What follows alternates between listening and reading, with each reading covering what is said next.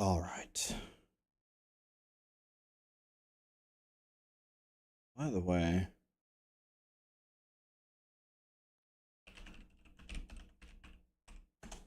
gotta pull up.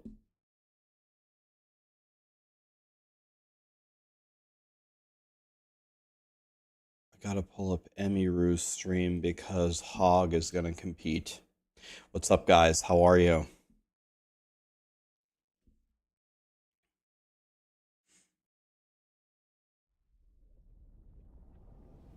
Hi, Daisy. What's up? Quan, Garf, Dookie, Toxic, Justango, Chad, Stillness. What's up, guys? Yoda, thanks for the prime, man. 4 hours ago, I wasn't even live. I see you. See you, Yoda. Mr. Ice Cream, Midonio, Night Shift.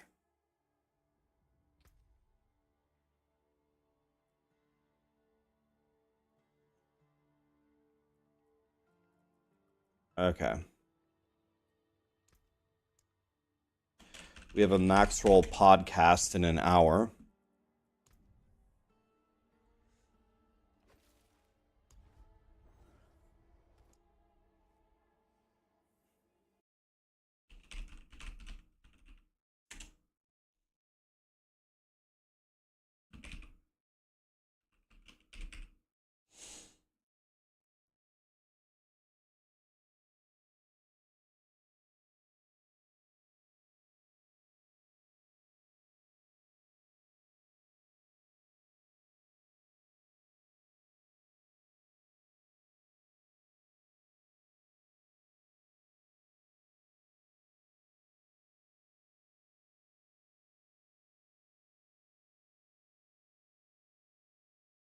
All right.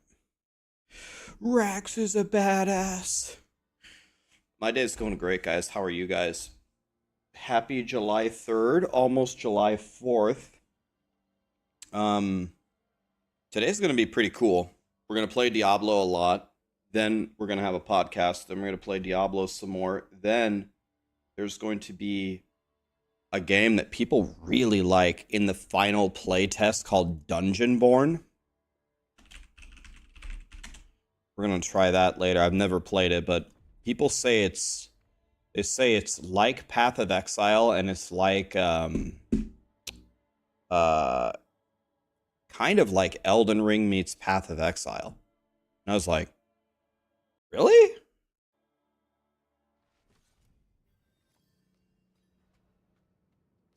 Okay, if it's like those games, then I have to play. And it's free, by the way. Free to play test if you want to play. Exclamation DungeonBorne if you want to play. We're going to play later, though. Supposed to be pretty good. It's supposed to be pretty damn good, so. I mean, it's free. You got nothing to lose.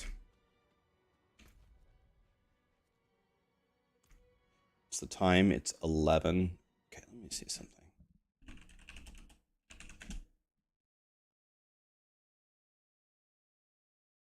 Let me see here. Can I... Let me see something on this map.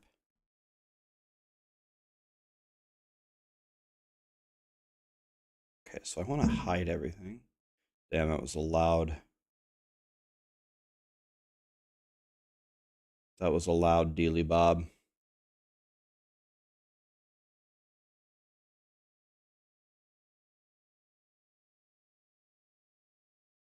Okay. Use this like this.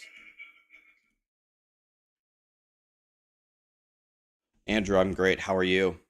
Congrats on the Blizzard invite. You must enjoy every second. Okay, I will enjoy every second. It's called DungeonBorne, Daisy. An exclamation DungeonBorne if you want to get it for free. Be right back 1 second, and let's practice some speed running here. By the way, I think we're having a speedrunning competition tomorrow. Me, Woody, Chronix, Mods. I think we're going to have a little competition. Be right back, guys.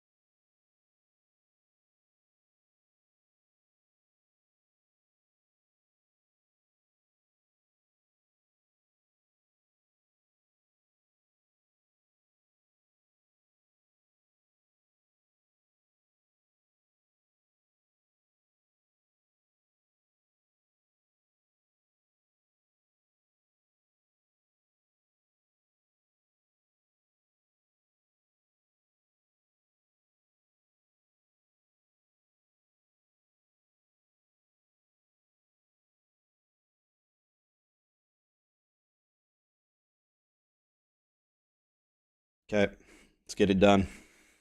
Feels birthday, man. It's your birthday, Boiler? Is it your birthday?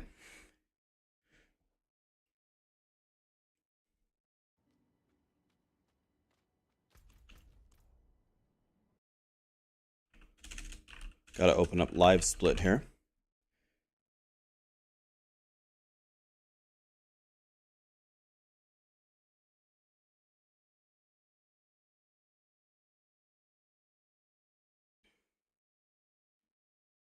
Okay. Let's open Diablo 4. Oh, I didn't save my time from yesterday. Oh well, doesn't matter.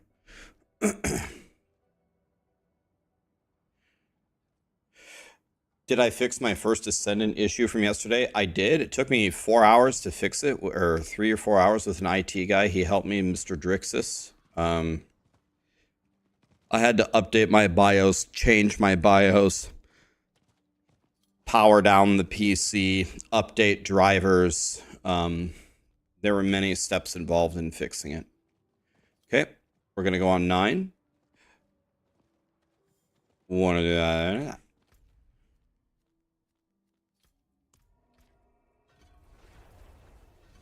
Oops, wrong one.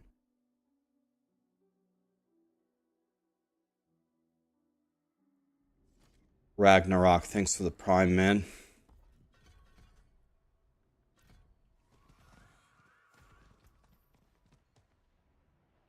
Here. Then we go like this. Okay. So.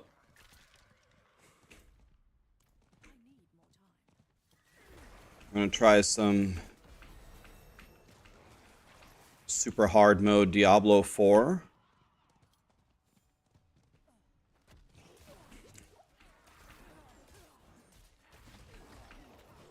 Where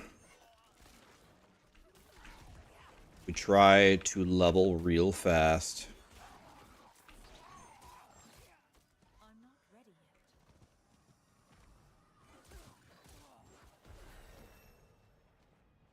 We're going to try to level real fast.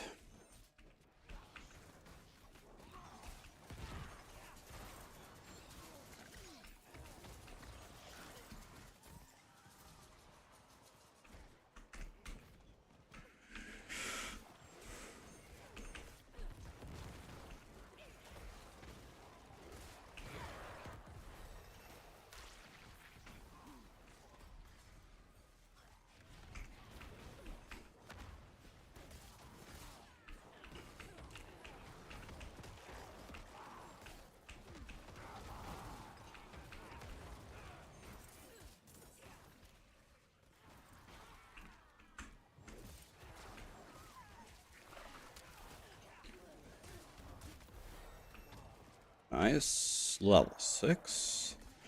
When is the Maxroll podcast taking place? 41 minutes. And then we'll come back and play more Diablo. Today's gonna be a long stream. Today we're gonna stream till 7 p.m. So it's gonna be a minimum of a 7-hour stream. So buckle in, boys. Buckle in, 7-hour stream. Let's go.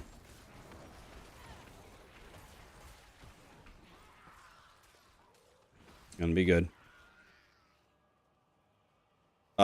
It'd be 8 p.m. on the East Coast. We're gonna stream for 7 hours starting right now. Yeah, I don't think we're gonna go unless DungeonBorne crashes my PC, which I doubt it.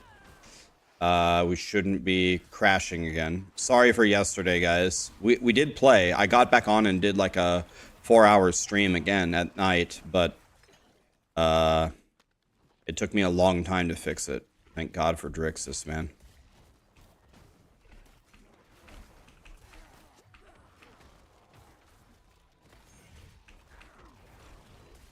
Okay.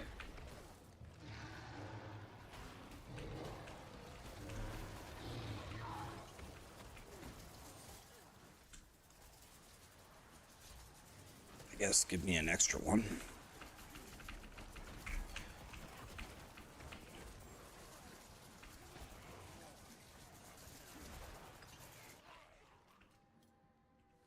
So what I've done here is actually very bad so far.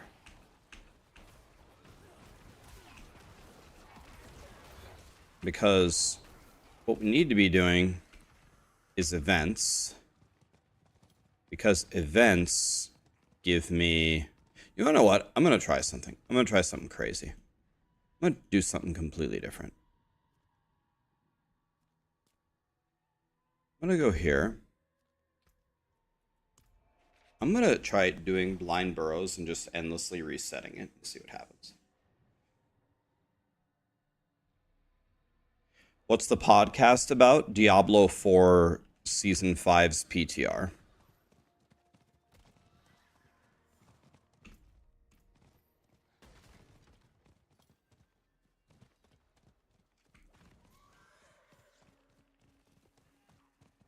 When am I going through the last Epoch blog? There's a blog for last Epoch?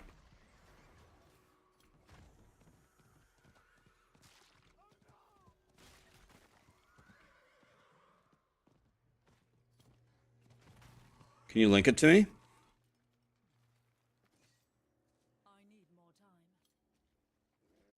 Read this for me.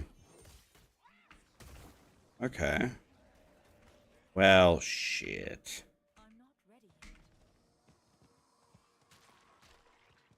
Well, alright, let me pause this. Let's look at this. This is important. Last Epoch is important.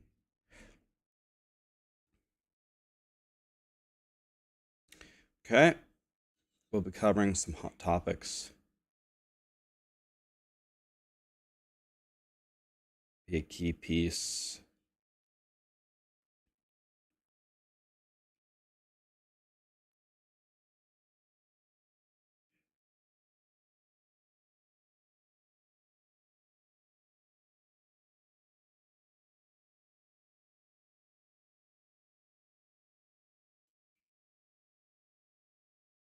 That's awesome. So I thought they would do this.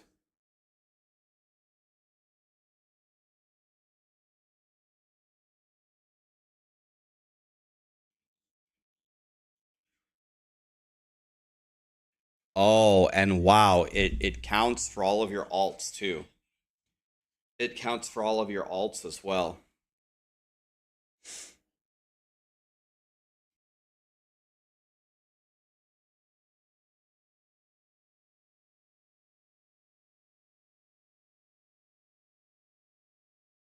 Oh, okay. They give you the minimum value. Okay, so you still have to level it up, but they'll give you the minimum value. Okay, I guess that's fair. Some people are going to want the full value straight away.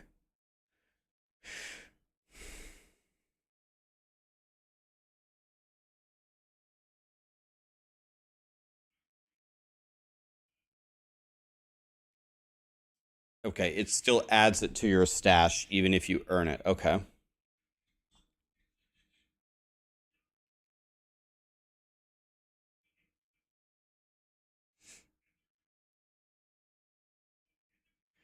Oh. Okay, once you beat the oh, okay. They'll let you use the 50% thing straight away, and then when you beat it, it'll give you the highest roll. Okay. Is that how you guys understand it? They'll let you use the lowest roll immediately. Once you beat the timeline, they'll give you the highest roll you've ever gotten. You're up in 9 minutes. I have it pulled up, Hog. I'm gonna watch you. We're watching Hog 100%. We're watching Hog. We need Hog to win the OTK thing.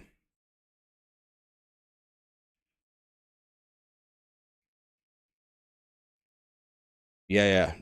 No, you got it, man. You don't need my support. You got it on your own, but we're gonna support you anyway.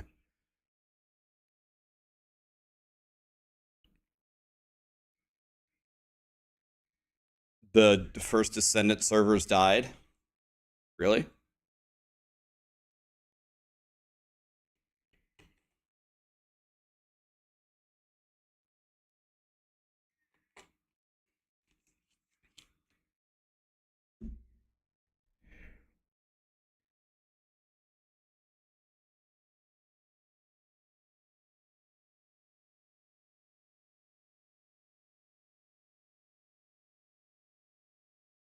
A new level ladder to last Epoch. Wow.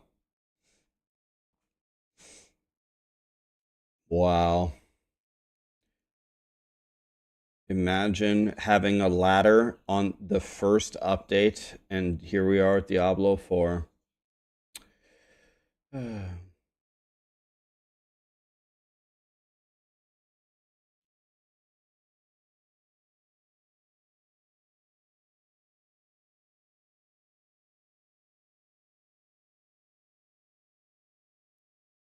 Nice search function.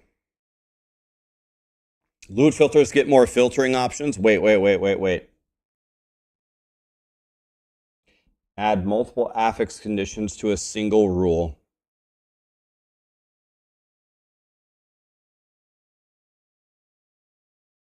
Wow.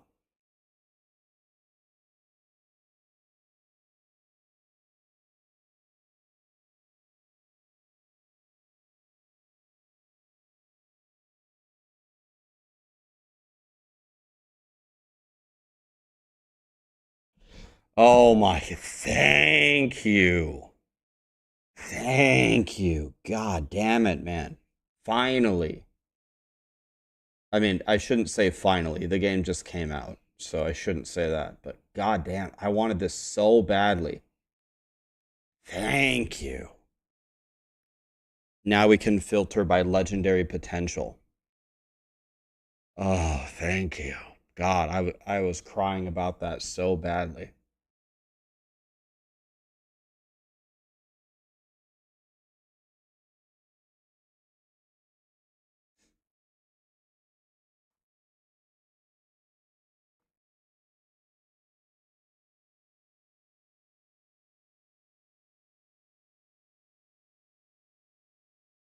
I think this is a good change. It took me actually a while to reach rank 10. So if it took me a while, it's going to take, normal players way longer. No, I don't want to share it.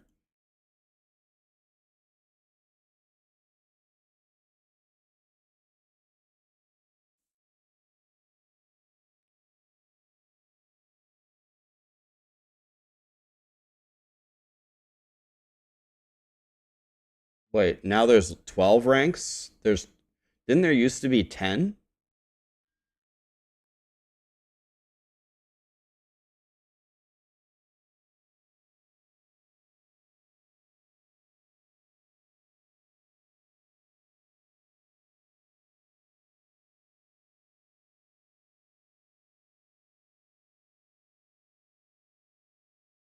Okay. So now we have 12 ranks.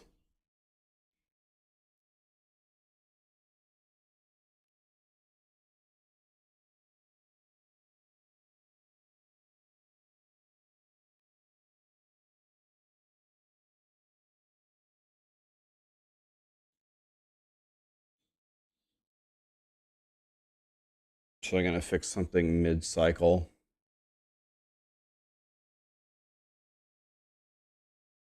Okay, here are the ranks.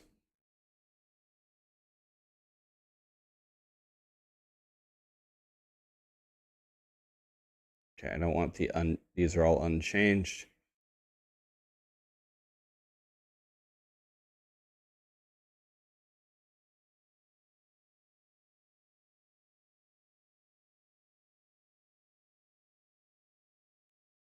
Okay, so they're just rearranging it. It's not new things, they're just kind of rearranging it.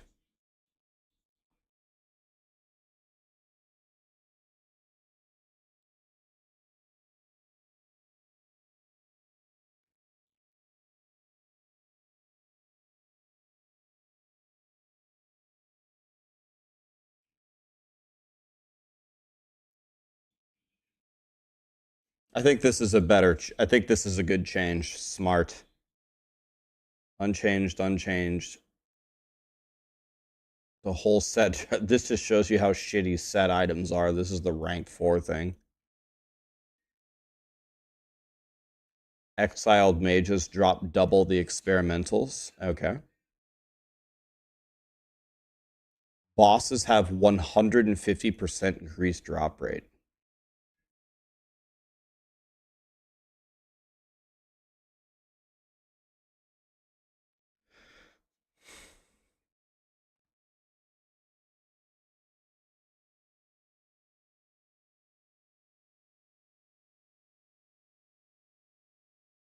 They said they added 2 new things. What were the 2 new ones? This. The exiled mages and the 150%. Okay.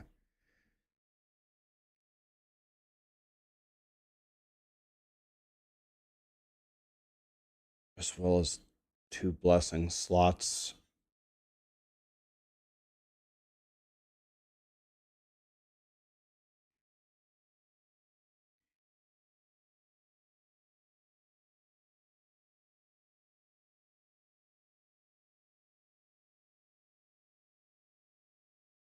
Okay.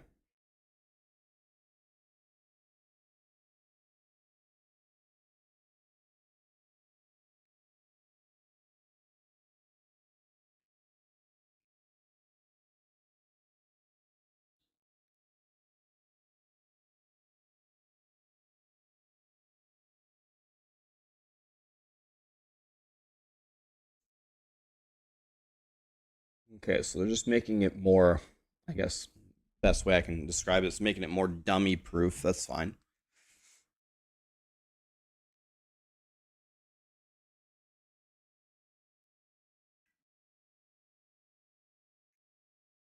So you're going to build corruption faster.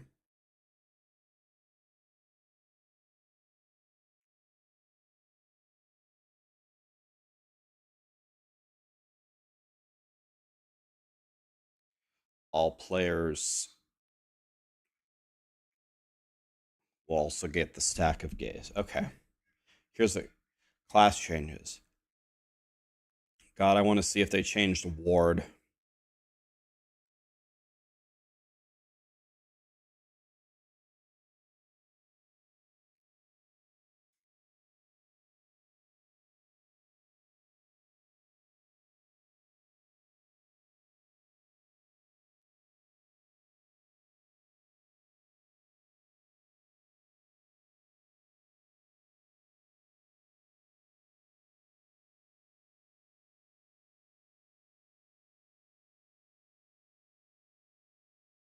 Okay.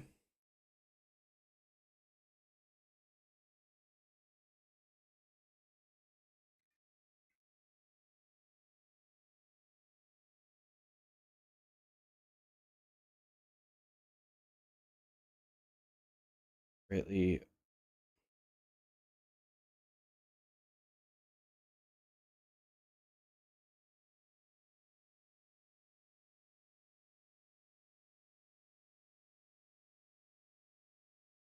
Give it.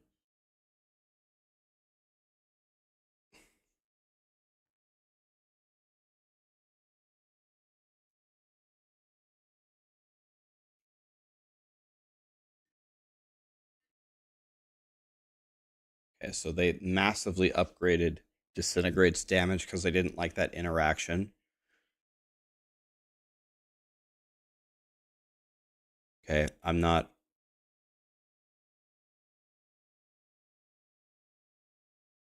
exact. I don't know these well enough for disintegrate to intelligently speak on this, but it looks like they gave it a massive buff.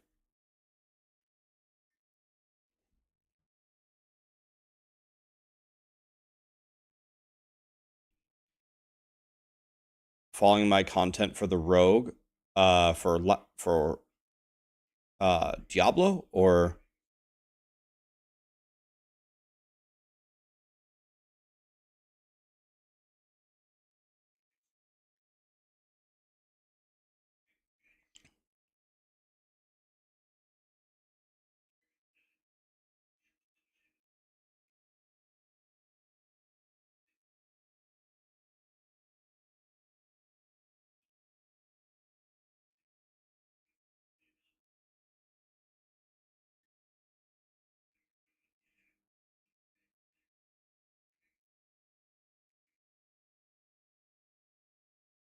it's interesting. It actually this completely changes its functionality entirely.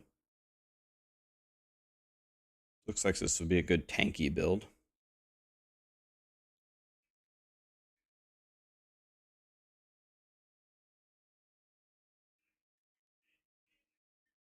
Okay, shamans need help. Shamans were one of the weakest classes.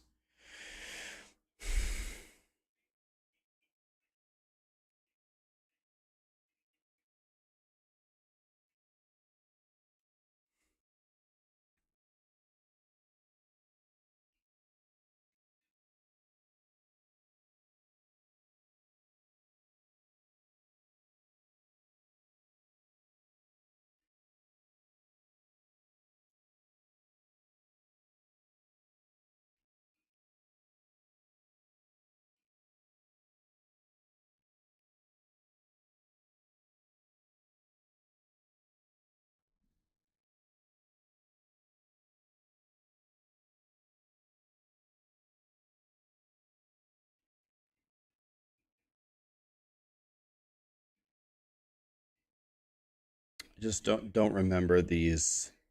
I don't remember these enough to speak on these. Okay, here we go. War. This is what I wanted to see. Okay.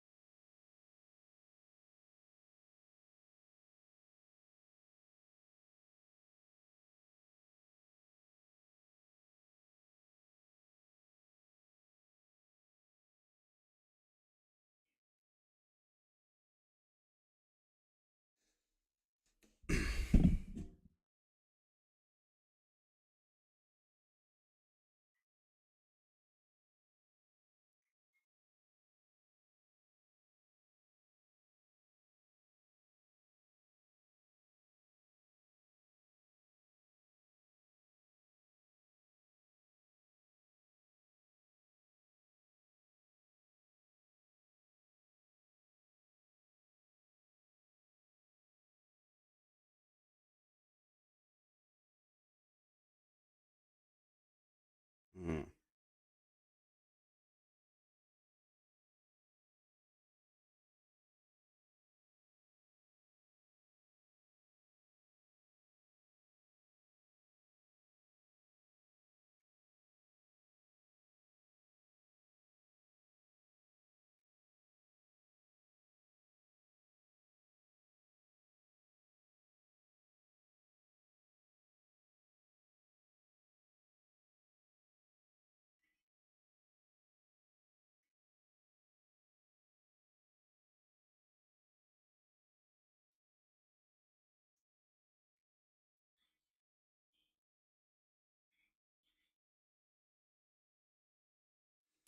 The thing that's confusing me about this is here they wrote current ward, and here they change it to ward per second.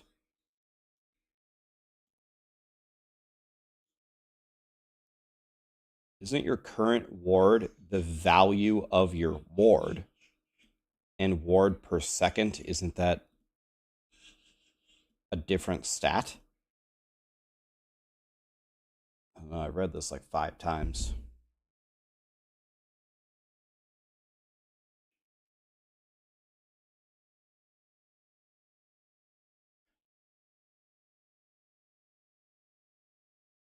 Yeah, it's what's being obtained versus the standing number. This is the thing that this is why I'm reading this 5 times in a row.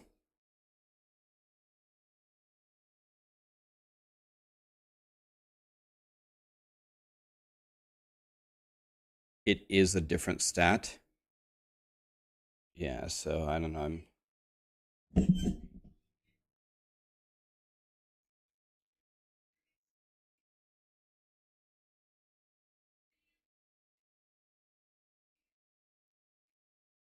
Hmm.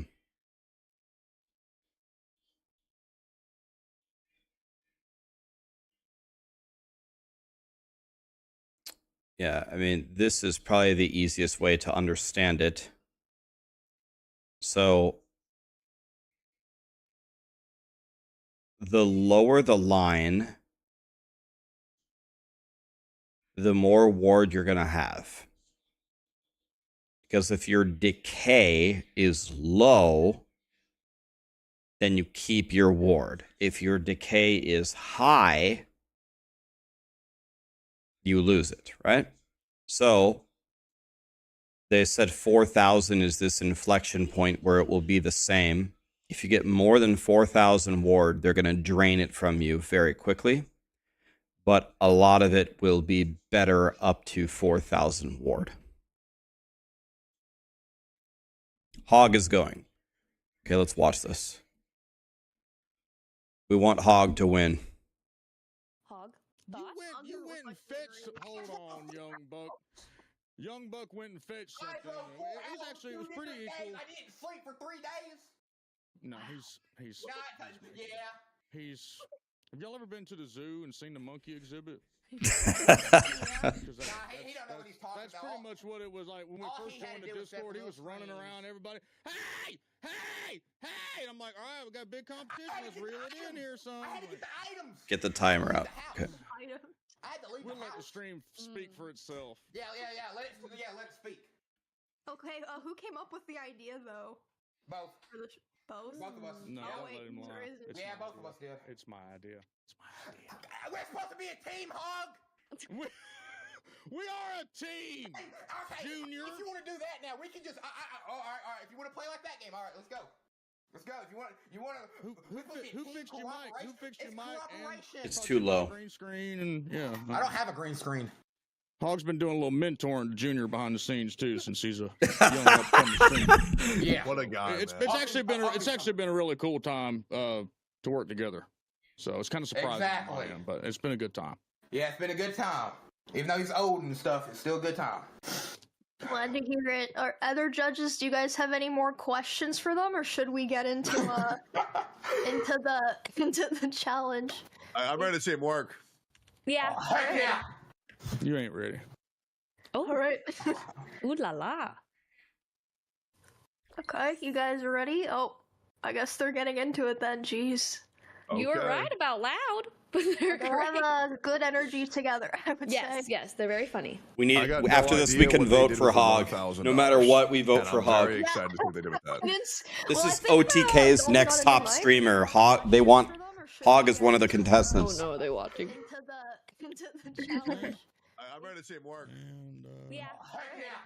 let's see. You ain't ready. Oh, All right. hello, past us.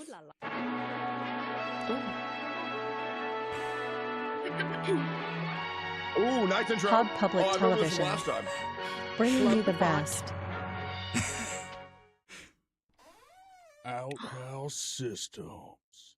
Where the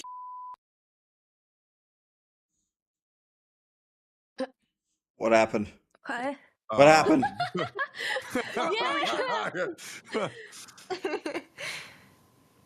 Nice. True. True. Yeah. True. I can't True. hear him. Based. Uh-oh. Based and true. True. Facts. True. Keep it up. Omega wall. Keep texting. Good one. Keep talking. Thanks, homie. Yeah. I got a nail clipper, guys. Oh, Man. great. Yeah. True. True. True. You're not clipping your nails right now. Techie.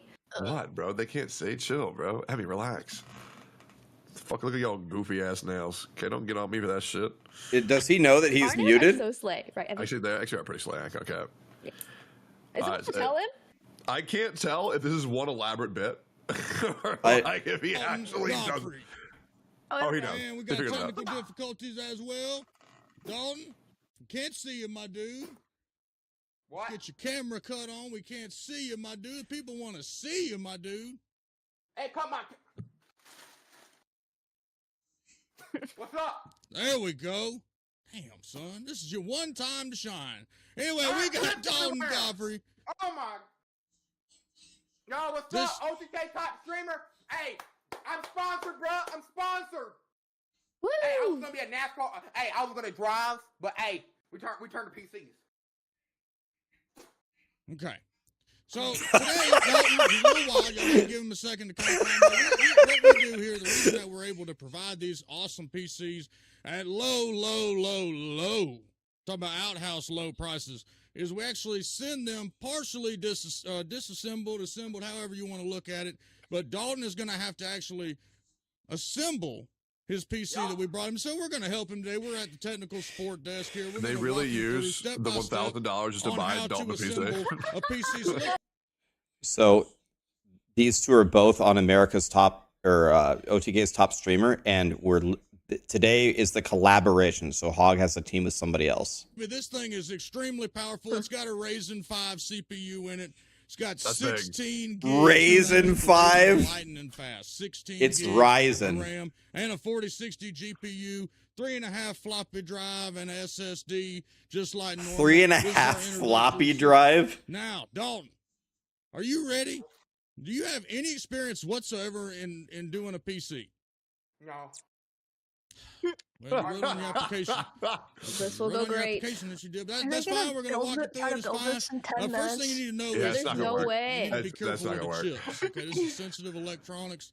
We can't have chromes and stuff Who knows? like that. Maybe he's cracked. Who They're knows? everywhere. They're on my floor. They're on the chair. Okay, well, we need you to try to be He's a getting little chips careful in the with that. Okay, PC. so you see there should be a couple of parts laid out there that we ship. Yeah. There should be a power supply. It's a black box with some cords. There should be Copy. a CPU. There should be a little drive, SSD, a motherboard, and some RAM and a GPU. You should have all that there ready to go. Maybe some fans and some accessories also. That's all there? Yep. All right, let's start with the power supply. Okay, you'll see at the back of the case, the power supply slides in the back. Okay, Why so is it you can go ahead. Okay, that's broken. Sensitive electronic. Oh, he's whipping Okay. that around like a Try Try not to lasso. get any chips inside. Okay, They're This is sensitive. everywhere. Is this real? Like a real PC? Yeah, I think so. Power supply, yeah. It's in there. Okay, you need to be careful. Someone help There we go. Dalton. It's Okay. installed. Well, Do we not know our direction? I'm pretty sure I said the back. It is the That's back. Okay. Is that the back? Okay, let's just move on. We need to look Let's just at move on. installing the CPU. Power supply, not even. Listen, this is very. okay. I think they fucked up installing their PCU. The Yep. PC. Very sensitive. Yeah, I feel like. Okay, Oh, there we go. Okay, we're back. No, you should only have. Hog is playing Elden Ring. That's the RAM. We're not ready for that yet. It's a small square chip that's Oh shiny, no. silver. Don't bite it. Yes. Okay, that's CPU. Don't toss it around in your hands. Yeah. Be Bro. careful. Yeah. You don't want to do that. Wipe your hands. Wait, what's the most Yeah. expensive part? Is it CPU? Listen to me very carefully. You need to install there. Look at the I back. would assume the graphics See all card the is pretty pins, damn graphics shiny expensive. card? gold pins. Oh. No, the back of the CPU. Yeah, I see it. Okay. There's a little triangle. You know what a triangle looks like? Yep. I You know what a triangle looks I like. passed kindergarten. Okay, so the triangle needs to line up with the triangle on the socket on the motherboard. So you just need to go ahead and be very careful to line Do them you up know what a correctly. triangle is? I can't see it. Okay, we'll try. You need He to got try his a little glasses bit. on. It doesn't matter what direction it's in. I'm just It gonna- does matter. Look, that's an expensive thing. That's the whole build. It does matter. You're not even Oh, looking, no. man. Check it. Okay. I like how Hog is Okay, it's looking not at like a installed. little PC that's Did you cute. just hit the lever down? Yeah. You're just ramming like, that lever down? I ain't told you. Screaming You at his have mom. to. Dalton! Stop! What, bro? Yep, that's Oh. okay. Yeah, did you bend the He's pins? mad. It's not sticking. No! Yeah, I wouldn't have done that. Dang it, stand it. Nobody told you to pull a hammer out to the CPU! I'm getting it stuck. I wouldn't have done that. Hang on. Spit on it to give it like that little grip. Oh my god, stop Give it, right now! give it the Hawk Tua. What? He's Is it turning installed? red. Did you ruin it? I got He's it. so It's in. mad. Might slide off though. That's not gonna. Okay, look. I need you to. There should be a tube of thermal paste that came there. I need you to get the thermal paste. Oh, I got it. I got toothpaste. Hang on. Let me get it. Not toothpaste! Not toothpaste! This guy, I can't believe. Who sent him who approved the PC to go here? He's about to put he just hit it with a hammer. He's about to put toothpaste on it. Don't put the toothpaste on it! Don't! You put a lot on there. No, not. Oh yeah, that's Colgate. yeah, that's fried, Don't bro. put. I said thermal. That's a good amount, I think. Holy that's a good amount. So, You what else do you do? stupid. you gotta install it. Alright. You gotta install it to the back of the motherboard. You put the CPU fans on the very back. You have to put the CPU in the socket. It's already too late. Oh, Yeah, no. oh, The God. Over. toothpaste is getting all over my fingers. You weren't They supposed spent to put 1K on a toothpaste on piece it. of Garbo. Oh no. We sent a very, Fuck. Bro, we it's gonna sent a install, very bro. expensive thermal paste. Arctic Cat. It's supposed to take care of all the problem. You put two. Bro, I can't hear you. I have my headphones off. What you do is you put this. Oh, he's ruining it, y'all. There we go. Oh. Okay, this is going.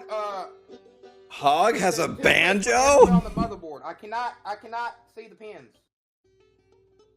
Beautiful I can't see banjo the pins. playing. Put it in. Ah!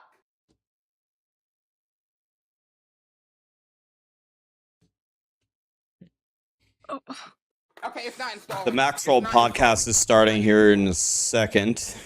But that's because you've skipped ahead like 4 steps.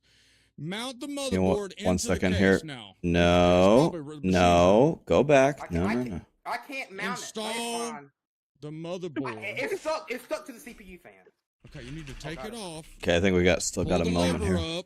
Pull the lever up. Put it in there and ease the lever down. I put it in there, and I ease the leather down. It's mounted. Okay, now Well, I mean, no, it's stuck. Okay, It's maybe not that'll mounted. work. Okay, that's a we're getting central somewhere. processing unit. You can't just drop it on the ground like that. You told me to get toothpaste. I told you to get the thermal paste that came You in the said package. paste. You said get the paste. When you think of Okay. paste, you think of Let's toothpaste. Amen. That's true. let's move on to the next. We need to install the True. motherboard into the case, and then we'll worry about that in a second. So, and take the motherboard. I don't care. Just wipe that on your shirt. You need clean hands. Install it in there. I want to see what it looks like from Hog's perspective. We'll have a conversation with Chunky. The CPU They said you're a fell. top streamer. What the hell is going on here? I lost the pins. Okay, there's no pins, you need screws. Silver small screws that go in there.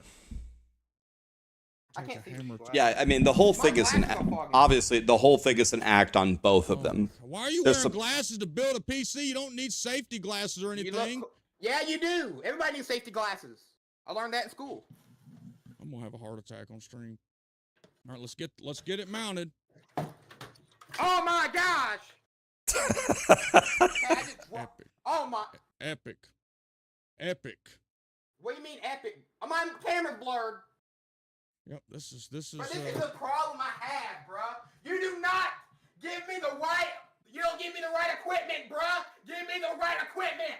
I literally delivered it to you and you hit it with a damn hammer! No, it's junk. You hit it with a hammer, Dalton! It's a junk. You listen to me. Put the motherboard in there now. Okay. It's gonna be hard. It's gonna be hard to team up with somebody else. It's not easy. Hog's first thing that he did solo was fucking hilarious, man. Okay. So the podcast is going to start here in a second. I didn't even get through all of the patch notes of the... I didn't get through all the patch notes yet either.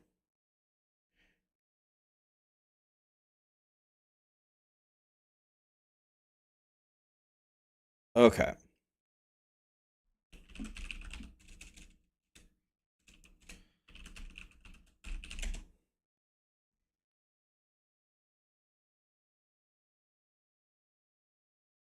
Does anybody have a link to the last Epoch thing that we were looking at?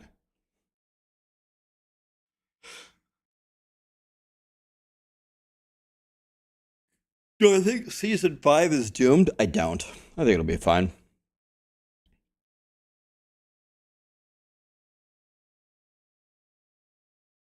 What have I stumbled onto? Hog and another entry were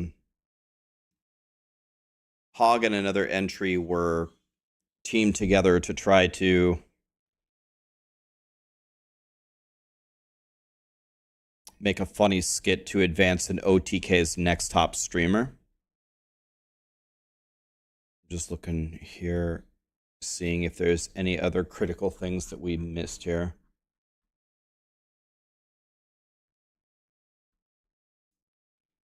We looked at, okay, we were looking at Ward. Okay, that was the end.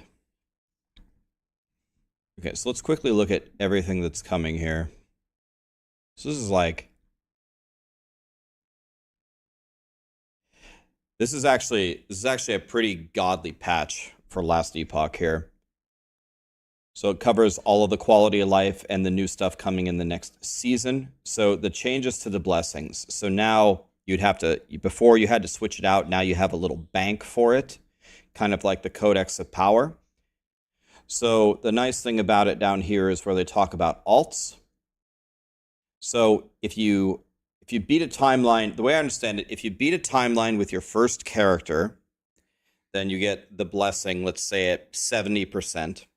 If you beat it again and you get whatever, 78%, it's going to level it up, obviously. If you make an alt, it's going to give you the minimum power for the blessing, so at least you can use it. And then, once you beat the timeline, it'll actually give you the higher roll. So that's how I believe it works. So it will be a massive help for switching out your blessings and for alts. So that's a massive win. They're also adding a ladder and a leaderboard, like the race to 100 with timestamps. This is alien technology. I cannot believe that this got in the game before another game that we won't mention, but this is going to make the race to 100 really exciting and the arena pushes. Monoliths now have a search bar, so you can search for the rewards that you want, like your Jim Tomes. That's godly. Loot filter improvements. You can filter by multiple affixes, and now you can filter by legendary potential and Weaver's Will. Oh my god. They changed the item factions. You can move through them more quickly. Merchant's Guild, they're now 12 ranks. I don't think Merchant's Guild got anything too new. They just kind of rearranged it. But the Circle of Fortune, the SSF, did get some new things. One of them is the exiled mages drop twice as many experimentals, and bosses have 150% increased drop rate. It's for their specific rewards. That's godly. They're changing the gazes of the, I call them the Oreos. So they used to have diminishing returns. Now they don't. Now they always give you 12 corruption every time that you turn them in. And you can turn in a maximum of 4 at a time. That's to prevent people from getting confused and clearing a bunch of them and pumping their corruption, and then they can't play. But to compensate for what seems like a nerf, but it's not a nerf, actually, you'll be able to climb corruption faster. If you die to a shade of Oreos, you only lose 1 gaze instead of all of them. So all of this should make it feel a lot better. And then they said later on there's a bunch of patch notes coming out. They're going to make a ton of class changes. They're making channeling skills better for if you're stacking mana regeneration. There's a ton of skills that they're buffing. Like they said, Disintegrate in the patch notes has 25 different changes. It's going to be a huge buff. the base damage goes from 15 to 24, and the damage effectiveness has a massive buff as well. And then finally, so there's going to be a million skill changes. And then finally, down here, they have a massive change to ward. And the best way, they have all the math here, but the best way to look at it is the graph. Ward up to 4,000 will be easier to hold on to. But beyond 4,000, they're going to decay it way faster because ward was completely broken, which is a good change. So another awesome godly patch from last Epoch.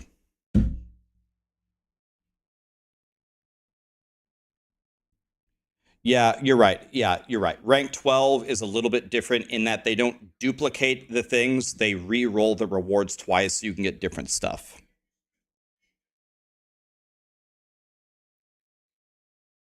Onto your stream? Yes. Okay. Hold on one second, guys. But if you pop it out, you shouldn't be mirrored anymore for yourself as well. Hold on. Ah, the setup instantly worked. Let's go. Preparation magic. Everyone is in the correct spot. Hi, Rex. What's up? Nice to see you guys. Hi, Rex. How's it going? Good. How are you? Nice. I'm going to be looking at the wall. I like that.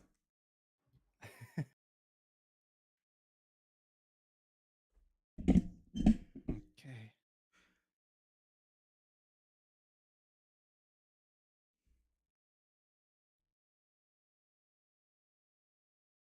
Oh no, I didn't start up the YouTube stream earlier. Oh no. Darkest timeline. Gotta start over. Yeah. You guys let me know when you are ready to go. I'm ready. Yeah, you can go whenever. I'm so ready. Send it.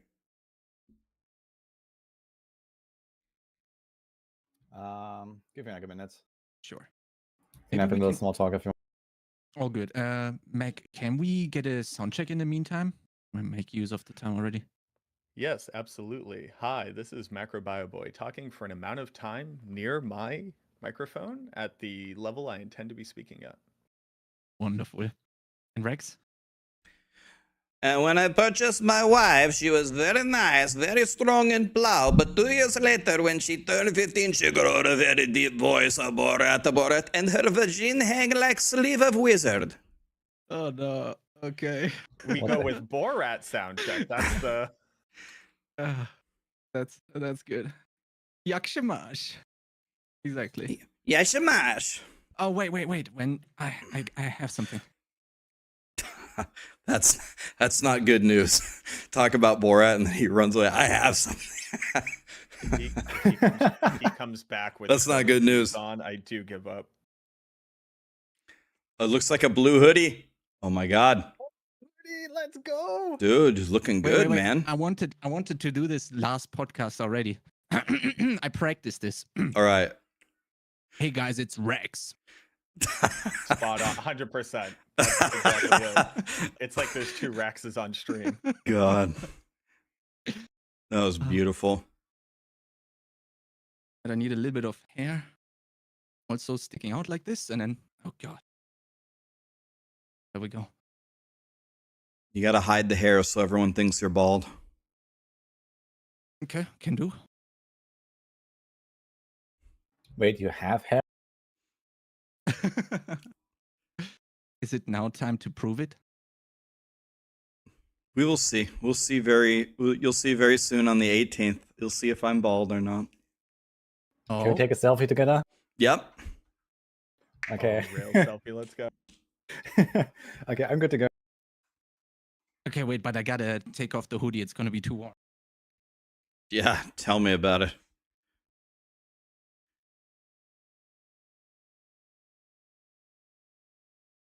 Yeah, I don't know how you are going to be doing this for 5 more years.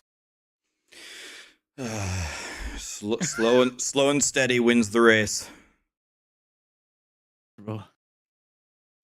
Okay, Woody, quick sound check for you as well, just to make sure. Oh yeah, I haven't spoken very much, but this is my usual volume here.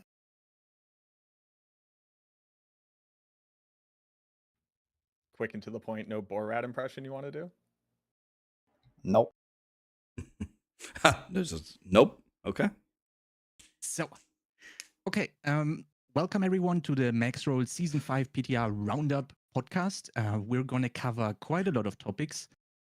First off, we're going to start out with the new uniques and the impact on the PTR meta, and we're currently trying to guess a little bit of the direction of the old uniques in comparison to all the new, very shiny and very powerful uniques that we saw on the PTR. Then we're going to go into Infernal hordes, class balance, and the upcoming events in July hosted by Blizzard. We're trying to extract some infos of the guys, trying to get some more infos here. And then at the end, we're going to go into some chat questions. So if you guys have something that comes up during the stream, make sure to write it down. And then at the end, we can get into that. And yeah, to be able to do and cover all of these topics, I invited my Maxroll friends to join me. So maybe we could get a brief introduction. Maybe we go Mag, Rax, and Woody. Hi, everybody. If you don't know who I am, my name is Macrobioboy. I'm this douchey-looking dude right over here. I used to have red hair. It made a lot more sense back then. I play the Necromancer. That's all I do. I just sit in Kyoshad training room just hitting it and going, why isn't this doing anything? And then I make videos about it. My name's Rax. I wear a blue hoodie, play video games, play all the classes. Yes, I'm Woody. I play a lot of Diablo and other RPGs, and I'm, well, making sure that Maxroll Diablo section is up to date and working fine. So that's what I do. Great, thank you guys. I'm Chronix. I'm also working on the Maxroll build guides for Necromancer, just like Macro. And let's actually start with the first topic. We got the introduction of a lot of new and very powerful uniques with interesting effects. What is everyone's thoughts after getting to play around with them? Did this live up to your expectation? Have they exceeded what you thought, how powerful they are going to be? Maybe Mac, if you could start us out with this first one right here, and then everyone chimes in as they see fit. Yeah, so it's a little bit hard to like get a full scope of what we're dealing with because the changes to the unique items as we've known it, the majority of them didn't make it into the Season 5 PTR. We won't see them until Season 5. So, Fists of Fate still do whatever the hell they do, and Bloodless Scream is still absolutely useless.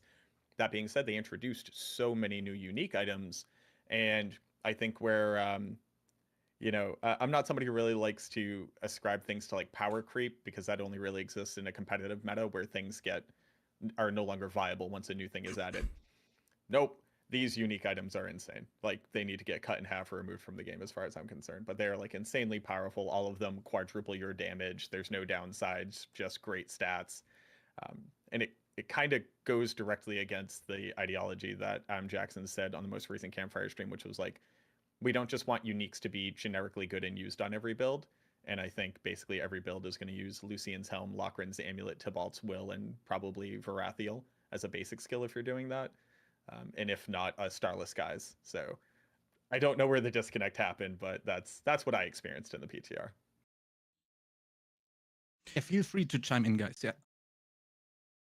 Yeah, so I pretty much agree with Macro. One thing that was difficult for me on the PTR is you log in, and then, like Macro said, everyone says that everything is so overpowered and some things are borderline bugged and people are hitting for trillions and quadrillions of damage. So it's because there wasn't an update live on the PTR to correct some of these things, I pretty much just stayed away from using it because what am I going to learn? Just test the bugged mechanic again?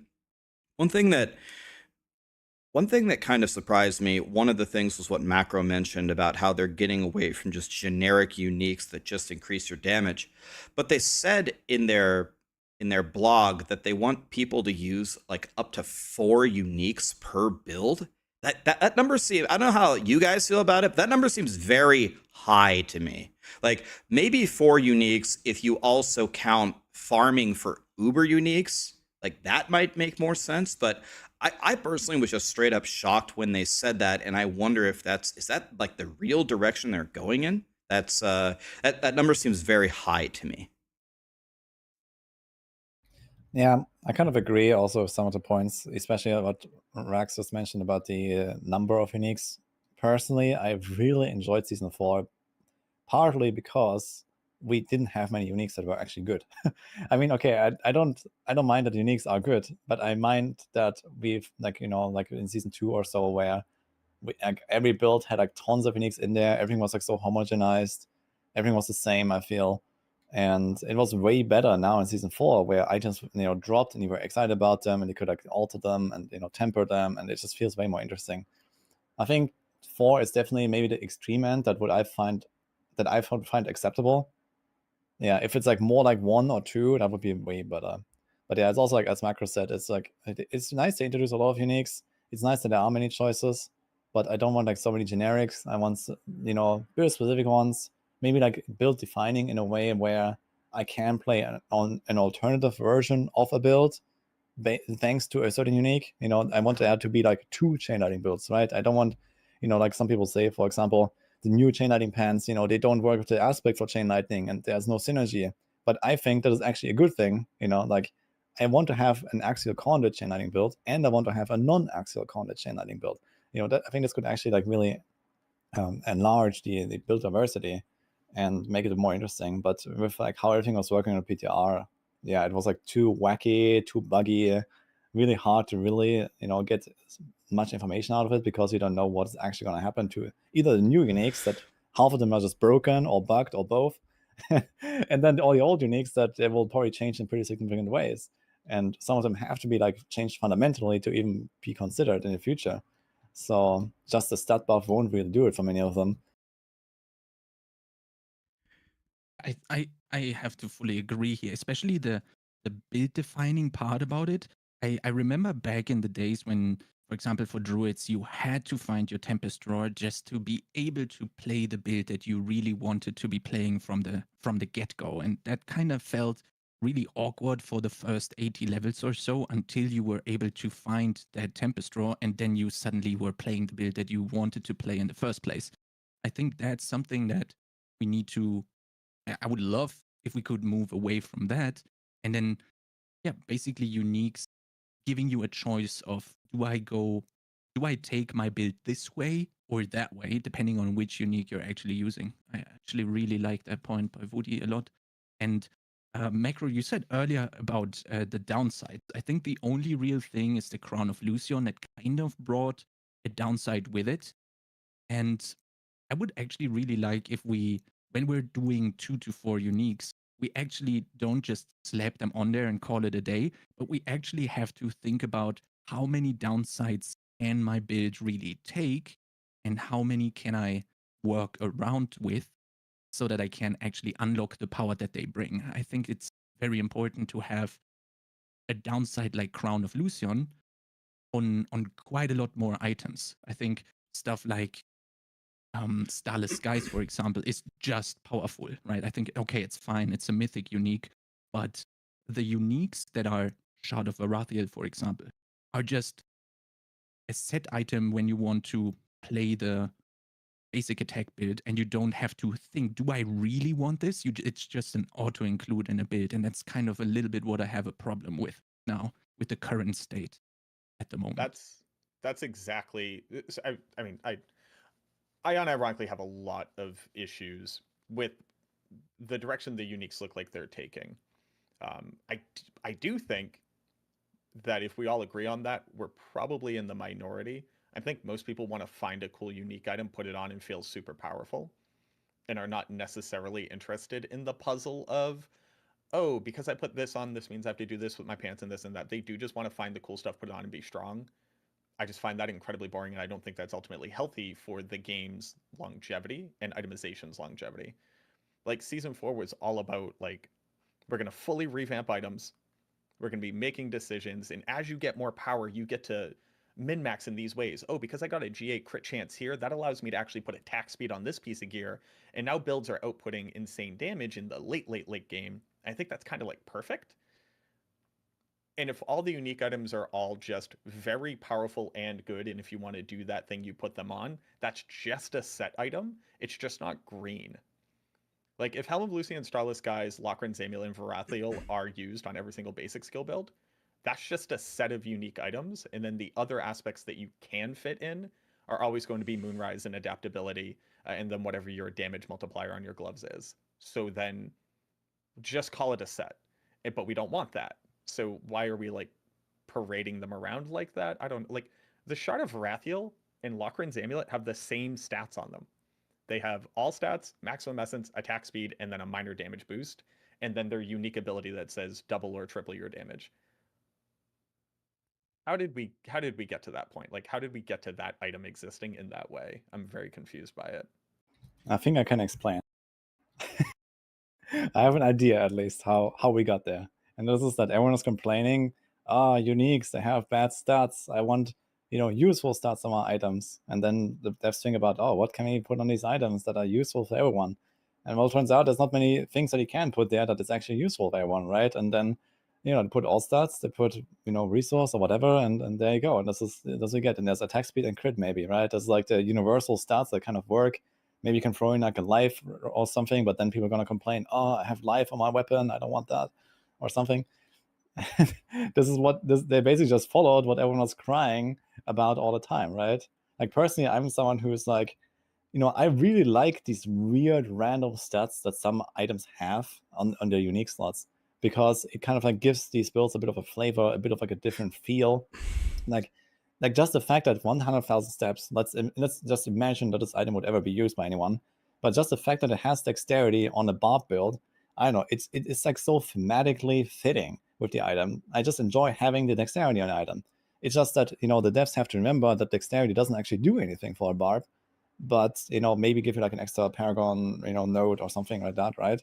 And outside of that, it has like basically no benefit. So the item's power budget needs to be adjusted accordingly, and another stat has to compensate for the lack of a good stat that is just flavor, basically. Like, it's the same thing as people were complaining about attack speed on the Whirlwind Glove, for example.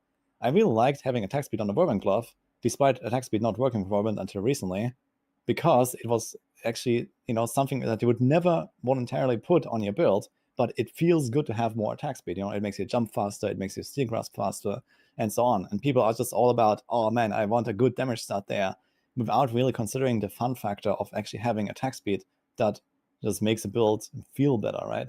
So I personally really loved the old design of random stats that are more flavorful and not universally good. You just need to make sure that the item overall, the item's power budget overall is good enough.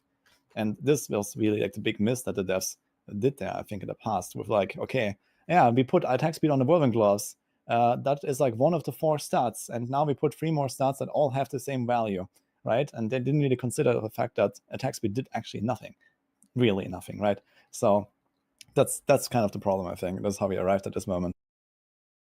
Yeah, I think another piece of the puzzle is, it looks like sometimes it doesn't happen every time, but when Blizzard has an issue, so let's say Chain Lightning. So they're looking at Chain Lightning Sorcerer and they say, all right, this is not meeting our expectations and people want to play Chain Lightning. It's kind of like what Chronix said earlier. Then what they'll do is they'll say, okay, well, I've got a big fix for it. We're going to introduce Axial Conduit. But Axial Conduit, kind of like what Woody said earlier, it doesn't really give you a choice. There's not really a way to play Chain Lightning any other way. You just put on Axial Conduit, but then you also have to find it, which is very far into a lot of people's journeys. And then when you're playing like vanilla Chain Lightning, like if you're really excited to play it next season, when they're trying to buff some of these builds, when they put a lot of their eggs in one basket in the one singular unique that completely transforms it, you don't get the different ways to play it that Woody was asking for, and it takes forever for it to come online, as Chronix said. So I think another part of one of these base problems is when Blizzard is trying to build these new archetypes, when they say, oh, let's just throw everything into this one unique, then you're very pigeonholed into it and it doesn't feel good until you eventually get it. And then if you wait that long to get it and it doesn't completely change your build, then people will complain and say that it feels bad. So then how exactly do you fix that? It's not such an easy thing to solve especially because of the way that imprinting works in that, okay, if Axial Conduit goes on pants, I can just move my other 2 important defensive powers somewhere else, and I'm not really that penalized. So I don't exactly like the approach that they're taking to solve some of these issues, but I also recognize it's probably not as easy to solve as one might think to make all these things work. Yeah, and go ahead, Meg, please. I wanted to preface by saying whenever we are, because a lot of this is critique, right? None of these are easy to solve issues, but what we're doing is we're experiencing the symptoms of the attempts at solving them, and then giving feedback on them. Here's one of my biggest problems is that I don't, because they also do this with aspects. Let's take, for example, the Bloodlance skill. Anybody who's ever played Bloodlance knows that Bloodlance feels like trash. It was unusable for 3 seasons. They finally gave it enough aspects to work. Great. Now you want to give me new unique items that are very powerful. Cool. Where do I fit the aspects that fixed the skills that weren't working? And where do I fit the cool new aspects that you're also giving me? I don't have room for any aspects on my build, especially if I'm supposed to use 4 unique items. So I don't know. I mean, there's an expansion coming. The expansion is where I think it happens, but I do not like the approach of let's fix the issues with skills or the lack of power with skills or a clunkiness in skills with unique items and aspects. Yes. Instead of fixing the skill. And the more cool toys you give me that don't fix my skill, I can't use. I have to use Gorquills on Bloodlance. I can't not use it. There's no other way around it. That means one of my pieces of gear is always going to be that. You can't give me a cool unique pair of gloves. You can't give me a cool new unique amulet. You can't give me an aspect that gives me mobility. I can't fit that. And they just keep adding more aspects and unique items, and I legitimately don't know how I'm supposed to equip them to my character if it's meant to fix my character. Because I made an Exodia Necromancer. I put a unique item on every single gear piece in Season 3 on Sever. It did great because Sever was trash. But if I put together enough automated skills, at least Corpse Explosion would do some damage for me. And that sucks. Like, that is a bad gameplay experience as far as I'm concerned. People were stoked about it because they could finally equip all the stuff that they had. But that's not a build. I didn't make that build. I just put on 9 pieces of gold gear and then went out and attacked stuff. And I think we're going to run into that issue with Season 5 as well, because it's like, I couldn't fit on a lot of the new aspects because I don't have enough room for them because they're not big enough multipliers or they're not the aspect that fixes my build. And these unique items kind of fall into that same bucket of how do I put them on? Just to add one little thing to what Macro said. So I had this fun thing where I went a few days and I just let chat vote on just what's the shittiest build right now, like just what doesn't work at all. And when I went to Shred Druid and I took a closer look at it, like Macro said, I didn't even get to the aspects of the uniques. So I'm looking at Shred, you take the base Shred, you take the upgrade, and then I'm looking at the 2 choices for the the enhancement or whatever, the only choice you actually get to make. And one of them gives Shred the dash, which essentially enables the entire build, makes it fun, like makes everything work about Shred. And the other one was like, it does poison damage or something, which does have its use. But it's like, I'm sitting there, I'm like, if I'm not standing still fighting an Uber boss, when will I ever not pick this? You haven't even given me a choice. How are these dashes not just built into Shred, and then you can actually give me 2 viable choices that actually make Shred interesting and make different builds? It's things like that that don't make sense. And like Macro said, I don't want you to solve it by giving me an aspect that I have to take that solves it. You have to make the base skill work very nicely, and that's when you can enable yourself to make some interesting choices later on. Yeah, I think the Great Feast on the Necromancer is something where it dawned on me that this is just a crazy problem going forward. Yeah, I see all these multipliers being added or general multipliers being added to my class, and I'm like, great. Now I can actually try and make Bone Spear a little bit stronger and it catching up to the other stuff. I can make Blood Surge and Bloodlust catch up to the other stuff. But if I want to play Great Feast, which is actually fine because it also has a downside you need to solve, which is kind of like a cool mechanic, and I really like that. But you gotta substitute another offensive aspect. And what did you gain then? Maybe 15% more multiplier than the other thing before.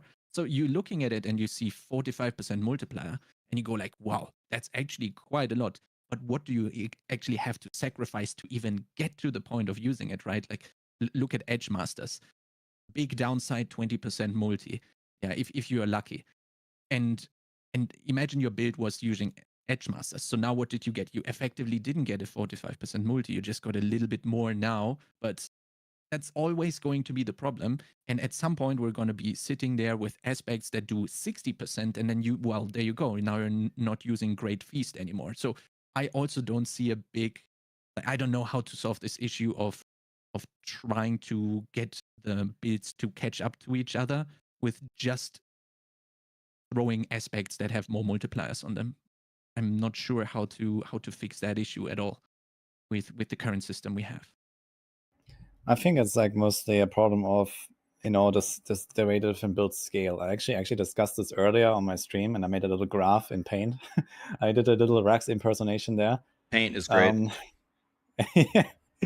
So I was like kind of like showing how different classes like generally scale. I mean, of course, you could make a graph for every single build, but like certain classes have like certain breakpoints where they get a lot of power spike, and then they have like better or worse scaling in the late game because of certain multipliers that it can stack up. One example in Season 4 would be like Thunderstruck node, right, for Druids. Really powerful multiplier. You can get up to like triple damage or so when you stack enough distant damage, for example, in your Storm build.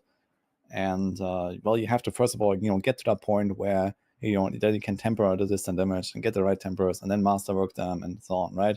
So there's like a kind of like a scaling progression curve there on some builds that is not present on other builds, and so they all kind of like end up in different places at the end, even though they might start at like somewhat reasonable values at level 10, right? If you're like level 10 or level 20, you have no aspects, you could actually even kind of see a semblance of balance in the game, right? Where okay, like in a very simplistic, Diablo 4, like, open beta Diablo 4, basically, right, from last year, like, stuff actually didn't feel like there was like this omega crazy stuff, and then there was like this super, like, unusable build.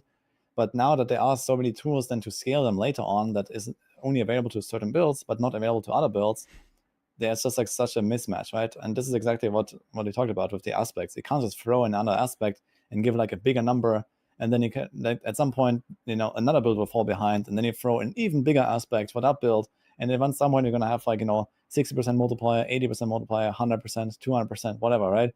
It just keeps going up, because if you just fix it through aspects, you don't fix the core issue, which is the scaling of different builds is different, and you have to give them like kind of like a similar power level with all of the multipliers considered. But I don't think this is really happening currently, right? They are fine at like level 20, and then everyone gets access to different things, and those different things, and you eventually don't match up to the same number anymore. And this is really the problem, I think. And you can't just throw in aspects to fix it. To get back, like to get a little bit back onto the topic of new uniques. Now that you say this, Woody, with the scalers, is it possible to have uniques that bring these additional scalers like Thunderstruck and damage to distant on items? Is that something that makes them a unique and then they don't even have any other effect? Is that something that I could think be that an is idea going forward? that is absolutely something that I should be exploring. In fact, there's actually some feedback that I've been giving, and I will give more of it. Like, there are uniques, for example, like Word of Hakan, that completely enable a Vein of Arrows build, right? If you want to play Word of Hakan, if you want to play Vein of Arrows, you play Word of Hakan. Or like now, for example, we have a unique for Iron Maelstrom, one of the new items, the Unbroken Chain, I think it's called, or something. That is like the enabler of an Iron Maelstrom build, but not really, because it doesn't actually add anything to Iron Maelstrom besides giving it a bit of shorter cooldown. So it's a meme, right? You can maybe play it in Helltide if you want. I've tried it on a PTR, and that's about it, because it does like not even 1 million damage if you try. So that's kind of like the problem with some of these items. And I think adding something like a scaling mechanism to a unique item is a really good idea to enable these kind of builds. Uniques being interesting and build enabling and build transforming is all good. This is exactly what I would expect from a unique, and this will definitely be one thing to explore here for the future as well for the devs. What if I agree that they should never be build enabling and that they should only ever be build transforming? else we're all running around with Tempest Roar Dreams. But I'm not talking about Tempest Roar. Tempest Roar is, well, it's somewhat generic item, I guess, when you're talking about the Druid space. But, you know, like Rain of Arrows is just not a build until you have Word of Hakan. And then it's kind of a build, right? And I think it's totally fine that there are some late game items that you can look forward to and, like, you know, grind them out and then, you know, get the combo online and then you switch your build. And that's okay, you know? It's the same as Axial Conduit. You know, if there was a scenario where you can play Chain Lightning with just the aspects, and then you can also play another Chain Lightning build once you have the Axial Conduit, and, you know, it's a completely different build, and it's like two separate Chain Lightning variants that both are viable, but feel very different. I think this is optimal. I think this is actually what it should be. You know, this is perfect. So we agree. Hakan is failing, and Axial Conduit in your theoretical would be the perfect thing. Again, transformative as opposed to enabling. No, I like both. You know, like technically, the Chain Lightning, you can play Chain Lightning from level 1, but you cannot play the way you play Axial Conduit Chain Lightning from level 1, right? You need the item, and it's like a new build. It's just called Chain Lightning anyway because it's the same skill. But really, it's an Axial Conduit build. Like, if you can just make a new skill called Axial Conduit if you want, and this is the build. So it's just a terminology thing, I believe. You know, it's a different build. Okay.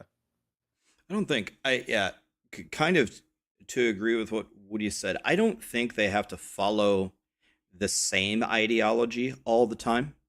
They can sometimes have it be, you know, build defining. It's a chase item, you get it, and it enables on a godly build. That's fine. And then sometimes you have different variants. I'm not going to be super upset if Blizzard doesn't mix and match them, but just going the one way, you must get this unique, otherwise this build completely sucks. That doesn't make the game fun at all. And to Macro's point, I'm way more excited when I pick up a unique item or they introduce a unique item that changes the way that I play. Axial Conduit now does a bouncing explosion and it gives me a lot more damage when it's circling around me. Okay, now you've made it more interesting for me. And then the one Fractured Winterglass last season, you throw a frozen orb, it spawns your conjurations with which throw frozen orbs. That's a much better way for me to increase damage and have fun rather than saying a skill does 100% more damage. I fully agree with the chaos. Go ahead, Woody. I want to jump in there again. Sure. So yeah, I agree. Like, this is really good what they've done with, for example, Fractured Winterglass to make Frozen Orb itself more fun. But personally, like, to kind of get back to what we were discussing earlier, I would also love if there was a non-conjuration way of playing Frozen Orb that is viable, right? If there was a non-Fractured Winterglass way of playing Frozen Orb. So you have like the conjuration stuff, and it feels amazing to throw like 2,000 Frozen Orbs around everywhere. But it's kind of like some of these items getting to the point where they're so powerful that, you know, even though the core skill exists that it's called Frozen Orb that you can choose at level 1, you would never really dream about playing Frozen Orb at level 1 when you can just play a better leveling build, wait for the Fractured Winterglass, and then play Frozen Orb, right? It's like Frozen Orb just ceased to exist until you get that item, basically, because the power gap between having it and not having it is so large from one single piece of gear. So I think that's also problematic with what they're doing there. Like, you know, some of these uniques, yeah, they transform the build and make it cool, but on the other hand, it's kind of like the build doesn't even exist anymore without the unique anymore. Like, no one would really do that, right? So it's like, yeah, kind of problematic as well, having so much power in a single item. So in theory, the uniques should be theme changing or theme defining instead of just giving you 100% more damage and making that the only way to activate the build fully. Like, exactly like Woody just said with Frozen Orb, doing the Conjuration way or the normal Frozen Orb way. But we then would need a counterpart to the Fractured Winterglass to also give you the non-Conjuration way of playing Frozen Orb, right? Like the counterpart to that one. And then maybe bring their power levels close to each other so that you really have a choice and you don't have a very obvious choice to make because it just deals way more damage, right? So you're actually choosing the theme you want to play by equipping the corresponding unique. That's something that would make sense then going on in the going into the future. Yeah, I mean, I guess long term, this is probably where we're headed anyway, where, you know, at some point, it seems like they're not really like making a lot of new skills, for example, or anything like that, right? They are like just trying to change the way that certain skills work through aspects, for uniques. And if they want to further increase the build diversity in the game, it's already pretty high, I guess. Like, not everything is viable necessarily, but technically can play a lot of different builds, right? That feel different, that look different, and so on, that you like build around. And if they really want to like expand the options even further, at some point we have to get to that point where we have 2 or 3 frozen orb builds and 2 or 3 chain lightning builds and 2 or 3 whatever builds, right? Because this is really the only way to go further at some point if they don't want to like expand the skill tree themselves. Yeah, like, so if I was so we're talking about a lot of different things like the scaling, the power creep, how uniques fit in, this and that. If I were Blizzard, so they spent a lot of this last year fixing a lot of things, right? And I don't know if the word fix is the right word here, but I think a great starting point would be for the team to sit down with the current state of the game, or the current state of the game at the launch of the expansion, and just look at the skills in the skill tree. Forget the legendary powers, forget the uniques, forget the Paragon board, forget everything. And it's things like, one of your upgrade options for Shred is the dash. So if all of us made a Shred build today, it would be, we would all take that upgrade. So then there is no choice. The skill tree is already so simplistic in the one little choice that we have to make. If it's not a choice, what do we really have here? And then, like Woody said, you will never balance everything perfectly. That's super unrealistic. I would never expect you to do that, But I think we have enough data right now to understand that if you level as Firewall, it will obliterate you leveling as Frozen Orb until you get the right stuff. So it's just like, I think some of these things at their base need to be looked at first, and then you can look at all the stuff more in detail about how you build upon it. If you keep changing everything at the end game, but you don't make the changes to the base stuff early, I think it's going to be way harder to fix as time goes on. I also think that they'll run into an issue inevitably, and hopefully we're all just kind of willing to suffer through this thing, because it's really not a bad thing. The Shard of Varathiel exists. It says multiply your basic damage by 4. That's what it says. It's an item, you put it on, you do 4 times basic skill damage. Pretty good. That means that any changes that they would make to basic skills to make them stronger or more viable, because the player base asked for basic skill builds, they said we're happy to oblige. I don't know if you all looked at my class recently. There's one basic skill that does damage, and it's actually only through Bone Spirit, so that's funny. Which is, it's not, I'm being as sarcastic as possible. But the Shard of Varathiel exists. So if they want to double the damage from any of my skills, now they're like, well, hold on, it's going to be 4 times stronger in the endgame. I would rather them go, we have fixed these things to all be viable within their own use cases. The early game loves that. We get to enjoy it. Oh no, this build ends up being really strong this season. It's the S tier build. And then the next season we balance that. And that's okay. It can be the outlier for a little bit. I'm 100% on board with the concept of, hey, let's go take all the stuff that we've learned by adding these aspects and unique items, go make all the skills strictly better. And then we can scale down the stuff in the end game so it stays relative. And it's okay that we have a season where, finally I get to cast Bloodlance and it's cool. Or I finally get to use my basic skill builder and it's cool. Or whatever. I finally get to have my dash on Shred. Because they don't want to piss anybody off by nerfing stuff mid-season. I'm fine with that. Let it all be a little bit too strong by fixing that core part and then bring it back in line. I don't want them to ever be stymied in making things better because there's so much scaling in the end game that they don't want to blow it out of proportion. That's my only fear, is that they're like, we can't really like tear this band-aid off now because we added too much stuff to the end game and now it will be too strong. Yeah, I think this way of going hard into one direction and then scaling back should be something that should be explored during the PTR. And maybe this is exactly what happened with the Shard, with the Crown. They're just like, you know what, just slap a number on there and we'll see how it goes. And then we can, before the Season 5 really goes live, we can then have something that is the real version of the Crown of Lucian, for example, or the Shard of Arathiel, right? Going hard into one direction with the PTR, seeing crazy builds coming out of it and doing crazy stuff, and then actually scaling it back for the real release. I think that's maybe the philosophy going forward when it comes to that. I just hope I'm right, because I don't see myself not equipping Crown of Lucian and the talisman with the current version of it. Like if that goes live onto the realm, onto the real season release, I'm having trouble actually making builds without them, I guess. So maybe leaning very hard into the power fantasy and then dialing it back on the PDR is something that we just have to get used to. Although I can't really remember if that was the case on season 4. I think aspects weren't really the focus or uniques, but tempers have been changed in power as well, going from season 4 PTR to live, right?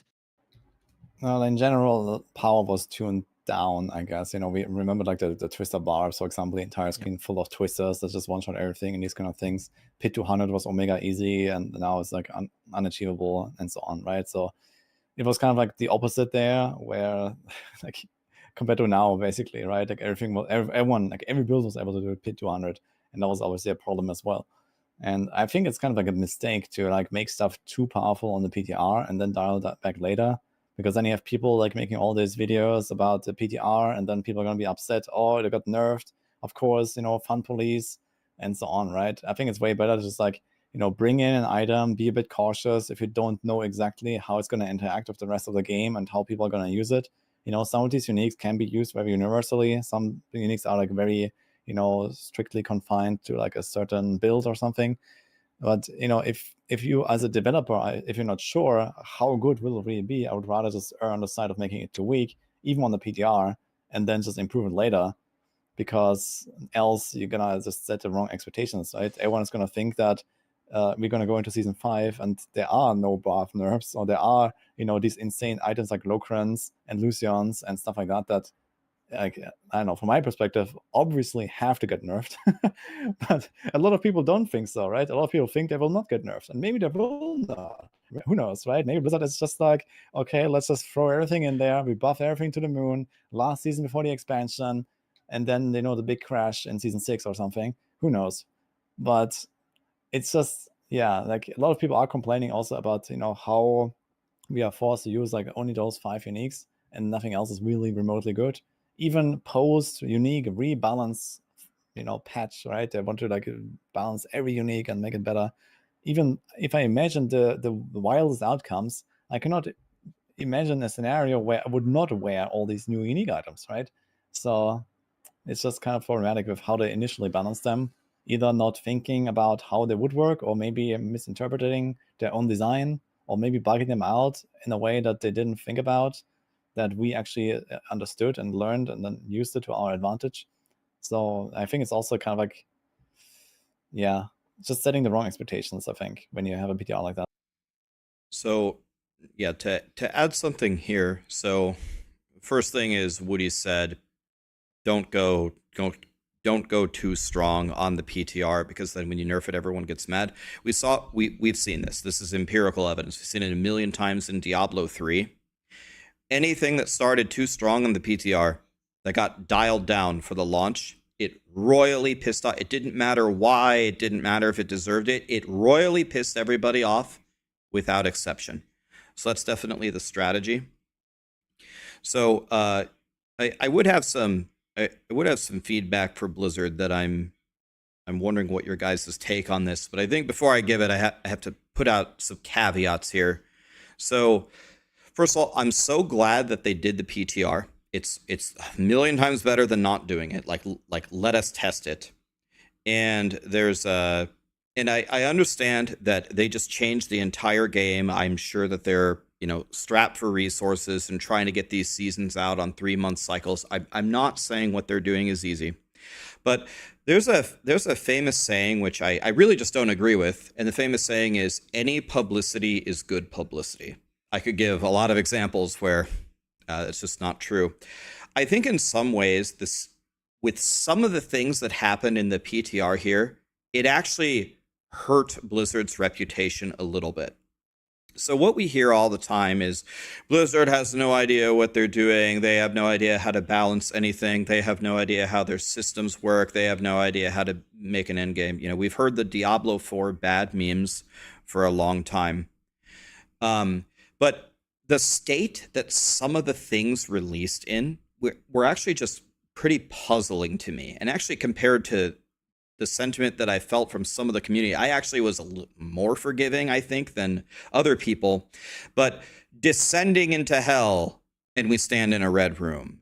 Open up these chests. You can barely even get enough. It's almost impossible to get enough, whatever they're called, Aether, to open up the 250 chests unless you play the higher ones. Okay, they do really exciting things later, the butcher spawns or whatever, but nothing happens in the regular one, which is what most people are going to play. It's impossible to like level it up until they emergency hot fixed it. There's just so many things that seemed like grotesquely off that I think it was a bad look for Blizzard. I'm wondering, did you guys feel the same way? Because I was sitting there at some point and I was like, I'm so glad they did the PTR. I'm glad to give feedback. I don't want to give Blizzard the impression that they shouldn't do the PTR, but some of this seems like it was barely tested. It was like thrown out there saying, let's let everybody try it, whatever, and then we'll fix it. Well, if that was your strategy, I think it actually did some damage there. I kind of agree with that. And I think the fact that we don't even get like real patches on a PTR, like at least in Diablo 3, we used to have 2 weeks PTRs, and there would usually be a patch in the middle where, you know, at least the most egregious, like, you know, bugs and whatever, like broken stuff would be addressed, or maybe even like a redesign of a set would happen, you know, that they tried like a certain design, it didn't work out. People pointed out the problems, and then a week later we'd actually get an update to that, and we would see it and test it and, you know, see what it's like. And most of the time that it worked much better, right? Here we have a 1 week PTR, no updates outside of like this one hotfix that was kind of like a novelty that made the new system even tryable, and that's it, right? I think it's okay if they had like a 2 or 3 weeks PTR and then they do like 2 or 3 patches and they say, okay, we're gonna throw it on there like untested, you know, find everything. We're gonna do our best, you know, overtime this week, you know, fix everything the best we can, throw out the patch a week later, and then, you know, we're already like 90% of the way there to the final release or something, where everything is kind of like in shape. But yeah, right now it's like, okay, we had the PTR. I have no idea how the unique items are going to look. I have no idea how the unique items that they introduced are going to work because half of them are bugged to hell. I have no idea how the new system is going to work because everyone hates it. The rewards are horrible. You know, everything, it feels off about it. And it's like basically like it will go live and it's like untested completely, because for this to even be remotely good, they have to rework the entire thing, right? And this is really a problem. No one will have any clue how good it will be. And Blizzard will also have no clue because they will not get a second round of feedback on it. So it's just everyone loses, I think. And it's just kind of like a really weird way of handling the entire situation. I feel like I think I'm with you, Rax, where it's like I'm very willing to be forgiving, but it's only because I've worked as effectively a product owner. I've had end users for a software application that I had to troubleshoot in real time while people are like getting stopped at the pharmacy, not able to get their drugs because like bugs are happening. I feel very deeply for developers. The PTR should be buggy because we should be testing stuff, but it should be niche bugs. It should be, oh, nobody thought to put these 4 things together. It shouldn't be I put on the item and it doesn't work. Like, it shouldn't be I put on the item and it doesn't do what it says on the item. And again, I can't stress this enough. I feel so bad for the developers. We desperately need the PTR because we are suffering at the hands of these bugs when it goes live in the seasons prior. But now we get the PTR, and the casual player base goes to log on, and the stuff doesn't work, and they treat it as if it's actively impacting the game they're currently playing. They go, this is the same game. I'm playing this game, and it's broken, and now that makes me feel bad, and now I can't be hyped. This is supposed to make it so that Season 5 is better. But the state that we get things in when it's first introduced always experiences, like, I think, an above average amount of hurdles. There are above average amount of issues. There are above average amount of bugs. And there's no way to rectify that without just bringing that number down. It's got to be, oh, if you equip these 3 things, then the black hole opens in each character.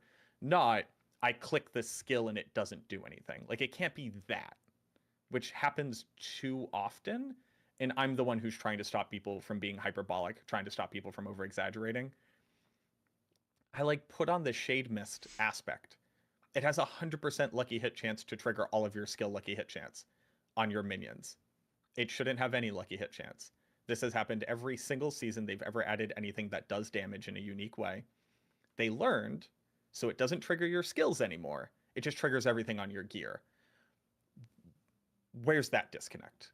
Like, they are learning, they are fixing things. Things are literally getting better, except when I put on this aspect, all of a sudden my Doombringer was proccing at 100% rate multiple times per second. And it's like, well, that shouldn't.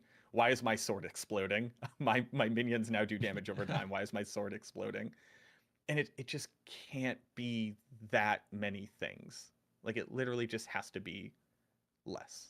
Yeah, there's like actually a funny quote that someone wrote in my chat the other day, which was something like, yeah, I believe Diablo 4 is the most bugged game that still kind of works, or something like that. And I really felt that, you know, like that's exactly what Macro is describing, man. Like, you know, you can't, it's not like the game doesn't function, right? You can play it. It's not like Volson that crashes like every 5 minutes, literally, without being hyperbolic. But man, like it is really like in such a rough shape, and I really wonder where that's coming from and why it has not improved over the last year. Like, how are we in season 5 and we still have the same things over and over again every single season, you know, with exactly what Michael described. You put on the item without any other interactions and it just doesn't do what it says. Like, how is that a thing? You know, how does that happen? It's like, there doesn't even have to be anything added to it sometimes, and it still doesn't work.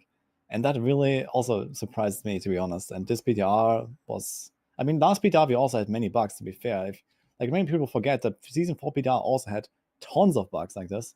And also a lot of people say, oh, are they really gonna fix this and stuff? And I mean, if you have to give Blizzard some credit here, yeah, they did actually fix a lot of stuff from season 4 PTR to season 4 live. And I do expect them to fix a lot of stuff, including balance, including bugs, and so on, from season 5 PTR to season 5 live. But some things will slip through the cracks. You know, some things will be OP, and it's bound to happen, right? Like, there's no way around it at this point. So no matter how hard I try, without a second PTR, without a longer PTR, that will happen. And it's just kind of like, why? Why does it need to happen like this? Well, I think one of the biggest problems, which we're kind of alluding to, so Macro's point is exactly at the heart of what I was trying to describe. It's the state that we receive the PTR in. It's the level of no reward, can't even do the mechanic that Woody was describing as well. It's really hurting us. So we can easily point to what the problem has been for the last year, right? The problem is the game didn't release in a great state, and Blizzard has spent a lot of the development in the last year fixing what already exists. We couldn't teleport to Nightmare Dungeons. We didn't have a search function. We had way less stash tabs. The Codex of Power was just fixed. Items were a problem. Armor resistances. So whenever you build something, and then the next thing that you do is you build it again, it's bad, right? And so, like what Woody is alluding to, we keep seeing this, right? Here's the new unique. It does this, but it doesn't do that. Now you have to redo it. Okay, we're diving into hell. It's going to be a cool new rewarding thing. It's going to be the season theme. Can't do it. Has no rewards. Not that fun until you get later on, which most people won't get there. If you're like a consultant talking to Blizzard, the best way to fix your mistakes, I mean, this is kind of obvious, but it's just to not make them in the first place, right? I don't know, like, maybe it's because they've always been playing catch up. Always. They've always had so many bugged things. How do we balance the new things while fixing everything in the past? I'm sure that was not easy to do. And to Blizzard's credit, with the state of the game, how it was earlier, and the state of the game now, in my opinion, they transformed it a lot more than I thought they were going to be able to. So I give them full credit. But now that we're sort of kind of in a stable state of the game, we need to put a huge emphasis on the first time we see these things or the first time that they make something, we need a quality assurance process that is a little bit more rigorous and robust than what we've seen in the past. Yeah, I think this is always going to be the problem with doing the testing out in the open for everyone to see, right? I think it was a very important point. I'm sorry, I don't remember who said this, but I think Woody said this actually. When we had quite a lot of really crucial things not working on Season 4 PTR or not in a great state that have actually been fixed in Season 4. So I just hope that Blizzard is able to do and pull off the same thing that they were able to do in Season 4 when we moved from PTR to the live state. Although I have to fully agree that it's probably not the best thing to showcase something with this amount of failed interactions or on a very low complexity level that that's probably not gonna cut it for quite a lot of people, because I saw it in the chat. Everyone was so not negative, but like heartbroken that Season 5 PTR was as it was.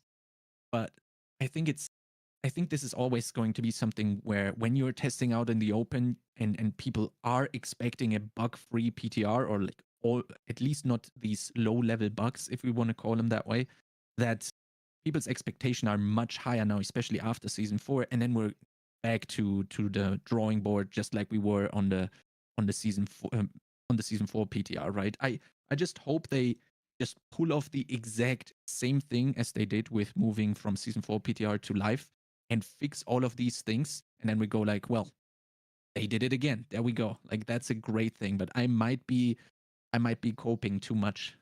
I don't know if like, I think the differences are, it's a more different type of problem that we have from Season 4 PTR to Season 5 PTR. But I think there's underlying issues that are very hard to probably fix going into the live service of the season, right?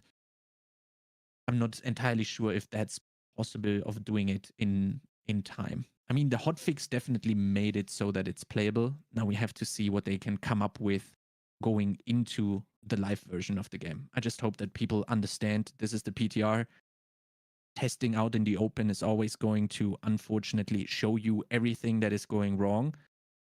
It's now up to Blizzard to show us that they are up for fixing these things in the amount of time that they have left, right? Yeah, I don't think this is like, undoable, right? They have like a month basically to finalize the patch. If they do their jobs for 1 month, they're gonna deliver the Season 5 in a good shape, I think. Everyone here has given a lot of feedback and will continue to give feedback, and at some point we're gonna have another campfire and they will talk about it, what they are changing, and then people give feedback again on that campfire, and then do like some last minute tweaks, whatever, right? So yeah, I think if they deploy the resources and they do the jobs and they understand the problems that we discussed, then it will be better. But I think it's like a general problem with, I guess, the entire process of how they are handling PTRs and handling patches. And also, like, for example, it's not just that the newly introduced stuff is bugged, but also the PTR, for example, brought back a lot of old bugs that were already fixed for like half a year. And it's like, where did that happen? How? I cannot understand. Like, how do we go back to the Season 3 Victimize that just didn't work with like half-year multipliers in the Season 5 PTR when it was totally, well, not totally fine in Season 4, but at least it was working in Season 4, and now it's just broken again. Like, how does that happen? Like, a lot of people went on the PTR trying to play their favorite build, the Heartseeker Rogue, and they just couldn't play it because Victimizers didn't work. And it's like, why? That's definitely a rough thing. I have to agree, but I'd rather have it happen on the PTR than on the full season release. I think we can all agree on that one. Although it's probably not the best thing to actually have it happen to begin with. I have to agree here with Rex, and ideally fix the mistake by not making it, right? I guess that's the best approach in that case. We have already talked a little bit about the Infernal hordes and our first impressions. What are your guys' ideas to improve it and make it fun? And how do you guys think the final version is going to be? What are we going to see for the Infernal hordes come season 5? They needed, so it's cool. I really like it. I really like rogue light content. It reminds me a lot of Hades. I wish it was even more like Hades. Because right now it's like isometric Doom, but without the rip and tear, without the cool heavy metal music going on. It's you pick a thing, then demons spawn at super fast rates and you kill them. Either your build can or cannot survive them, either you do or do not have the mobility to be able to get to the stuff. I think it has a cool puzzle. I really like it. That being said, getting to the end and opening up 2 chests and getting 2 pieces of legendary gear and then 100,000 gold for my 20 minutes of gameplay was nothing. Now, this content can't just replace all content. It can't just be the new content is always better than all of the old content. It can't just be that vaults are just strictly better than Nightmare Dungeons. It can't just be the only thing that's challenging is the pit. It either needs to have a niche thing that you get a whole bunch of out of doing it, or it has to just be like exactly equal to the other stuff that you do with a bit of dilation for reward based off of time. It can't do what it's currently doing, which is go get 3 items and get some gold and then leave, and have the audacity to have a stash there as if I wouldn't be able to hold all this stuff in my inventory. The stash being there is super cool. I looked at it and I went, oh my God, I'm going to get so much stuff. And I opened the chest and it gave me 1 item. And I went, what was that? That can't be right. They've been beaten over the head with this. I know it's going to be different. I just wish it had a better first impression, because I kind of did like a tier 5. I kind of just like trounced through it. I did a tier 8. I got my ass handed to me. I went, oh, that's really sick. I got to the end and I fought the bosses and I went, oh, that's really sick. And then the bosses don't drop anything, which is fine because you get the chests. But what if the bosses drop something? Similar to, what if the first time you killed Echo of Loath, it dropped stuff so that everybody didn't hate this fight and get memed on all the time? I think it's like a very similar problem to what we've seen in the past, and I think they could have learned from a few mistakes they've already made. So Macro was very, very balanced there, very he's a good guy. My impression was not quite as smooth as that one, but the one thing I gotta say, Macro, you gotta be careful, man. You can't say stuff like that. You can't say, hey, Blizzard, you have 2 problems. You drop me 3 items and you have a stash, because then they're gonna remove the stash and we're still just gonna get 3 items. So you gotta be careful on that one, because that's gonna be the fix for that. I have never played Hades. I like the idea of these kind of like rogue gameplays. I haven't played Hades. I have it on Steam. I'll play it. It's going to be fun. Everyone says it's amazing. I have a fundamental problem with the gameplay, at least early on. So with the way that they currently have it set up, after I ran it a few times, not to imply that the chests actually give you anything, the only way you could possibly play it was by taking all of the increased resource things. This gives you 3 more this gives you 1 more aether, this does that. I didn't need any of the powers to clear all of the early content, so I felt like there really wasn't much of a choice. And because a lot of the things were so, I don't know what the right word is, watered down or simple, it wasn't really changing my gaming experience. I'm standing in the middle of a red room. When the thing pings me on the map, I walk over here, I stand here for 5 seconds, then I'm walking around on my little cardinal directions, and it's over. It changes later on. Most people won't get there, so it has to be way more interesting early on. I think that they need to be much more bold with this event. Like Macro said, it doesn't need to completely invalidate everything else. It doesn't need to just rain all the resources from the sky. But I think the gameplay needs to be top tier for people to want to play it. So one of the first things that I would consider is I would completely eliminate all of the resource bonuses. I would bake them into the actual event, just on how well you perform in the event is just going to give you way more resources. And I want them to make it way more exciting. I have a huge doc of a million different ideas, but the crazier that you make the event and the crazier you make the choices, my experience in it, doing it over and over and over all day long for season 5 while we're waiting the expansion, will be much more enjoyable. I agree with Macro that the bosses were cool, especially because I didn't do any damage, like a 30-minute fight for me for 3 yellow items. But I do think it's a big miss that the bosses don't drop anything. Yes, you could just bake it into the actual event, and it's all a wash. But it feels good to fight those 3 council members and get something to drop as a reward. So I agree. Macro is kind of like, I could take it or leave it. Here's an idea. I would go the other way. I'd say you need to have the bosses drop something, because you're not making me feel good when I fight them and kill them and I get nothing for it. Yeah. There's a lot of good points. I actually discussed this earlier as well on my stream and made some feedback that actually goes very much in the direction of what Rax just said. Like, I don't want to have boons that give me just more rewards. I think the rewards being based on how well you do is way better, and all the boons and all the banes should like really alter the gameplay. Like, I want to have something that, like boosts your build, boosts your ability, maybe it makes you proc certain things, makes you unstoppable, but you have like a certain downside or whatever, right? There could be 1,000 ideas that, and you always get 3 choices, right? You can always like choose something that kind of applies to your build or not. There could be insane downsides and insane upsides, and it just like, makes the gameplay more interesting. And I think this is really what the gameplay needs there. Like, it needs to have like some cool effects, some cool upsides, and like every run should feel different. And on top of this, yeah, the boss fight is all right. I guess one downside here is that there is like no time limit.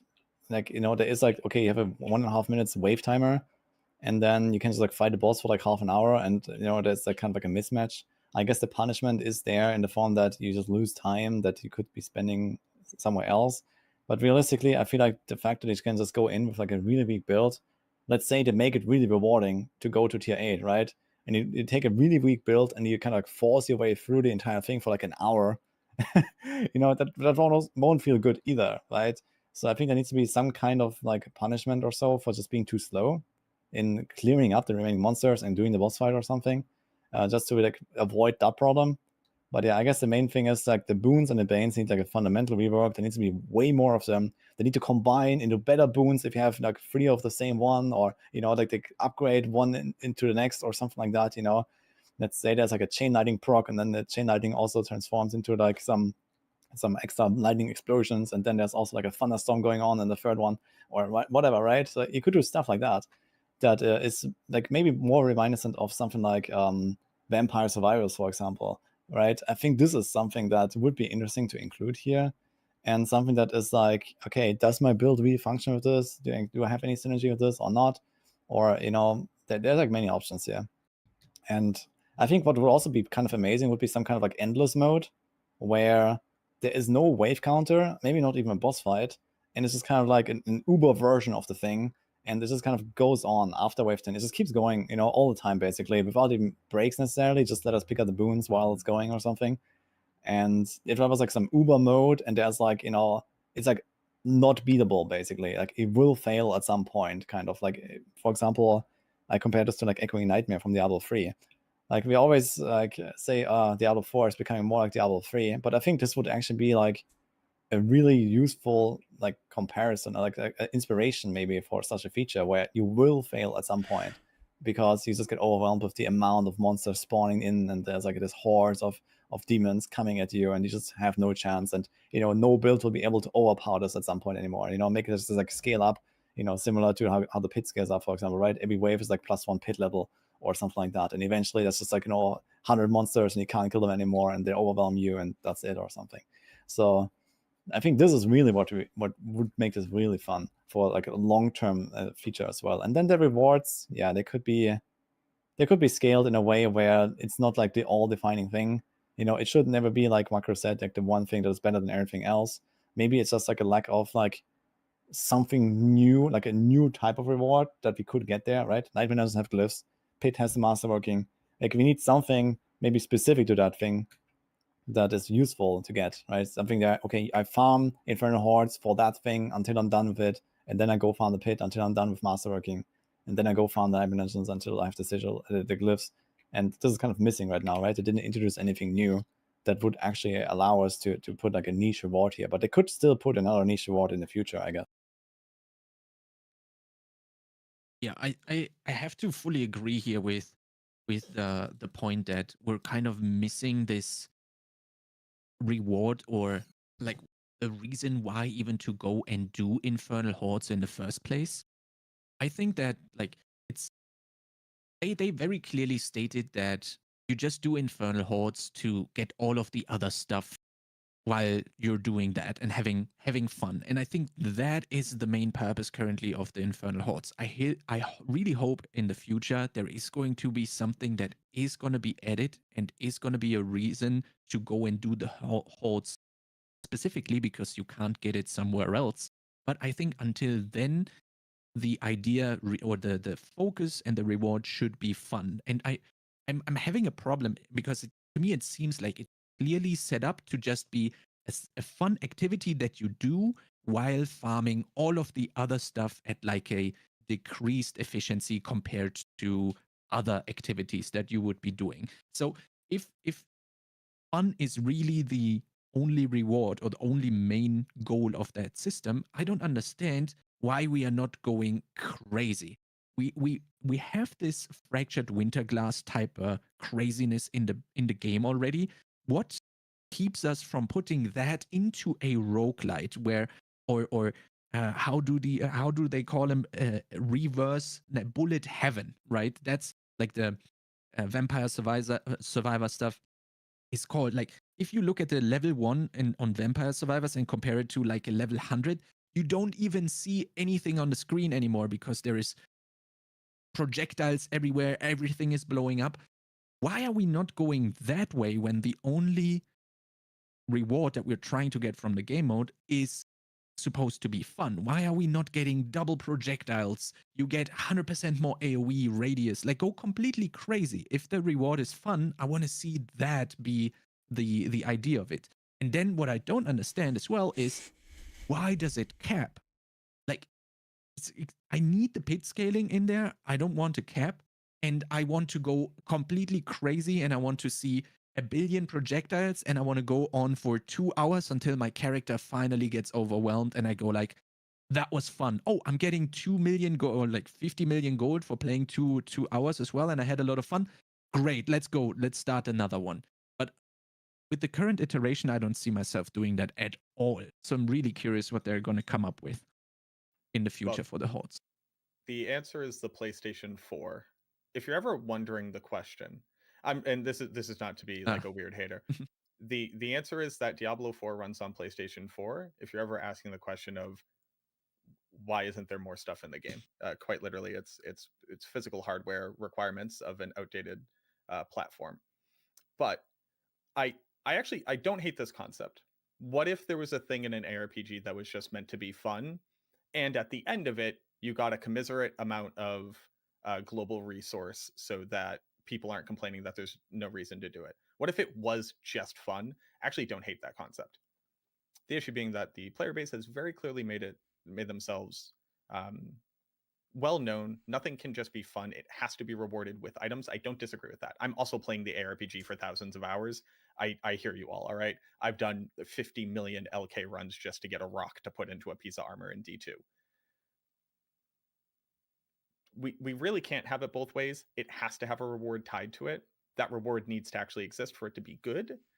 And I agree with this concept that like making a decision that says, because if you actually read them, like what are the decisions you're making? One of them was like, the event where you stand near the spire takes 50% as many enemies to kill, but you're faster or something. And I was like, I can't even conceptualize what that means as far as how that's going to change my run.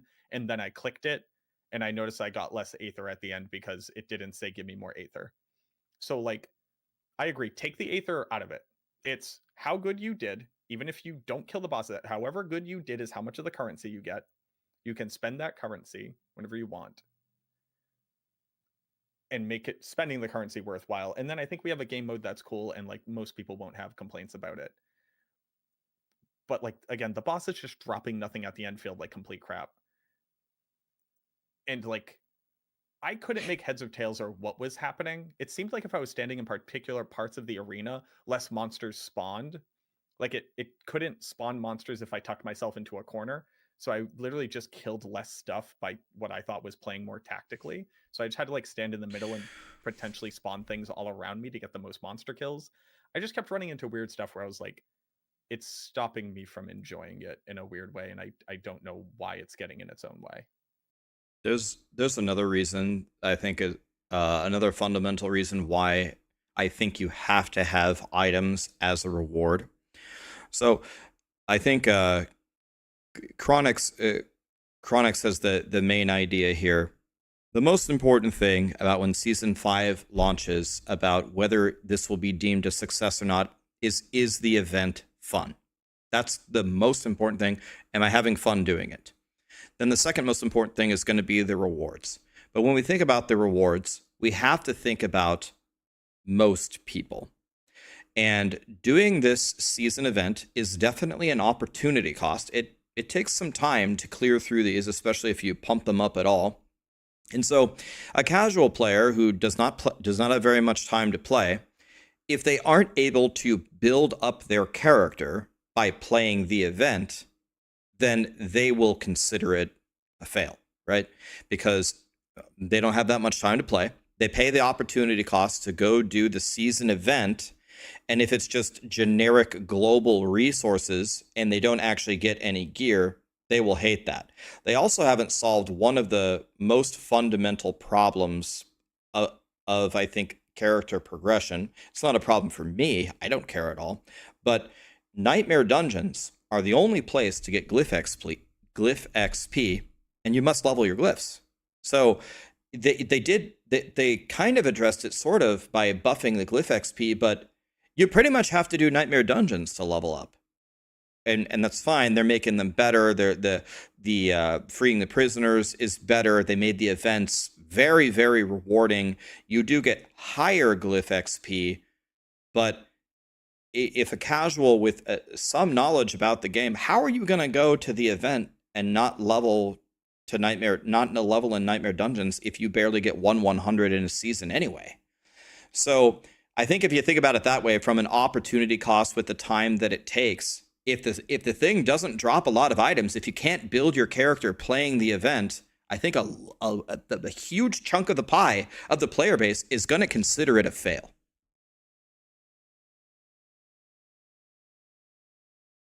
Yeah, that's pretty much the feedback that was all of the events. I remember that.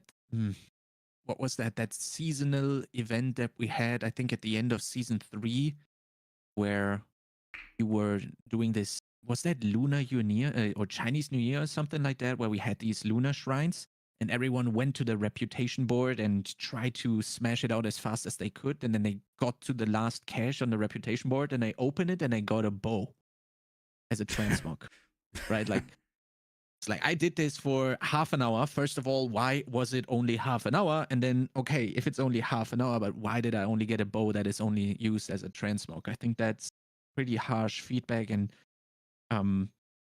definitely something that in the current form is definitely true for the Infernal Hordes right now, right?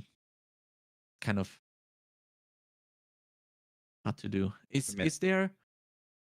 Rex, I what would you say? I was just gonna say they have to buff it. It'll get a massive buff. It'll get a big rework. It's coming. We just have to see what they're gonna do. We'll get a buff for sure. It's not gonna be like that. So is the idea of giving it another currency in the future something that we would actually agree on would be a good thing? Just like we had masterworking tied to pit, something similar, maybe not as impactful like the masterworking materials, but in the pit, in the hordes this time. I think that's bound to happen, isn't it? In the future. The tying a new, unique, specific thing to it. Because I've been thinking about this a lot. Remember when D4 launched And one of its calling cards was it wasn't going to have the content bloat of PoE. So if you're somebody who didn't like that about PoE, you wouldn't have to slog through it in Diablo 4. That was one of its selling points. Not whether or not you agree with that, but that was one of the things. So if we add this new content type to it, and we don't tie a unique thing to it, it's not really content bloat. It's something that you can do, but it's not something you have to do to be able to do a specific type of crafting or whatever. It's just an activity that you can do. And as it gets balanced, it just becomes part of the ecosystem of things you can do in case you're bored. Because right now I do Helltide. While I'm doing that, I get my whispers done. I run off to the world boss before they finally re-added Scattered Prisms to the world. I did some Nightmare Dungeons when I was bored of doing that because I really only get my glyphs to 15. I just don't care about 21 because they've made the Paragon board and additive damage in it completely useless with the addition of tempering. But I kind of felt like I was just always kind of doing different types of activities, and then I go push into the pit when I want to do the endgame. This system needs to not have a unique currency tied to it for me, because I don't want to feel forced to have to go do another thing I don't personally find fun. I don't like running Nightmare Dungeons. I literally run them until I get to glyph level 15, and then anytime you see me clearing a pit, it's without tier 21 glyphs because I cannot be bothered, because I don't like just running to the boss and killing it and then clicking the button until I level up my glyph. So for me personally, it shouldn't have a unique thing tied to it. Yeah, I think one solution could be here to not make something new that is like a must-have, let's say similar to Glyph XP, right? Or similar to Masterworking Mats. It could be something that you can only get there, but that is like not an upgrade, basically, right? It's just like, maybe, like a lot of people are always asking for like a temper reset item or something. Like, just as an example, not that I really want a temper reset, but this could be, something along those lines. It's not an upgrade to a character. You don't have to go Infernal Hordes to get that thing, because you can just get another item somewhere else, and that is your item, and you don't care about the temper reset, right? But it could be something along those lines, I guess. There could be like a unique reward that, if you have that problem, then you can go and do Infernal Hordes and solve that problem, kind of thing, I guess. Why not, right? Or maybe it has like maybe a higher chance to drop specific items that, okay, like outside of the new uniques or something, right? There's like new uniques and new aspects. So if you want those, then of course you go Infernal Hordes, but okay, do this a few times, then you have it, or you trade for one of the uniques anyway, and then you have a good roll, so who cares, right? But outside of that, I think it would be nice if like every build would have some, like potentially a reason at least to go there at some point, Not something that is like mandatory to progress a character like glyphs are, but something that would be nice to have, maybe. I actually have the answer. I need to jump in very quickly. It just dawned on me. I'm sorry. Has anybody ever played the game Deep Rock Galactic? The dwarf game, Rock and Stone. I played it for like 20 minutes. It's fun. I like it. It's in my Steam box of shame. I have it, but I didn't play it. You've never played it? Me too. My friends love this game. They have done something very, very smart. They release cosmetics every new season. And then the next season, they give those cosmetics to everybody. You never miss out on the cool looking cosmetics in that game. People get to buy it early if they want to, but everybody gets it. As such, Deep Rock Galactic is beloved by its player base. Put last season's paid cosmetic track as rewards in Infernal Horde. Still make your money for everybody who wants to look like a cool vampire in season 2 of the Vampire. Everybody who wants to look like a cool artificer.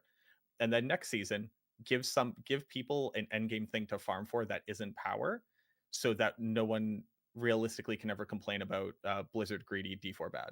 Like, just put them in there. You can go get the old season's cosmetics in this content, and you get items, you get rewards. You kill the first boss, it drops a 1 GA item. You kill the second boss, it drops a 2 GA item. If you kill the third one, it drops a 3 GA item. Everybody gets stuff. Make it as infinitely hard, but like just have good stuff tied to it. Then we don't need to worry about how to make its currency value equivalent to time spent. Like, have it be completely frivolous if it's going to be fun and challenging, and call it there, and then I'm personally happy. So I like the idea of giving old cosmetics. That's a good one. To go to the core of the question, should this new mode build in a new currency that you build up? And the honest answer here that I could give is I don't know. And the reason why I would say that is I would never make a decision on this without a tidal wave of additional info. I would need to understand, first of all, kind of going back to what we said about the skills, I'm way less concerned with what they're doing with uniques and legendary powers. I want the team to look at the base skills. I want them to look at the upgrades. I want them to look at, as Woody said, Frozen Orb, nobody plays it till you get a Fractured Winter Glass. That's a problem, a fundamental problem that I want you to look at first before you look at the other things. Whether we add another currency, whether we put in the other cosmetics, however we do that, I could not possibly answer that question without understanding what exactly is the goal here. We already know we're getting another game mode very soon, raids, or whatever those are, in the expansion. I would need to understand what are the new, I don't even know if we have the full details on the expansion. There's so many things like, are there new item slots? Were they finally going to give us the paladin? They're like hiding it, but we know it's there. It's coming.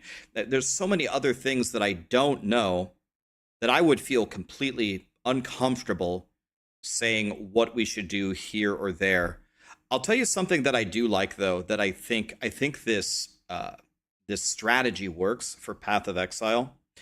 It doesn't work for every league, but usually when the league comes out, all I hear from people is, oh my God, Rax, you should have played this one league. It was so broken. It was crazy. People made the craziest stuff. Then they take it back to the drawing board. They dial it down and they insert it into the game, how it makes sense in the core game. I think that flow chart works very well. So that would be a good way to marry all the ideas that we've been discussing. It needs to be very fun, over the top, super rewarding for season 5. Okay, fine. And then have an idea of how do you insert it into the core game going forward, where it's not the fun, exciting season theme and it just has its own niche. I think decisions like this need to be very, very carefully planned to avoid some of the things that we spoke about earlier about redoing everything that you do endlessly.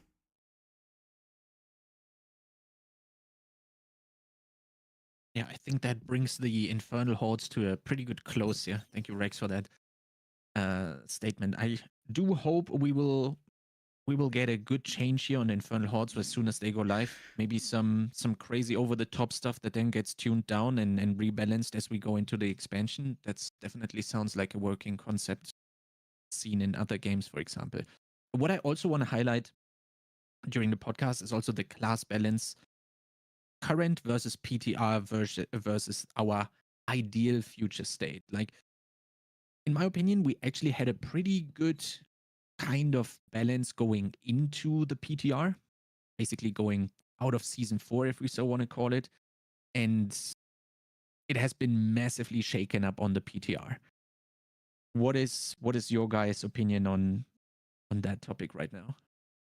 Maybe Mac, you go first. Or you I can go first if you want me to bail you out, Mac. I can go first. I would really like to hear about all the other classes first, because I don't need this to become a podcast of me crying like a baby for 40 minutes straight.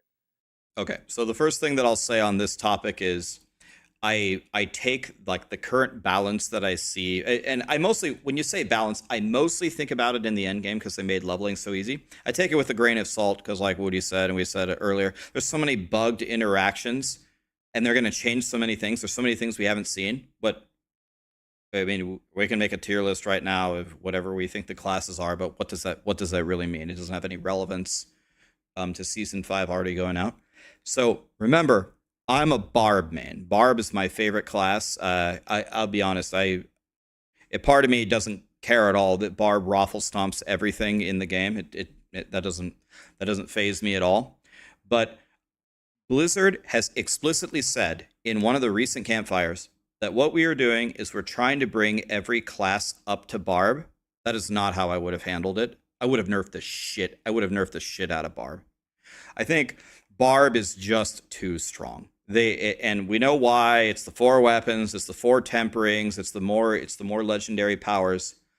But Barbs, a lot of the reasons why barbs have been too strong is because of bugs and broken mechanics and things not doing what they say that they do and crazy interactions. Over the last year, a lot of those have been fixed, and now we're seeing kind of where the barb is actually landing. I feel like it's 1,000 times harder to buff the 4 classes to Barb's level than to bring Barb down. I think if Barb was somewhere in the stratosphere of the other classes, then our class balance would be better. I think the class balance, like talking about season 4, is better than it has been in the past, where day 1 Barbs with Gore's Grasp or Whirlwinding for 1 trillion damage and just deleting everything. They had to hotfix that, I believe, on the very first day, even though it was reported before. But that's the way that I would approach the entire subject.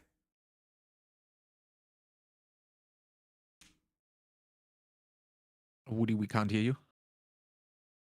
Whoops, sorry. I was pressing. I forgot I've pushed the talk here. Okay, so anyway, I definitely agree with that. So I've been actually discussing feedback for all classes earlier, like before the podcast, to prepare and to also send stuff to Blizzard. And I definitely talked about barbs there. And I mean, there's like one crazy outlier, which is what makes Barb so strong right now, which is the Gushing Wounds key passive. Like my chat is already memeing on that because I can't shut up about it. But we have a key passive on the Barb that is like in the range of somewhere of like 2,000 to 5,000% damage bonus for bleed builds. And thanks to aspects and weapon expertise, you can basically convert anything into a bleed build. And this makes it so that Barbs just kind of scale right out of control. There are other builds as well that are not bleed that are also really powerful, like Bash, for example, that can be played non-bleed, that will actually get an 80% nerf in next season because it was just overtuned as hell. Okay, but I guess one big core issue remains, which is that key passive. And now everyone's saying, oh, we want everything else to be buffed to that level of Barbs. No, I think that's not really the right approach. And I'm completely with Rax here. Like, Barbs needs to get nerfed. Like, it's not that I hate Barbs. I love playing Barbs. After my main class Rogue, they are the second most played class of mine. But I actively just enjoy the game less playing a Barb with those insanely broken builds. I think it just makes no sense. It doesn't even fit into the overall picture of the game, where you have Hell Tides, where you can do a build that does like 1,000,000 damage, and that's totally fine, and you crush everything. And then you have builds that do literally 1,000,000,000 damage, 1,000 times more than that, and they just one-shot torment the bosses. And I don't see the reason to have those kind of builds in the game. And they are mostly currently on Barb, also to some degree on Rogue, that could definitely need some nerfs as well. And if those things are getting addressed, then the whole game would make a lot more sense. Right now, I feel like everyone is always looking at, oh, Barbs has 4 weapons, Barbs go really high in the pit. I don't even believe that the 4 weapons are really the core issue at hand here. It's just that Barbs have the 4 weapons, but they also have insane scaling mechanisms for the late game, like Gushing Wounds or like other key, passives, or even like, aspects and like legendary paragons. All like they have a kind of the same number on everything as other classes on the multipliers, but they have more of those multipliers, right? Like, why are Barb numbers not lower than other class numbers when they have more of them? It doesn't make sense, right? Why do the Barb class-specific aspects have the same numbers as other class-specific aspects? Why do the Barb tempers have the same numbers? Like, nothing of that makes sense when we know that they have 4 weapons. So it's not really the problem that they have 4 weapons, it's just that the numbers on each of the things are like imbalanced, basically. So yeah, there's definitely a huge problem here that the devs just continuously keep ignoring, and then they say we want to buff everything to Barb level. But I don't really see that happening, even if they try, because I don't know, either they don't understand the problem or they just don't want to fix the problem. And I'm not sure which one is worse here. But for some reason, they are trying to buff other stuff, and then they create things that are also ridiculously overpowered, that also one-shot torment bosses on all the classes. And I don't really understand why we need that in the first place, Like, why do we need these builds that do 1,000,000,000 damage in the first place on any class? So, okay, great, awesome. I figured I was going to be a little bit in the minority because I basically spent half of my stream screaming about the Barbarian, and it's not for all the obvious reasons. We like to pretend it only has like it doesn't have a cool class mechanic like the Necromancer has Book of the Dead. The Barbarian has nothing except it gets to pick a weapon expertise, and it gets 4 weapons, and it also gets to choose which weapon it uses per attack. So I guess they get to have 3 things, and I only get to have 1 thing, but we get to pretend like it's not existent. But let me ignore complaining about the Barbarian for a hot second. It's the impact that it existing has on the ecosystem of the other characters. Overpower got way too strong. I'm going to put that in air quotes for everybody who isn't Bone Spirit, Necromancer, and the Barbarian. It got way too strong, but it was because the Barbarian could weaponize it in a way that my Necromancer class cannot. I can maybe overpower once every 3 attacks. And because of that, my overpower glyph that said I got 400 additive damage got nerfed, along with the Barbarian. So much so that I thought it was a bug. I thought they literally just copy and pasted the glyph data over. And I literally told people during the PTR, don't worry, this isn't actually getting nerfed. They would never nerf the Necromancer's power. That doesn't make any sense. And then we get into the live game, and sure enough, my glyph is nerfed. And I went, that's actually insane. Why would that ever happen? Well, Mac, Overpower is too powerful because it allows you to build fully into tank and get damage out of it. Okay, let's look at the maximum life these 2 classes can both get. I can realistically get up to 75,000 life if I have a triple masterworked GA Doombringer, meaning I'm using a Doombringer on the Necromancer, which is hilarious because it does nothing for the character damage-wise. One of the weapons the Barbarian equips is also that same Doombringer. He gets to 400,000 life. He does quintuple my overpower damage and is unkillable. We better nerf overpower. It's too strong. So the Necromancer keeps getting hit. I think that whoever loves the Barbarian this much at Blizzard needs to be held responsible for how negatively impacts the rest of the game's ability to approach balance. If you take out the fact that it always overperforms with these same things in line. I actually don't think that the classes necessarily need to be perfect parity balanced across the board. I think you could have the fast class, and you can have the class that does the best in the pit, and you could have the class that's best at doing whispers or something. I don't know. I think like in Diablo 2, we had that, where like different builds are quite literally just better at doing different stuff. But I think that even interclass balance is in such a rough place for builds that are attempting to do different things and are getting shafted in different ways because of outlier cases of other builds. It just feels like maybe their heuristics are off. The data that they use to make the decisions doesn't match the reality of the gameplay.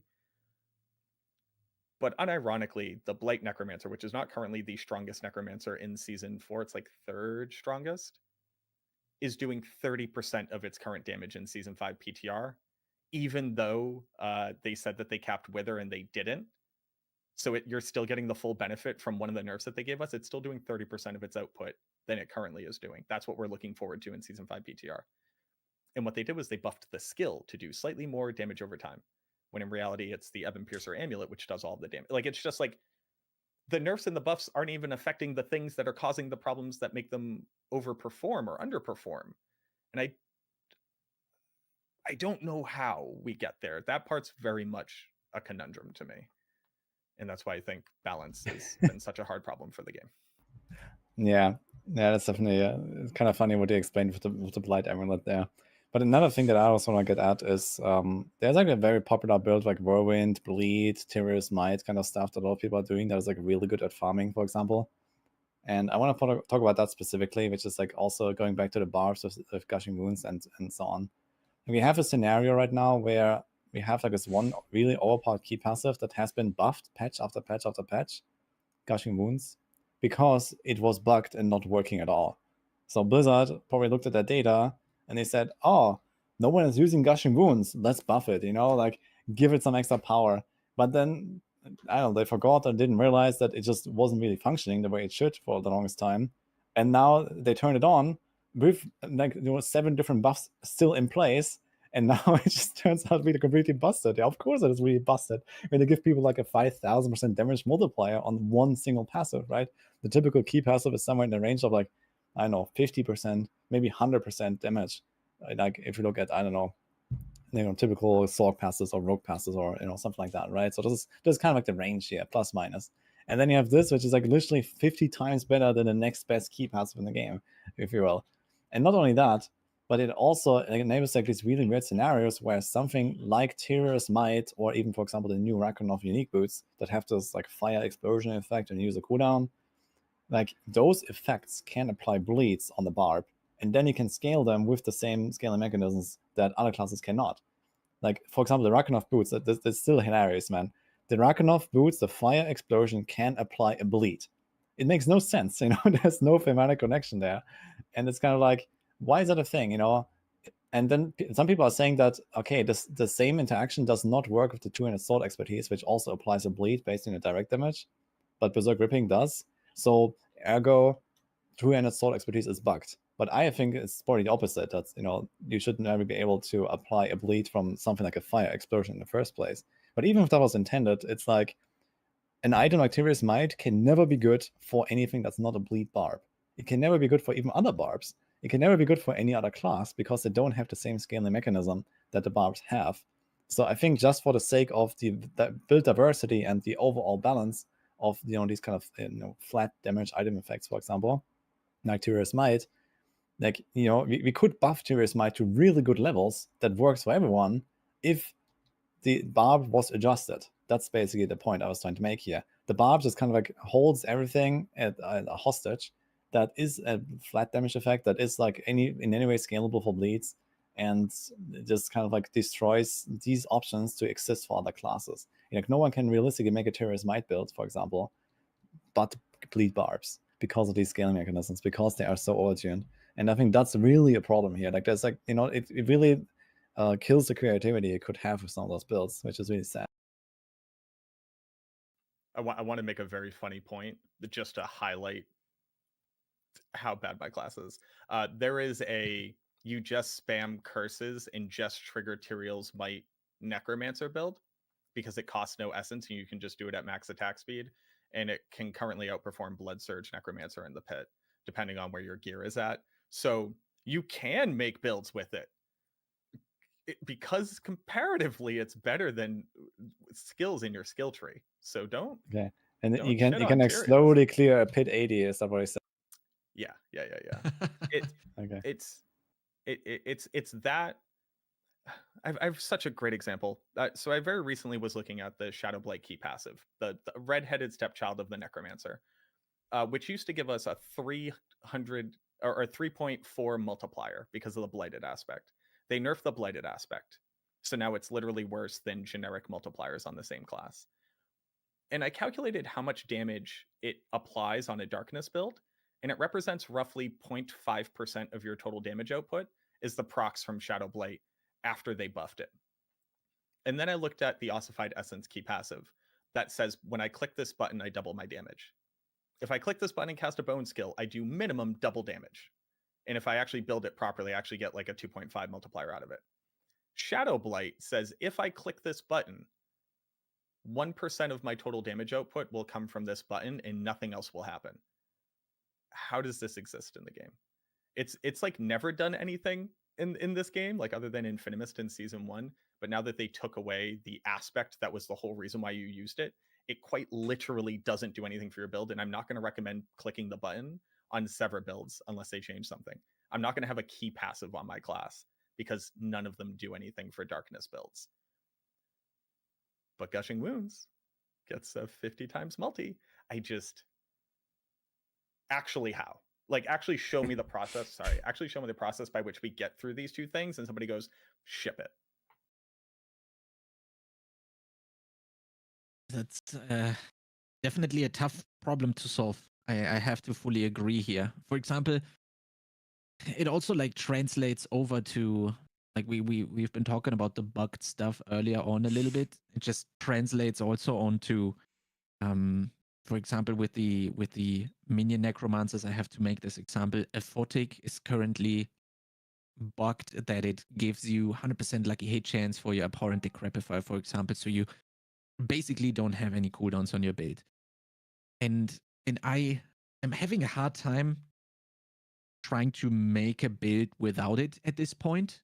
I consider it basically being part of the class at this point. Not really the aphotic stuff, because that's probably gonna get fixed, but like my minions triggering the decrepify. And that has been in the game for such a long time that I consider it baseline at this point. And I'm just having a hard time trying to put this into relation to other classes where you just don't have these problems, where you just you do this and it does what it says most of the time, or even outperforms the stuff. Like Gushing Wounds is a very good example. I don't understand why we have fundamental problems like this on some classes, and some other classes are just bugged out of their mind, working, overperforming like crazy. I cannot understand how these two things can exist in the same game, where we're having core fundamental problems with a skill, and other classes are just completely blasting their every build that they have, which is activating whatever they want, basically. I don't know how we get to that point, actually, of those coexisting. Yeah, like why don't we have Boiler on this podcast, man? We need like a Oh, Druid I was about to represent. say Druid, man. I mean, So Boiler, only are you class- watching? The only class more just like cracked out of its gourd than the Necromancer is the Druid. Because like, yes, like the poison thing will double dip and you'll get like triple dips on whatever. But then like lightning doesn't do damage for a whole season. You're just like, okay, sorry, man. I don't know what to tell you, Boiler. He's just like alone in a room crying. so this is He says yes. He says yes in my chat right now. So I'm so glad that we switched to that, because I wanted to say something about druids. One thing that I think is very unfair to them compared to the other classes. And I actually think that this would help. So let's look at our class mechanics, right? So first of all, spirit boons they're decent, but Blizzard just buffed them. And now they're pretty good. Like I look at the powers that druids get from spirit boons. They're actually pretty nice. I want them badly. But now let's look at the class mechanic quests. Barbs kill like 30 monsters and then a bear, and they're done. Sorcerers walk into a dungeon, pick up a box, do like a 1-minute ritual, and they're done. Necros have to wait till 25. That's kind of lame, but they pick up some bones and then they go into a cellar and they kill something, and they're done. You get the rogues, click 2 things, they do half of a dungeon, and they're done. What do druids do? Druids have to clear a stronghold, then they have to go do 2 quests, and then they have to find 400 spirit offerings, or whatever they're called. I've spent a lot of my time this season just speed leveling the classes, just understanding the nuances of the classes at like low levels. Usually the first thing that I do is I go do the stronghold, and then I don't get my 400 spirit offerings until I'm like level 60. And druids have suffered so badly in the early game, and Blizzard is trying to find all of these ways to make druids not feel terrible early game. I mean, the thing that carries the druids early game is Poison Creeper. That thing is so good. You lay it down and just murders the whole room. But it's got a cooldown, so I mean, you can wipe a room, whatever it is, once every 12 seconds, whatever it is. And that's all that you have, essentially, no matter what you do. I don't know why they don't really, really ease up on the druid class mechanic, because if you could get your spirit boons earlier, that would help them. It would be significant. So I don't know, like they probably don't want to go away from the theme of like actually picking up the spirit offerings and giving them to the birds or whatever the hell druids do is. But the part that really gets me is, on top of doing all of that, you have to pick up 400 items. I think that is so unbelievably dog shit, and I think that they should nerf that again to make the druid leveling experience a little bit better. Man, you're very passionate about I this. hate this, man. I hate it. It's I'm garbage. sitting here and like we talk about like in-game build and balance and meta, and then Rax comes in with like the spirit boon rage, and then like, whoa, I fucking flashed right now. Like, wow. I did not expect that to be a problem. How do we help druids leveling? Oh, I wonder, how do we help them leveling? Maybe we don't give them a 6-hour class mechanic. Okay. I do kill 15 monsters and then go down the street after going to a waypoint that was easy to get, and then kill 15 other monsters. The hardest part about the Necromancer class mechanic is figuring out you have to put the golem on your skill bar. and how to do that. Unironically, that one's a big skill test. All No, of them I are mean, like that, except Druid, man. All of them are like that. I did level a Druid. I started picking up those spirit things. I was just like, chat, what the hell are these? Like, oh, you need like 500 of those things. I was like, okay. And I got to 500 and people look at me like, why didn't you go cash in any of your boons? And I'm like, I don't even know what cash in means in this context. Like, oh, you go spend them to unlock stuff. It's progressive. And I was like, but why would I ever go there multiple times? I'm just going to get all 500 of them. And then like 4 hours later, I was like, I guess I'll go get my class mechanic. I am level 75. I got there before I went, I guess I'll go do this, because I didn't even know I could or what I needed to accomplish. I just kept waiting for the menu to open. I was like, damn, this is a long class mechanic. All right, sure. I don't know. I mean, okay, we can argue that, okay, leveling has become so fast these days that, spending these 10 minutes to do the class quest is actually somewhat noticeable, but I don't know. Does it really matter if the Druid class quest is a little bit longer? I guess you can shortcut it. I think this is such a minor problem to discuss. If you ask me, man, I don't know. Sounds like a rogue. I don't know what to tell you, boys. Sounds like a man over there who I mean, likes to go fast. I mean, they buff the spirit boons, man. They're pretty. I think one of them is 10% chance to crit. Getting that 20 levels earlier when you don't have anything is pretty good, actually. Like for I agree. The spirit boons are nice. They actually buffed one of them in to give you like movement speed now. Like a lot of people are always complaining, oh, druids are so slow and stuff, and now they get extra movement speed. So that is kind of nice as well for like the leveling experience, I guess. In general, like druids have really leveled up a lot during season 4, I think, with and also like looking into season 5, they have broken the shepherds aspect meta with the triple companions on every build and these kind of things. I really like where druids are headed. Like if you're talking a bit more about like the actual meta, let's say, in the end game, I think they're looking relatively solid in the future. We have at least 2 very good builds, Landslide and Companion, and that's despite Companion literally not working with a single of its skill tags that says Werewolf or Storm or Nature Magic, which is kind of hilarious. Despite all of that, it's still a good build. And they have a bunch of decent builds. Like, there's Avincia, there's Pulf, there's Lightning Storm. Tornado is kind of lacking a little bit, I guess. But yeah, in general, I think there could be like maybe more buffs to the class. And especially like some of the non-landslide, non-companion builds. But originally we talked about the druids, about the bugs. And I think druids have really the worst with the bugs. With like what I just explained with the companions and the tags not working. And it seems to be not just be isolated to companions. It seems to be like a common theme across the entire class. They have so many like, okay, transform this skill into that skill. You now do this while doing that, and these kind of effects. And all of like half of them, at least, are just not working correctly. And it's like, okay, you have like this like 5-head build in mind. The entire druid class is all about mixing and matching and doing like transformation and whatever. But then half of it doesn't work. And you need to know like these 1,000 exceptions of what is actually functioning correctly and what is not, and you have to look it up. And I think that is really a major problem here. And if stuff was actually working the way that it says, going back to our original discussion about new uniques, then this would work much better for the druids as well. And then people probably wouldn't really have to complain so much about being weak or anything like that. I don't think that druids even are necessarily weak these days. They are in an okay spot. But it's like, why do so many things not work correctly even after all this time? And that's kind of sad to see. I think the most important thing that we haven't touched on is the fact that you can't see your transmogs unless you're in a loading screen. And I actually think that that is criminal. The fact that Druid has transmogs and the only way to see them is to not play a werewolf or a werebear. That sounds like a joke, but like unironically, I don't know how they expect Druid players to like quite literally ever spend money on this game when you only see it during loading screens, and then you're a werewolf and you don't. You could be wearing the literal body of Diablo, and then you turn to a werewolf, and I guess you're not anymore. And that seems like a wild oversight from my side. That's a very easy fix. You sell bear and werewolf MTX. I think they've got a spot for you, Chronix. With ideas like that, you're going straight to the top.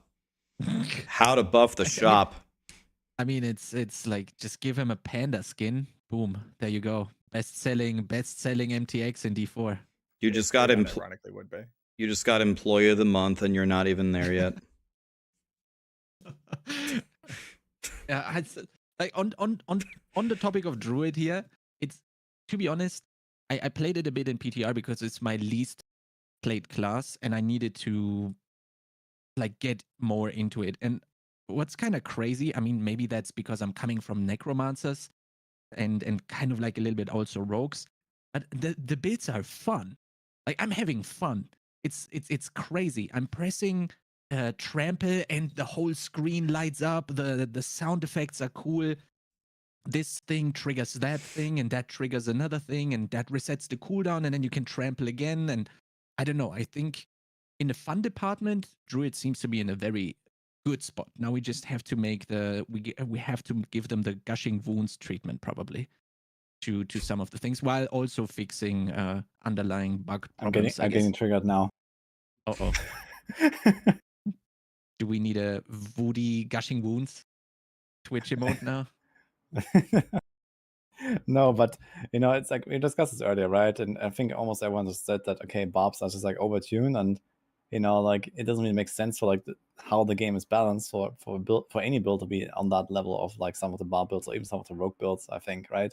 Where like we just like season 4, like think about this. Season 4 was the season that introduced tormented bosses in order to solve the problem of us one-shotting Duriel all day long. And what we do now, we one-shot tormented Duriel all day long. Wonderful, like why is that a thing? Why did it happen? And this is the same season that they introduced those bosses to solve the problem, right? Like, I don't get it, So all these like cries about, oh man, don't nerf it or something. Like, tormented bosses, they are supposed to be, a fight, a bit of a challenge, something that like is rewarding for like, you get more out of it than you put the mats in and all these kind of things, right? And it's like supposed to be a bit more endgame thing, and you get like something special out of it, but it's like also not required, right? It's like completely optional to do the tormented boss. You can do the normal boss. There is barely a downside to doing the normal boss either. So why do we want builds that one-shot tormented bosses? And it's like the same thing if like asking for buffs for certain builds or certain classes, or in asking buffs to not get nerfed. It's like a general problem of like how the game is balanced in general. Like when it was me, you, Chronix, and Northy going in to fight the tormented Grigor for the first time, and we kind of just like got our asses handed to us for a bunch, and like we went and changed the elixirs that we were drinking, and like I think I like added hemorrhage to my build just to make blood orbs to be able to heal for long enough. Some of the most fun I've had playing the game. Now I hear the argument of not everybody has as much time to play as you. People just want to be able to blast. I totally hear that. I really, really do. I super do. I understand that. I think that's what Helltide is for. Like they gave you a perfect thing for you to do on a low power build that is incredibly rewarding, and you get to enjoy smashing through infinite monsters. Some of the content has to be able to be challenging and rewarding to do for that purpose, else we're grinding for nothing. So I fully agree that like just like power just needs to come down. That was also one of the selling points of Diablo 4 was that power wasn't going to get to D3 levels. This is like the whole thing too. This was a season where they were supposed to give us the un-one-tappable bosses and tormented bosses, but they also added tempering to the game, which puts 1,000 additive damage onto your gear alone and makes you cast twice as many projectiles 70% of the time. It was never going to succeed at reducing the power scale.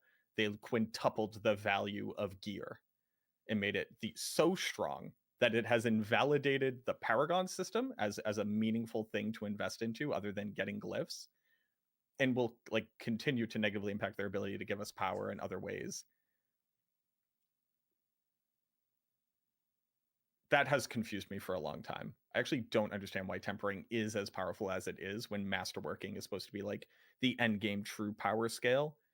But at level 20, I can go add 200 additive damage to my weapon and my projectile will cast 50% double. Like that's an insane amount of power that we added onto items. And I don't know how they walk that back in a meaningful way. Yeah, I agree. I think tempering is overtuned pretty much across the entire game. But I want to go back to one of the things that you're asking for. I agree with you that at some point, like for me, when you're posed with a challenge and you work toward it and you overcome it, that's like the most meaningful and fun time you're going to have, or at least for me, in the game, like you were describing. But I don't think that that's coming in Diablo 4. I don't think that's in Diablo 4's future. And the reason why I say that is because that's what Blizzard said, essentially, in the interviews that we had leading up to Season 4. One of the questions that I asked Joe and Adam was, do you guys have plans? So one of the comments that they made, I believe it was to one of the questions that Riker asked, is they said, ARPGs are about getting loot, getting more powerful, killing more monsters, getting more loot, and then that loot needs to have a meaningful power progression where you beat the boss. That's the main way we want you to beat the boss, is gathering gear and then overcoming it. Okay, so then I went next and I said, okay, let me ask you a follow-up here. Do you guys plan to design encounters where gear alone will not save you? You have to exude some kind of skill, you have to overcome certain mechanics, and there is no way to just purely outgear it. And while they didn't say no, I don't remember their exact answer. Their answer wasn't yes. And they were like, oh, maybe, yeah, but the main way we want you to get power is from gear. So I got to be honest with you, man. Like, I've been kind of coming to terms with it. I don't think that for their target audience or for their current design of the game, unless they want to change their mind, that they're going to build a lot of encounters like that. Maybe we'll get like the bare minimum that you and Woody are talking about, where we won't just be one-shotting the tormented bosses. But I don't ever think, like, with a very well-built build, that they're planning on making it take any kind of real skill to beat it, from what they said.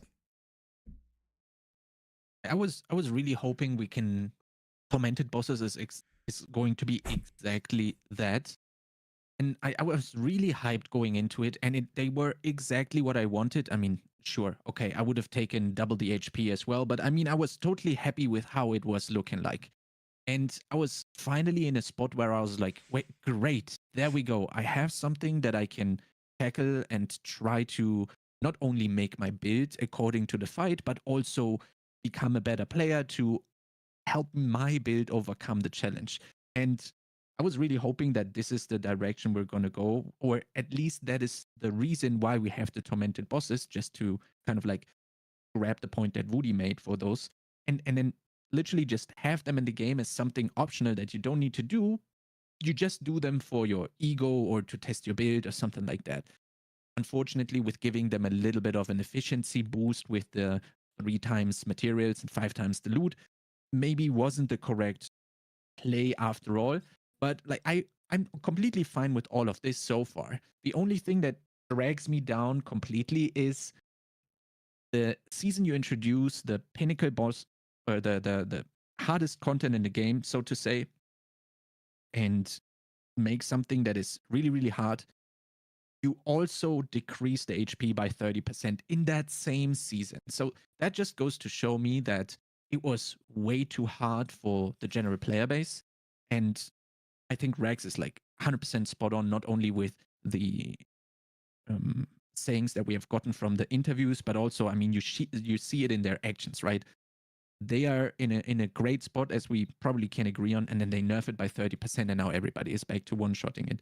I'm just a little bit doom and gloom here when I think of raids, because I thought about tormented bosses, what I'm now thinking of raids. Maybe that is going to be the thing that's going to give me that satisfaction of something being super hard to overcome.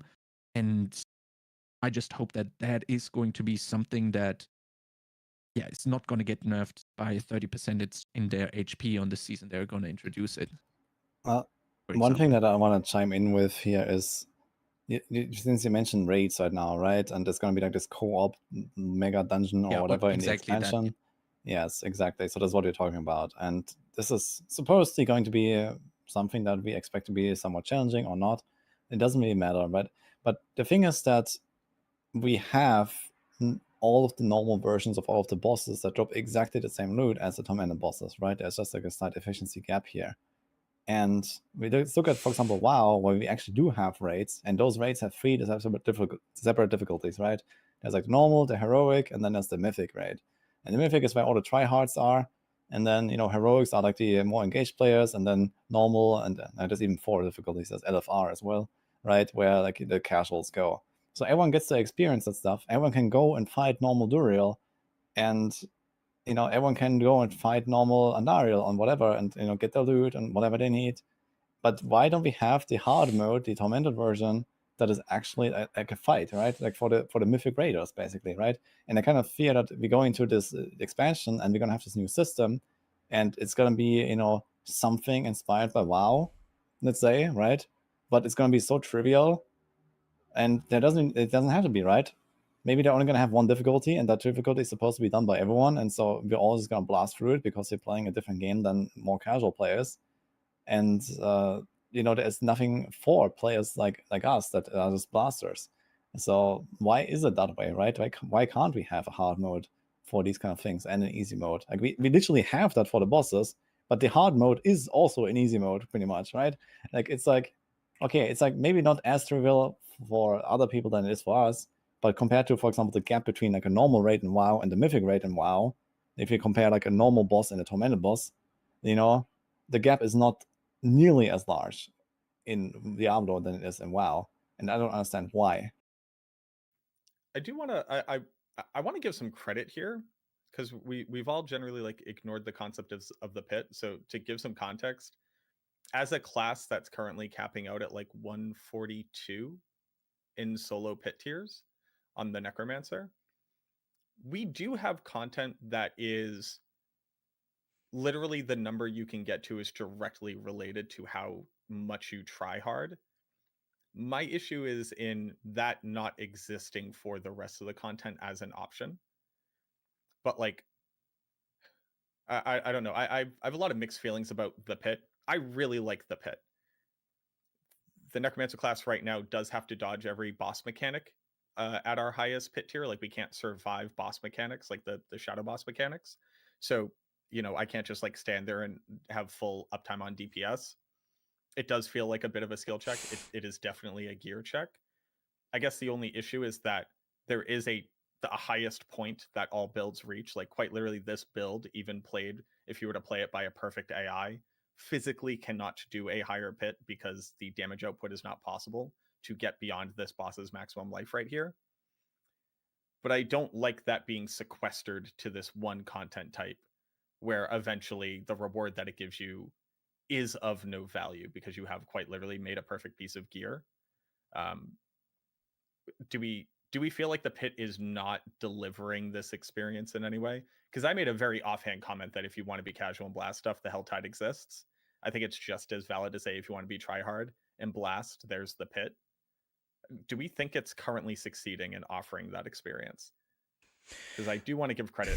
I think it's a fairly good thing. It just kind of has a weird terminus where it's like you literally can't go higher and there's no reason to do it anymore. Just most people won't reach that. So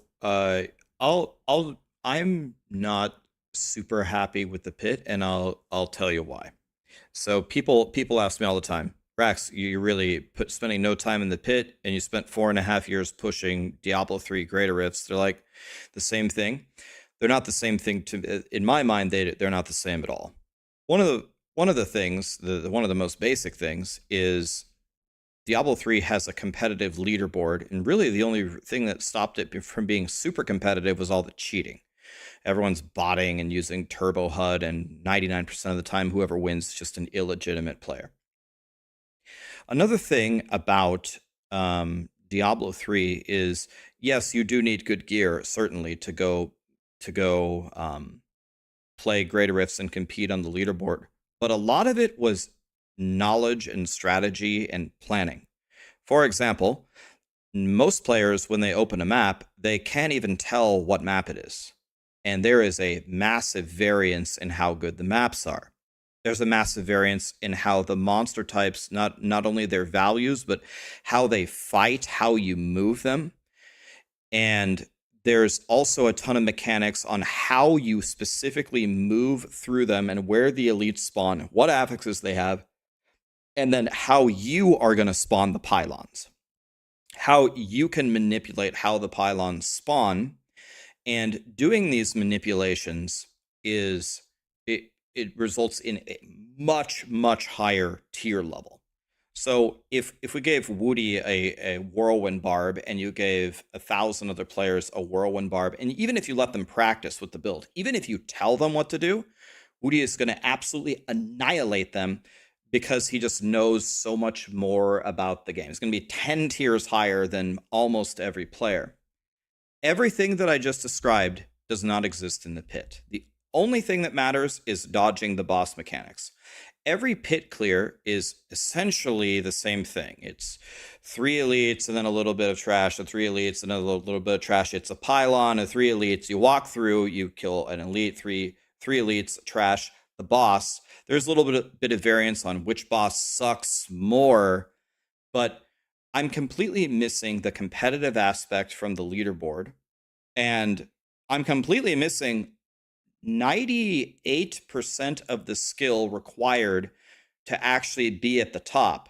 If you just pick a really easy build to play like Thorns Barb or Bash Barb, and you swipe your credit card for 100 billion gold and just endlessly re-roll your triple greater affix thing and finally hit your tempering, you will beat 99% of barbs even if you're a worse player. This is impossible in Diablo 3. You will not be able to beat someone who actually knows the stuff. So this question is, so a lot of people will hear that answer and say, Rax, everything that I'm hearing you saying actually makes Diablo 3 suck. The variance in the maps, the variance in the mob types, this and that, all that shit. I don't want to do that. But remember what the question was. We're talking about, does this high-end thing satisfy or satiate the hunger for the people that like that stuff? The answer is no, not at all. To me.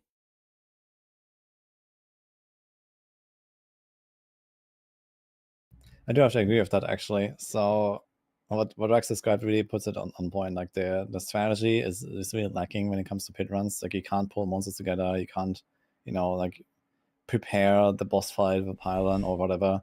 To some degree, that is good. The RNG is lower. Like, we had fishing in Diablo 3. That was also kind of annoying and so on, but it was like kind of part of how leaderboards just work, I guess. And even if we, like, for example, we are doing like pit ladder round 2 later this season, and there is RNG, and like you have to get the right monsters, the right run, the right boss, and whatever. So the RNG is still there to some degree, I guess, maybe less than Diablo 3.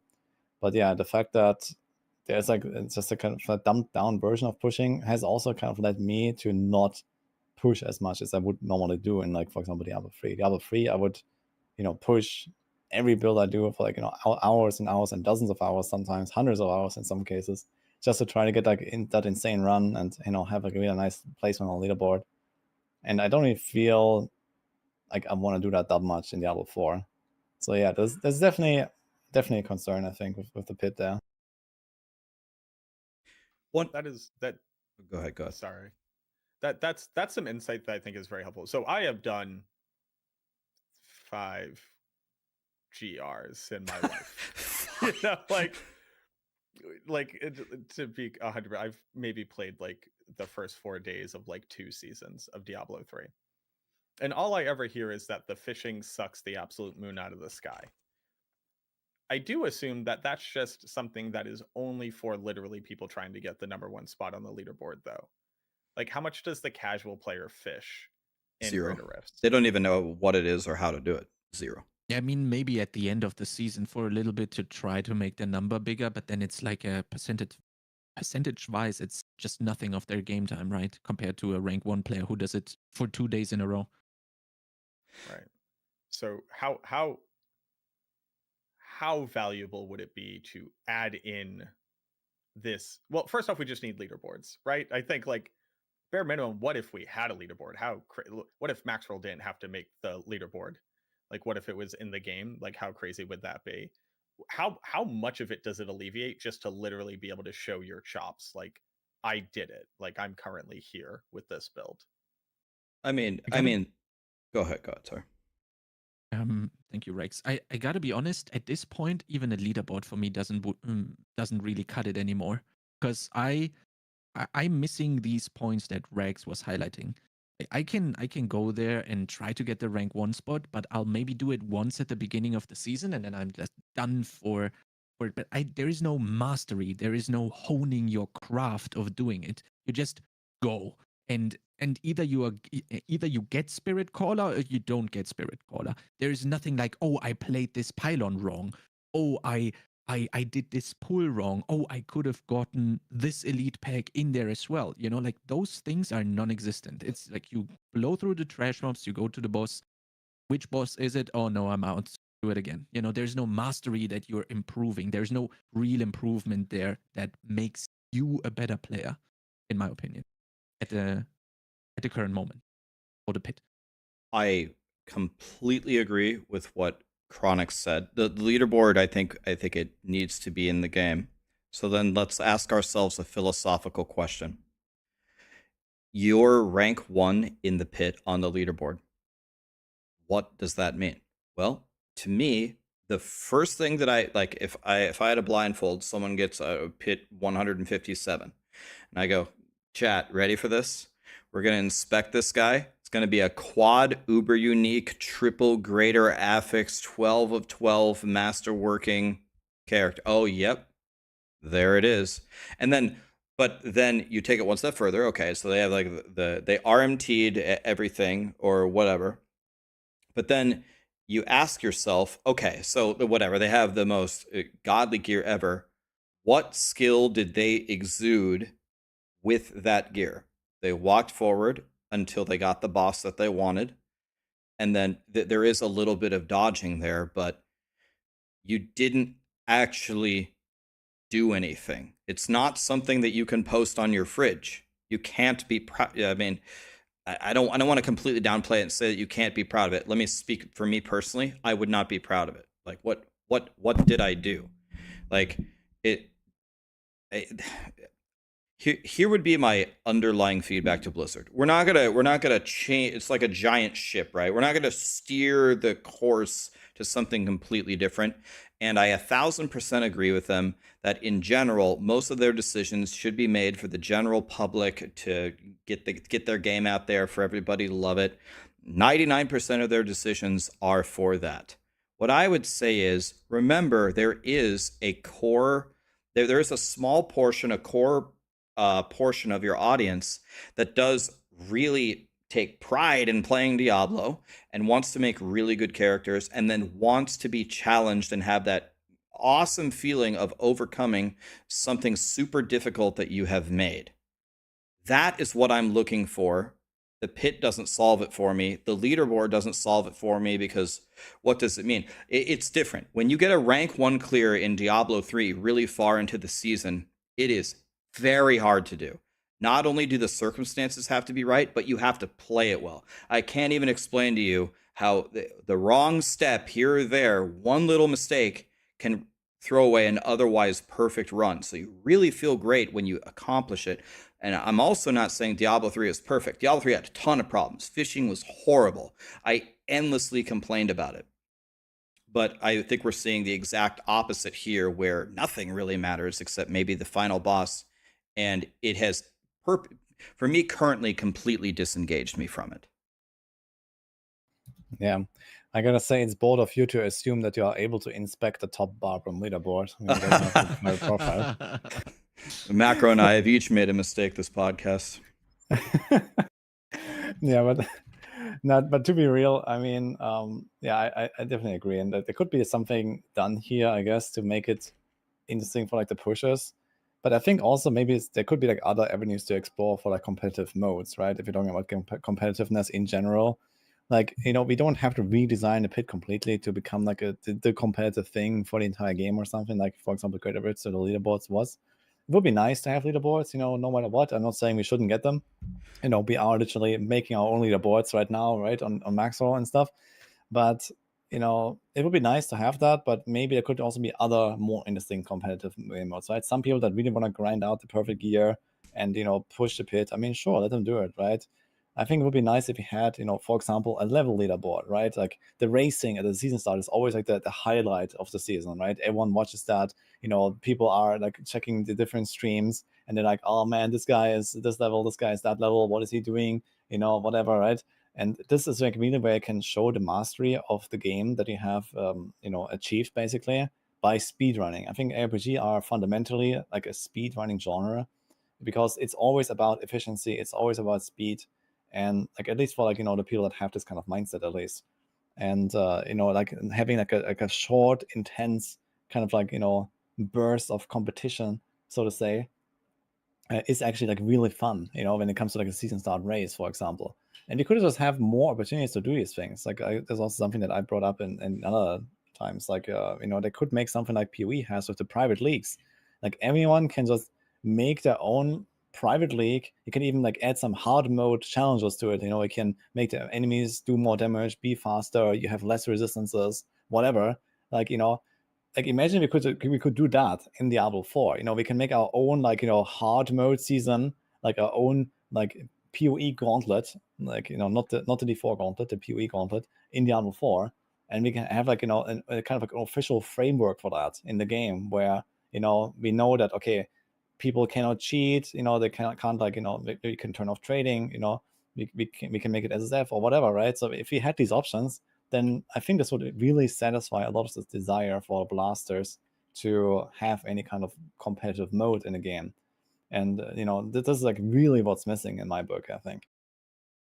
Yeah, I really think I think we can all agree that it's extremely important to cater to casual player base, or like the big part of the player base, however you want to call it. I think that's the business wise the smartest decision that you can do for sure. But I still think that it's also really important to have some competitiveness in it that drives the hype forward. And even before Woody was making this point, since like tormented bosses are now also, let me restart. I think everyone wants to be able to do everything in the game when they have paid for the game in the first place. I can definitely understand that 20 years ago, or maybe 15 years ago, I wouldn't have understood it, but at this point I can understand that is correct for most people, and that's how they view it. I'm totally fine with that. At this point I only see the only solution being something like private leagues for the blasters, like literally double damage on tormented bosses, double or like triple the health or whatever, and then literally don't make it maybe make it a short burst of just like a week, or literally just let us do the super hardcore league right from the get-go when the season starts. You can choose from softcore, hardcore, and you can do the private stuff. I don't know. At this point, everyone hopefully understands that is playing the game. Okay, this thing is super hard and it's super optional, and you're not supposed to go there. You don't get anything for going there.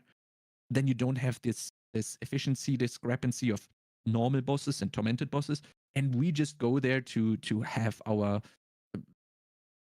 hard game mode that we're trying to find so hard. Yeah, I mean, there's one thing like that already in the game, right? It's called Uber Lilith, right? It's literally just a challenge of your ability to play that fight and like how strong is your build, and that is really cool, right? Some people complain that there's no reward for it. I mean, there's like a one-time like get a title or something, right? But outside of that, whatever. And yeah, I mean, it's nice to have these kind of challenges. Why not have more of them?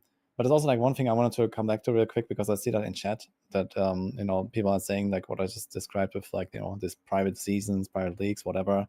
How many blasters are out there? Like of course there's a very small player base of people that really want super challenging content. But the thing is that a lot of them are actually people like us that stream, that create content, and that actually have a community that follow them because they are good and knowledgeable at the game.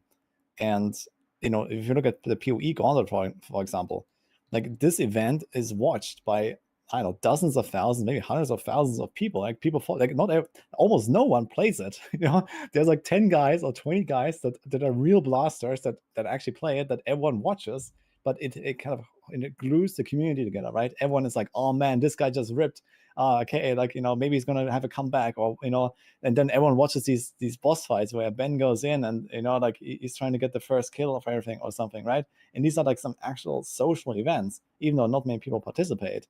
And this is like what kind of like develops the community, and this is what like holds it together, I think. And we need a lot more of that in Diablo 4 as well, I think. There's like such a missed opportunity here with these kind of race events, and yeah, some people like me might also like try to do like some little stuff here and there, or like we have the Maxroll leaderboard for a pit, but it's not really the same thing, like if we don't have any kind of options, like something like our own rule set in our own private kind of group of invite only blasters or something, where we can have like a streamer race or like a streamer like event for 1 week, and everyone goes ham, and we have like certain objectives, and tempering is turned off, you can't imprint your gear, and then you see who's gonna kill all of the mended bosses first on hardcore or something like that.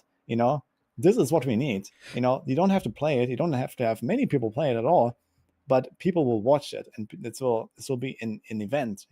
This will be something that people remember, and this is really what is the strong point here, I think. Yeah, and another thing here, so it's stuff like that.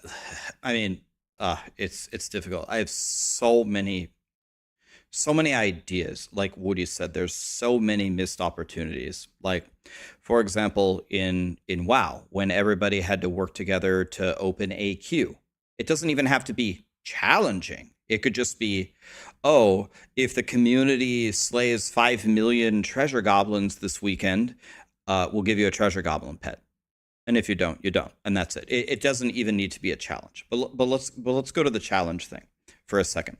So Woody made a point about the gauntlet. So many people watch it. So many people watch the NBA and they don't play basketball. So many people watch the NHL, they don't play hockey, right?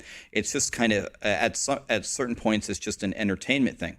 I played in the PoE gauntlet. I got shit on, but it was still fun.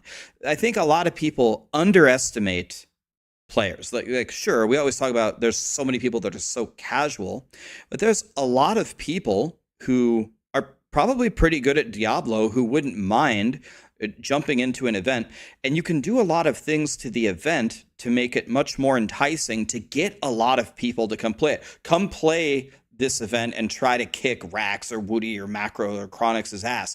Okay, so first of all, we launched the seasons on a Tuesday when people are usually working. So let's do the event on like a Friday or a Saturday, and don't make it take all day, because if it takes all day, then people don't have the time to allocate to that.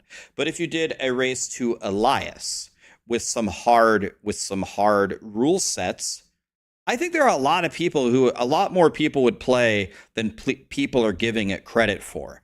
You put in some weird little rules here or there, there's a lot of people good enough and might actually practice and might actually have a higher interest in the game if you make it accessible. It doesn't need to be a multiple day, 1 week event to kill all the bosses or this or that. It can be something simple. You can do the first one to kill the curator, first person to kill the curator, and you can't use anything. You can't temper, you can't imprint, you can't nothing. You're living off the land, as Woody says. You could just do that. That's a great idea, Rax, I gotta say. Yeah. Great idea. So I haven't made an announcement yet, but tomorrow we have a little streamer race that is called the Living of the Land Challenge. So stay tuned for that, guys. Yep. I mean, it's exactly what we're trying to say here, right? Like I just hope that we had this in season 2, end of season 2. The feedback was phenomenal. Everyone was having a blast. Everyone participating. Everyone in the chat was happy. I have to fully agree here with Rex that that's a missed opportunity here. And I'm quite sure if you would give it a try and you're right now saying, this is not really for me, I'm sure you'd had a blast. Rex, I'm sorry, I think I cut you off, right? Well, no, you didn't cut me off, but try it right now. You're sure you'll have a blast. That's true. But guys, okay, we have a race. If we have a race to Elias or whatever, and we do it in 3 hours and you do it in 5 and you lose, that's okay. But it's probably your first time trying it. We've done it a million times. Go next time. Do it in 4. Do it in 3:30. And then, I mean, people keep saying like people have this idea that the streamers are gods and the casuals suck. That's not true. For me, casuals is more of like a function of time.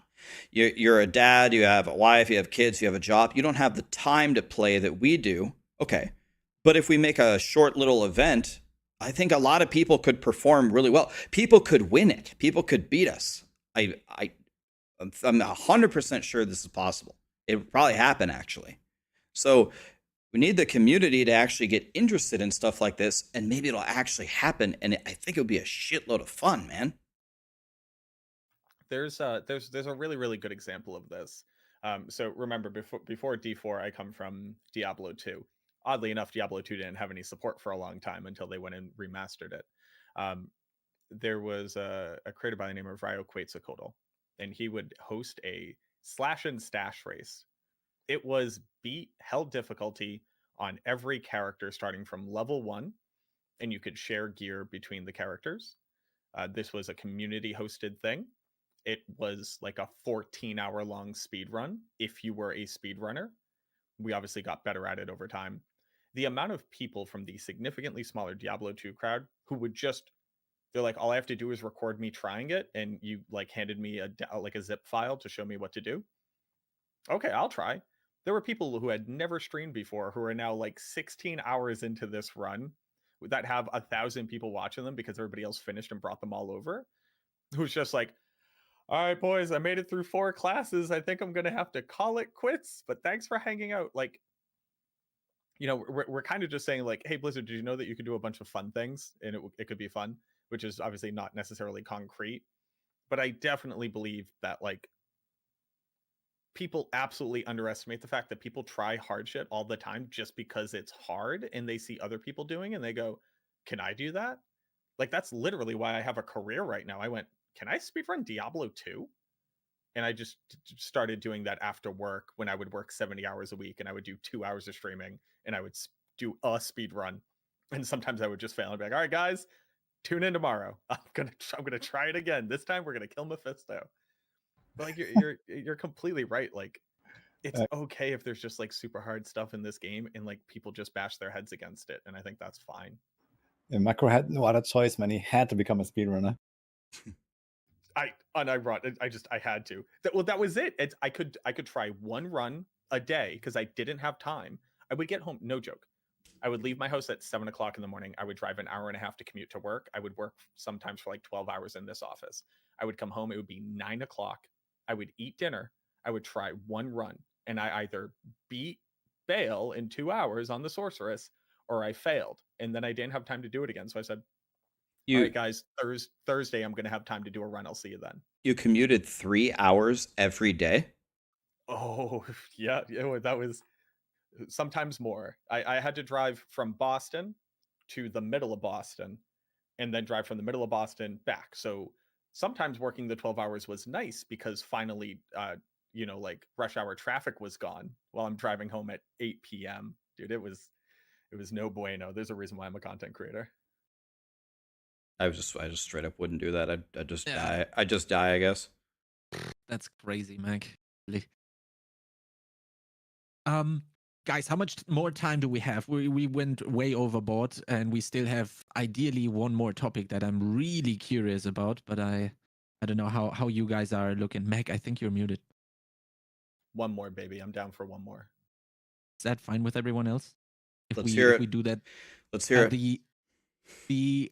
Well, I'm like extremely curious because I can only get this info from you three actually, and this wasn't planned at all. I somehow assembled the people. Well, Fame isn't here, but 3 of the 4 that are going to be live streaming on the 18th for the Spiritborn release, right in Seattle, live from the Blizzard event.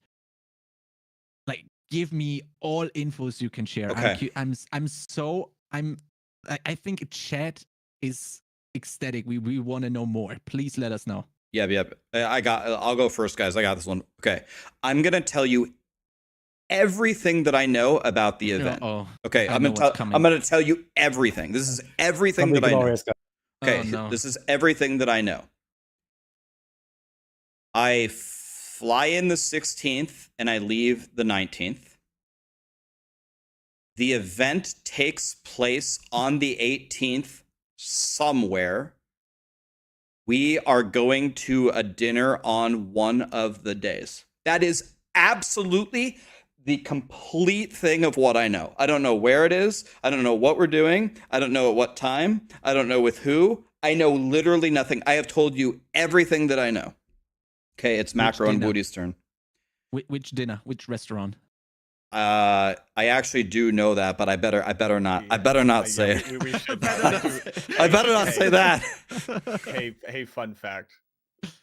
I'm not super interested in getting doxxed. But okay, so those are all of the legitimate concrete details of what we currently have. We will be able to play the content. I believe we're playing the content the day beforehand so that we have any idea of what we're doing as well. That's like the general sense that I get. But it's somewhere in Washington. I just learned something new about it. We're playing it the day before. I'm glad I went early. GG. Yeah, I'm actually arriving on the same days and leaving at the same dates as well. So that's what I can contribute here. But otherwise, yeah, I mean, we don't know. So you have to wait and see on July 18th, guys. This is where we'll be streaming. And this is not a Keck W. This is not like an NDA thing. I don't think any of us actually know. We have no idea. No, not any more than that. Obviously, it is going to be on the new class in the expansion content.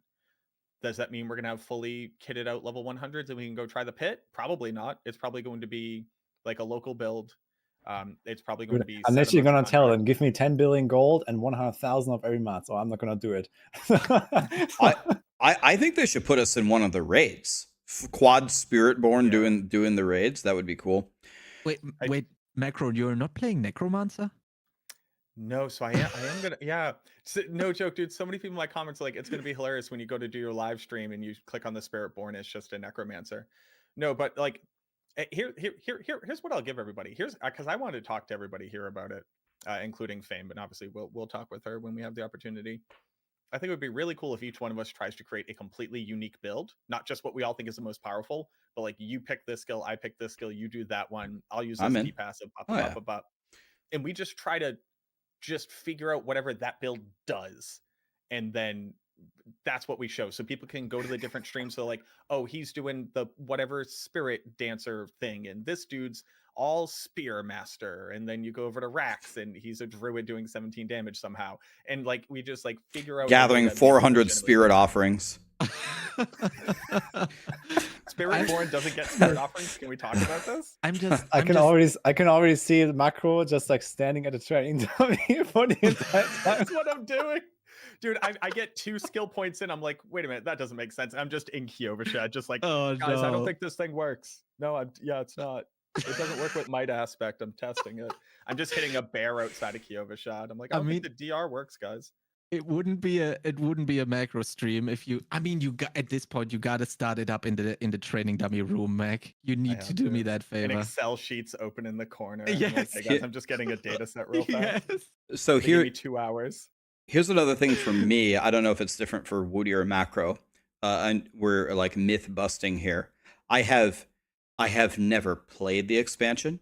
I don't have any insider info. I haven't been secretly playing the expansion off stream and learning it. I have never played it. I know nothing. I couldn't tell you one of the Spiritborn skills. I never played 1 second of the campaign. Will actually be my first time seeing it ever.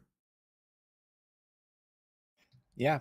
And circling back to our starting topic of the PTR, I'm sure that's going to go well. Right? I would be lying. No. Like, I'm not sitting here like, oh God, we're so smart, we can just figure out everything. But it actually does make me a little bit worried, because there were some alpha tests and we caught some horrific things that should not be in Diablo 4. I'm genuinely worried if none of us have played it and it releases whatever was October 6th, October 8th, whatever it is. I'm a little worried.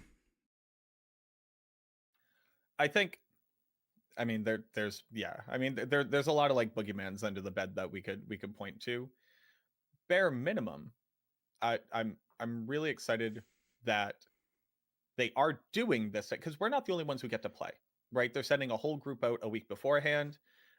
We're gonna be doing the live premiere, literally just walking around in our baby diaper, like, I don't know what this does, and people are gonna be putting out full build guides with all the video footage that they get, and we're just it's gonna be like, hey guys, I tried out the pets, and somebody like Rob is gonna be like, I tested pets and they do no damage. Here's why everything is wrong. And I'll be like, that's a cool energy. That's great.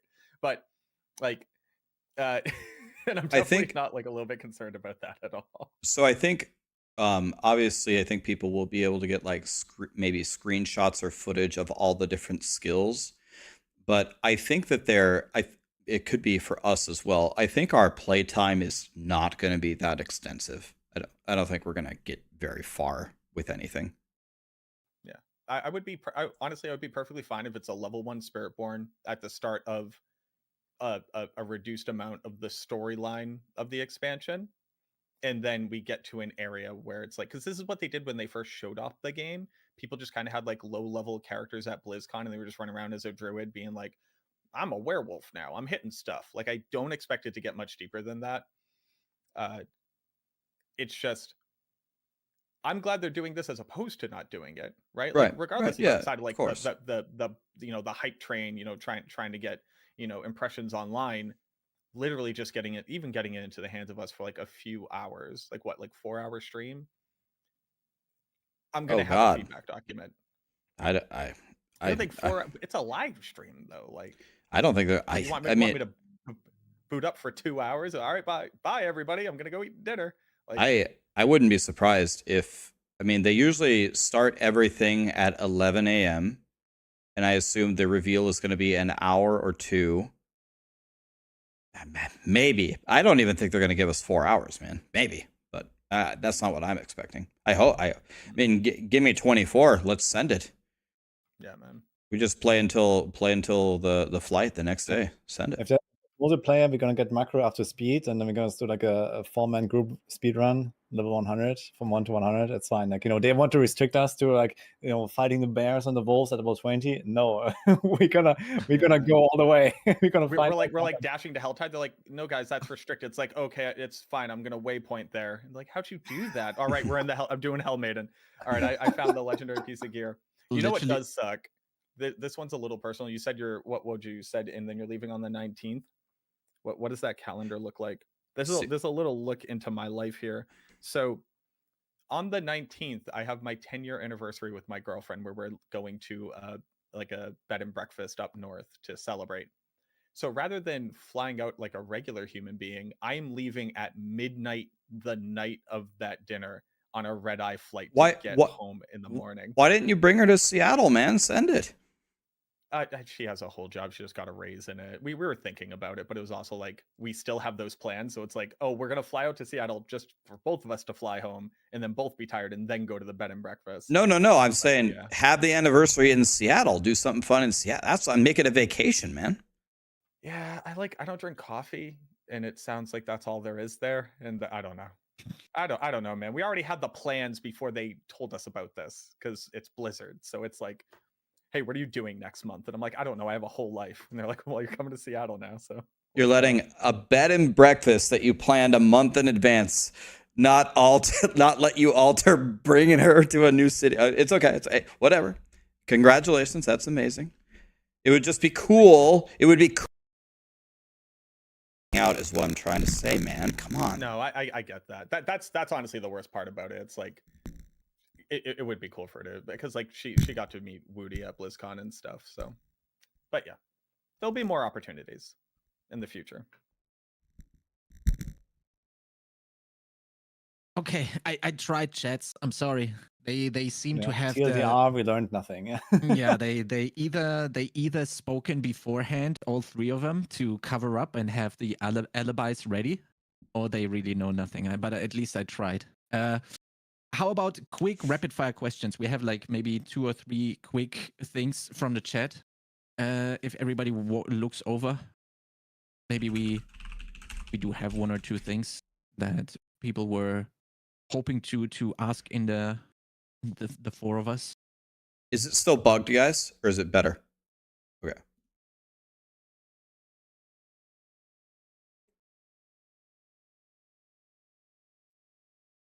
Okay, sorry, my microphone just exploded there. Are we asking our chat for questions? Is that what's happening? Can you guys hear me, by the way? Okay. Yes, we hear you, Rex. Guys, give me questions. Give me something. I have a question while we're loading these things up. Woody, where did you find a 17-gallon bottle of water? What is that? That's normal EU size. It's 1.5 liters. It might look a little bit large, but it's normal water. 1.5 liter. Look. If that's normal, I'll let you know. I'm dealing with subnormal. Like, look at this small cup. Look at that. That's not very American of you. It also looks like water.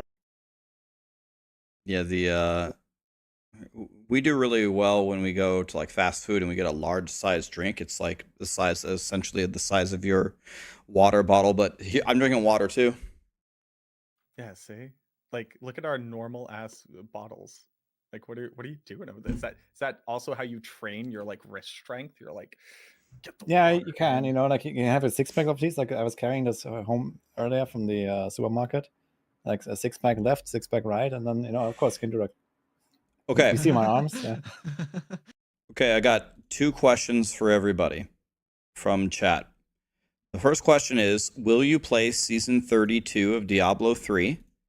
And the second question is, do you think that Blizzard would delay season 5 because of how the PTR went? Let's start with Chronic since he gets to go last on everything. Thank you, Rex, for thinking of me. I'd love to play the season for D3. I actually think it's a great game at this point. It's just unfortunate timing for me, actually. I'd probably be all in last Epoch because for some reason they kind of made a a leveling leaderboard, and they also have a pinnacle boss race going on, so that has my name written all over it. Yeah, same for me as well. And also like the fact that I'm going for US right after, like I'm gonna be in LE mode until then. Maybe when I come back, I might consider like a weekend of D3 or something. I don't play Diablo 3. It's a great game. I don't shit on it. It's not particularly my cup of tea. I only like to play games that I think I'm good at, and I don't know anything about it. So I'm like, I don't want to do this. Okay, I will play Diablo 3. I'll play at least a day or two. I'll do what I always do. I'll start on EU, blast. I'll go on NA, and I'll blast. Might play a second day, but yeah, the scheduling here is pretty insane. There's Torchlight, there's Last Epoch, there's Diablo 3, there's Going to Seattle. Then I think there's a No Rest for the Wicked update. Then PoE is coming soon, and then it's season 5. It's gonna be a crazy month. I do not think that season 5 will be delayed. I think they're gonna clean it up as much as they can. I do think they will clean it up pretty well. It won't be everything that we ever dreamed of, but I don't see them delaying season 5 at all. To that exact point, this is like a little bit behind the curtain. This is like some of the most engaged I've seen the entirety of like the Diablo partners with like feedback and bug reports and ideas and like things about what the content was. And I think that Blizzard got like an insurmountable amount of feedback about this in comparison to how short of the window was and realistically how little insight we got into things. So I have high hopes that a lot of what we talked about will make its way into the season 5 changes or shortly thereafter.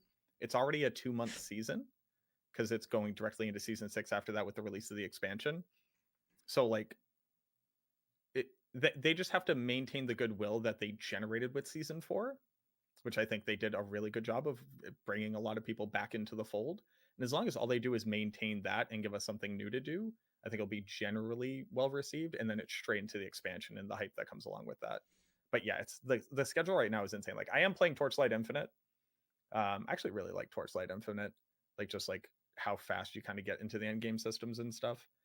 So I'll be playing that for a while and probably won't check out No Rest for the Wicked. But yeah, the schedule right now is insane.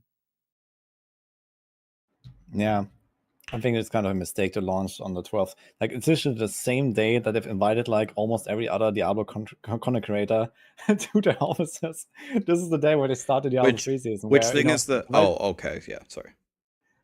No, keep talking, but it's kind of hilarious to me that this happened. No.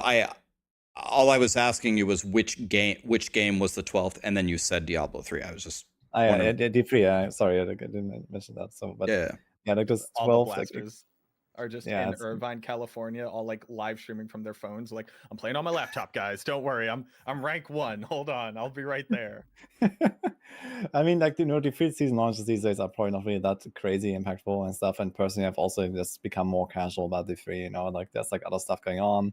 I'm in D4 mode. I'm looking forward to PoE 2 and stuff. Like, it's actually kind of strange for me because I've been there. Basically for like 5 years straight, every single season start, right? And now I'm just not gonna be there. I'm just like, and kind of weird to think about, But okay. Wait, are you also going to the California thing? No, but I'll skip the Oh. season start. That's what I mean. So I it's like, gotcha. Yeah. okay, I'm not doing both events, But I was gonna it's say like, this guy's a god. yeah, no, not also- that much. He also has to import himself from across the pond. So like, just like No, all the I'm stress getting that we're I'm gonna- getting imported just fine. So I gotta give a Oh, shout okay. out to Blizzard. They actually are handling everything without troubling me, really. So that's nice. Yeah, this one was actually like super duper easy. It was just kind of like give them information, and then I got flight details back. I was like, sick, thanks. That's actually cool. Okay, here's an interesting question though, like a bit more on the Diablo topic. What damage type do you hope the Spiritborn focuses on? Like Vuln, Overpower, Crit, Dot, and also which elements? So maybe we can talk about that. New element of magic, the concept of magic. And a lot of the flavor of the new items is being able to convert some of your damage to magic damage. And that's something that other classes will be able to tap into. That's my tinfoil hat concept.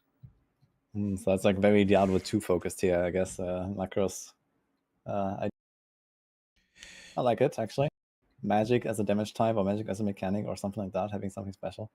I guess if they don't want to make anything new, it might probably be like Fizz, Cold, Poison. Would be probably the most realistic combo, I would say. Yes, that's exactly what I would think as well. Like, if there's nothing new, then those seem to be what is up. Like, I see a green jungle thing, I instantly think of poison damage for sure, and then cold just seems fitting in terms of like Spiritborn, wind type of stuff. I don't know. That seems great, and I think Overpower doesn't unfortunately fit those themes, so it has to be either crit or vulnerable, right? If we go the logical route. But what do I hope for? I mean, just give me some form of poison, but also give me a completely new water element or something like that, and then literally go crazy with like aspect of the Viper and go fully into dot type of thing with poison, or you can go the complete opposite way with like water elementals that you summon and help you, or to make Rax the happiest person. I want to see totems actually. Yeah, so my main in WoW for many eons was Shaman. And this is like the closest thing we're ever going to get to a shaman. So then the first question people always say is, well, if you love shaman, why do you hate witch doctor? And the easy answer there is witch doctors suck and shamans are godly. So for me, about like what they actually scale, I mean, thematically, that doesn't matter to me. Crit damage, vulnerable, overpowered, no matter what that is, or they have a new mechanic. That's not important to me. The important thing to me is how it plays. It seems like the Spiritborn is going to be, it looks like some kind of mix between a shaman from WoW and maybe a monk from Diablo 3, which was, again, one of my absolute favorite classes. They could do incredible things. They had incredible movement. So as long as it plays like it almost looks like they have the two-handed glaives. It looks like they might, kind of like the monk with the Daibo, they might have these crazy martial arts builds, kind of like what Shred doesn't have built into it normally, being able to like teleport around everywhere, kill everything. The thing that I love the most about shamans is I think shamans in a fight can manipulate the situation pretty much more than any other class. You have like 50 keybinds and 1,000 different totems, and you can interrupt people, you can slow them, you can purge their buffs, you can do anything on a shaman. They're like the Swiss Army knife of classes. So if Spiritborn is like this, kind of like a rogue, if it's like a very high skill, martial arty, tons of different abilities to solve a bunch of different problems, that's what's going to make me love the class. That's what I'm hoping for. I do. I'm very excited for this. Clearly, going to be incredibly mobile and agile fighter build to have mobility built into every single skill. As I sit on my Necromancer, surprising nobody, I was a Warlock main in World of Warcraft. The thing that I'm expecting them actually to steal like kind of heavily from rogues in World of Warcraft is this idea of quite literally comboing together skills. So your skill does a thing if you hit it with this thing, and then it will do something else if you hit it with this skill, and then it will do something else when you return to that skill. That idea, that complexity of combat is something that I think fits into the build or fits into the class theme very well. You know, like a hyper agile, like I did my first skill, I got this not combo points, but literally if I use my Q, then my W, then my Q again, I get the second effect of my Q as opposed to the first one. And I think that that's going to make its way onto the class in some meaningful way. Yeah, that sounds really fun. I guess like maybe one kind of problem with that I could see is that if that's true, which I think sounds really cool, you also need to have like some more simplistic playstyles on the same class as well that are not always just like weave everything together in the right order. You know, you might get interrupted. It might just not be really fun for some people, right? They want maybe something more approachable to like enjoy the class. But if that was like an option, I think that would be nice. Sure. So like they're fighting with this like glaive, right? So it's like if you just use Q 3 times in a row, it is a down strike, it's an up strike, and the third one cleaves to monsters around it. So it's like a very simple thing versus if you go like down strike or like down strike, and then you do your cool elemental dash. That means that when the cleave goes out, it applies poison to everything. Like that kind of, you know, it doesn't have to be super complex, but I just like thought of that in my head. I was like, oh, I feel like I'm telling the future right now. If that's not on the class, then I am absolute garbage at theory crafting new stuff for the game. So you're thinking it's going to be a melee version of the Rune Master from last Epoch, kind of. Sure, yeah. Like I was quite literally just thinking more of like literally straight up from the rogue from WoW, where it's just if you have this many things when you initiate the use of your skill, you get this output from it. Yeah. As opposed to whatever. And Rune Master yeah, literally like, has completely different things. Like if you go Q Q Q versus Q W Q, it's actually a completely different finisher. Like totally different.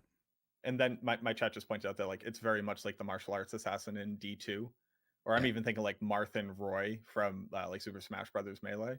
Yeah, I don't know, man. Now this is the only class I want to play. Can I be the new Spiritborn class lead if this is true? Me too, please. Okay. We need 2 new Necro guide writers then. I guess. Yeah. If we can find me some good Necros, we can discuss it. Yeah. Okay. All right. I'll figure it out. Looking at chat right now. Okay, guys.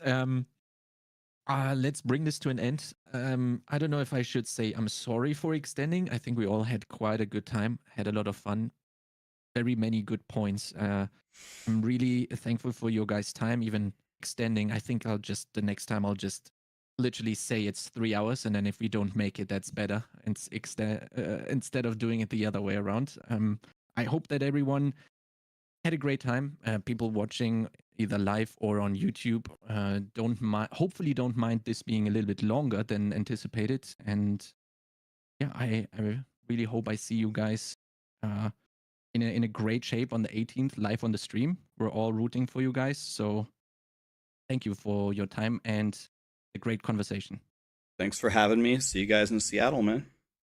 Yeah, see you in Seattle. Get to meet Rax, baby. Let's go. I promise you, it's a lot less exciting than it seems. I'll give you a giant bear hug, though. That's all I need out of my life. Are we the same? Hey, real quick, are we the same height? I'm 5'8". How tall are you? 5'10". Ah, god damn it! All right. That's 178. 178 in centimeters is 5'10", I think.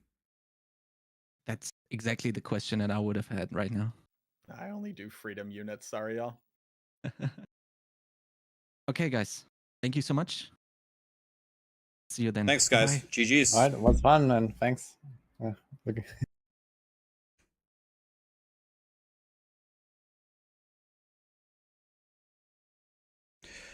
All right. What'd you guys think of that podcast? Guys, the stream is going. We got to stream for another 3 hours, so let's go. Stream just starting. Woody doesn't get a hug. No, I'll give him a big hug.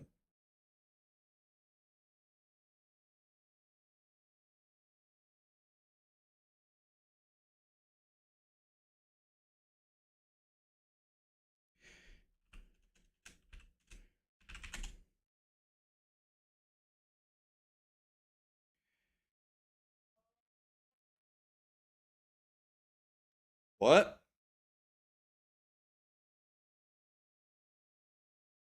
I don't care what Rax said about Macro. He's great. Wait, what did I say about Macro that implied that Macro isn't great? What? What did I? What? Oh, you were joking. I was like, wait, what? What did I say about Macro that implied that he wasn't great?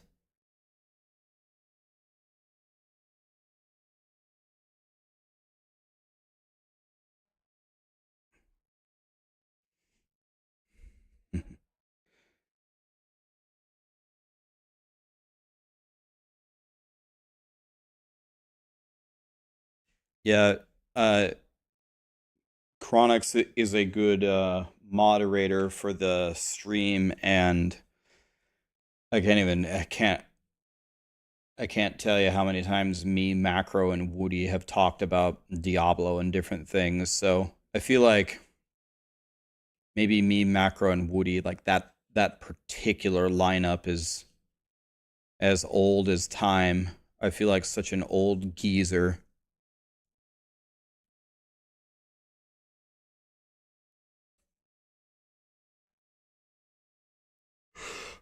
Where am I? Where do I live? I'm in Nebraska, dead center of the United States.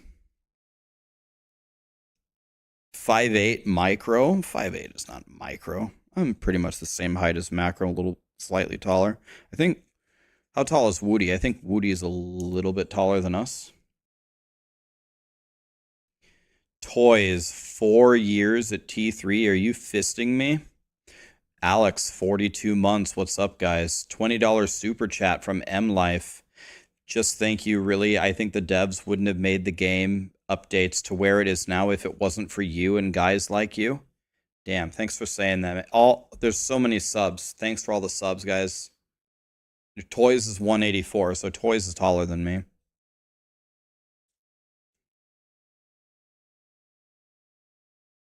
Oh, you don't see the camera. Right. Yep. Back we go. Boom. Here we are. Okay, be right back 1 second. The stream is just starting. We're going to play for another 3 hours. Be right back.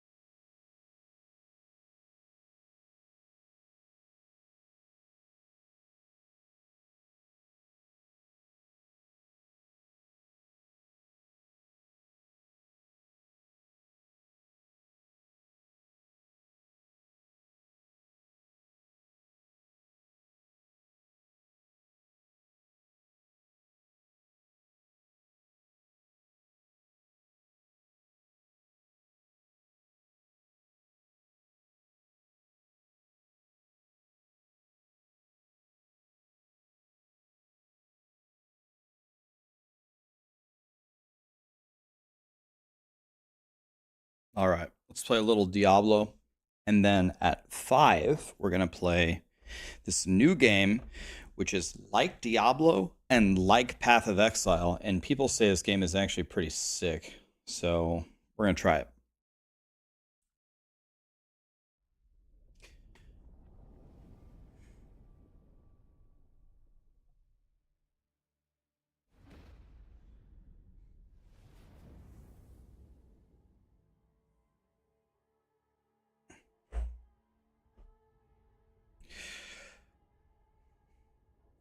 DungeonBorne, yep.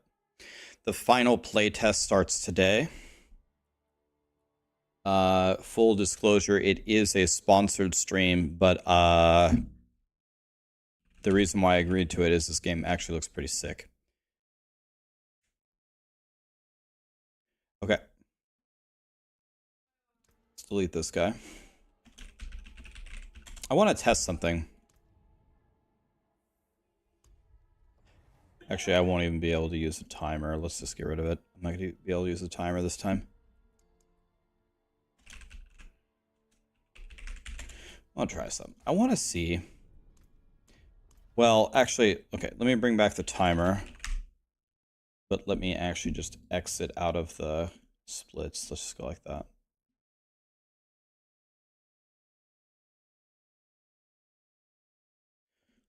Okay.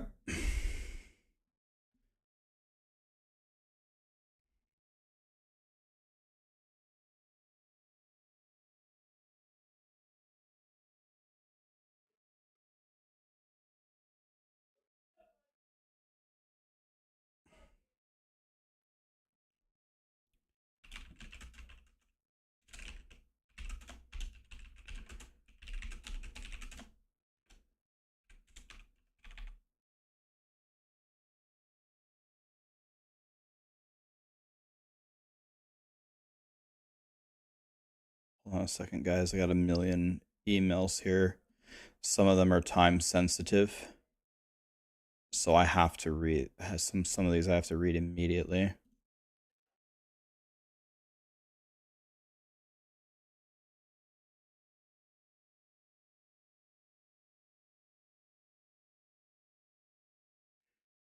Okay. Let's get the music going here.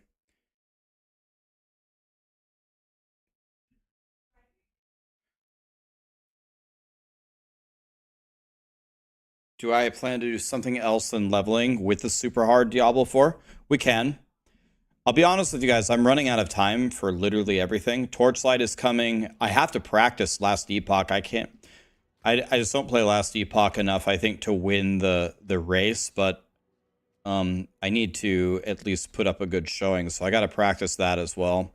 I used to be really good at speedrunning Last Epoch, but now I suck. All right, let's try it.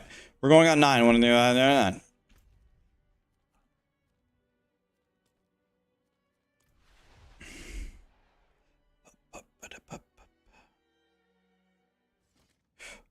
Forge Guard for sure. Yeah, I heard Forge Guard is real good.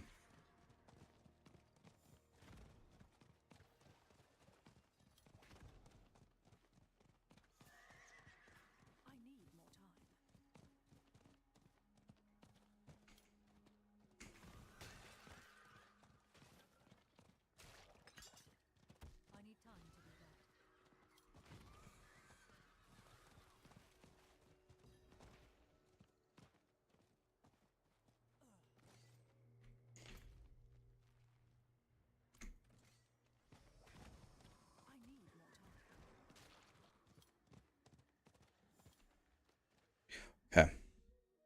Can we talk about barbs for a minute? I want to know about rolling strength versus damage on barb gear. Easy. Strength. Strength is a separate multiplier. Damage is not. So strength is going to be better.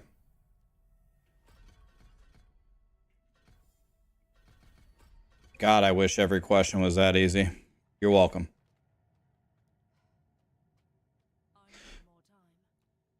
Damage is only a good roll very, very early.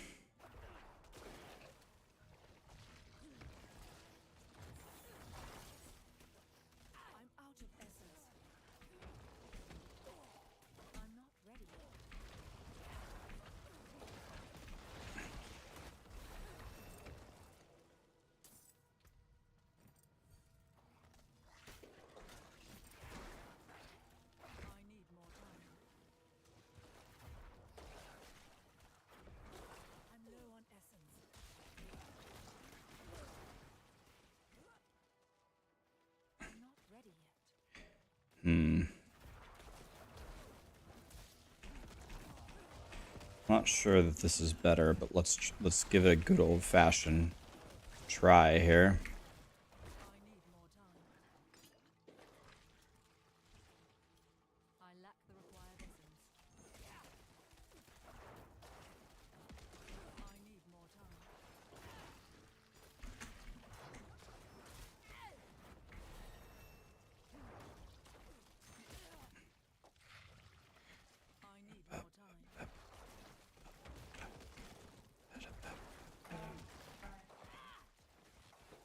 Do you know if they ever plan on making the renown grind any faster? I haven't heard anything like that. They already did kind of make it faster in a way by not making you have to redo it.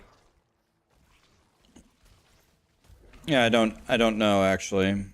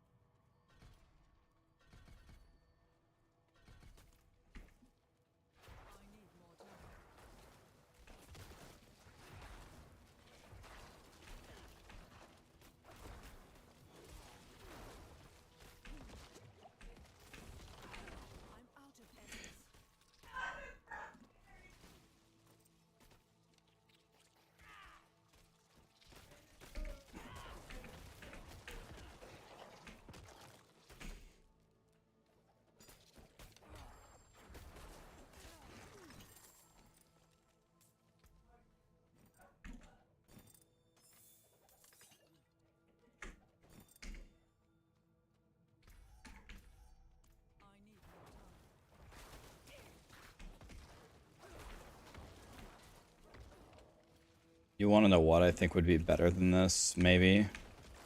Is Champion's Demise.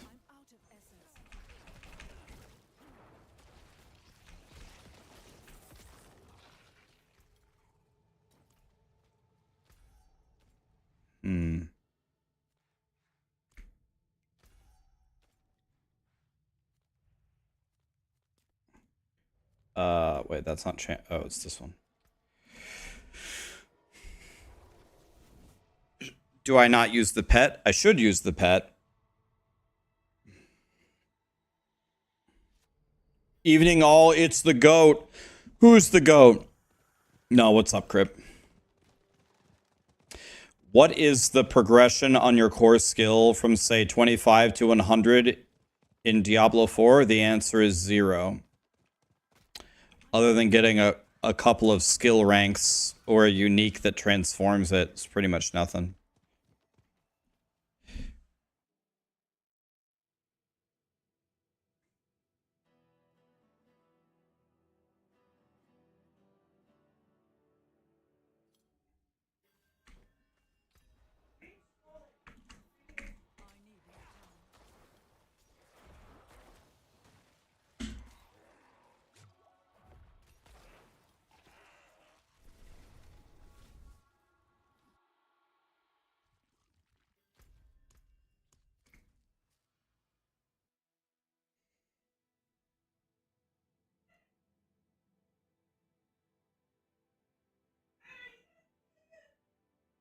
You're texting it to your stubborn clanmate.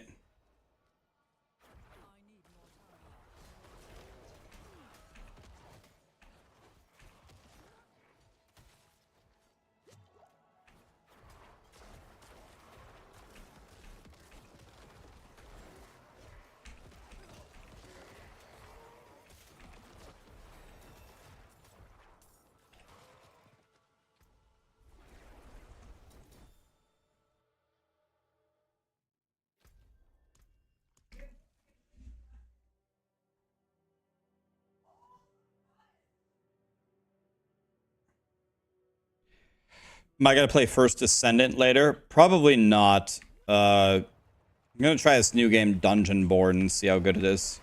The final playtest starts today, so I want to see if it's as good as people say it is.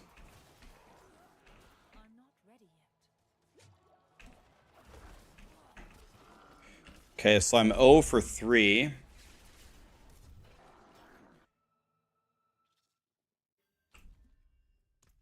So I don't think this is viable.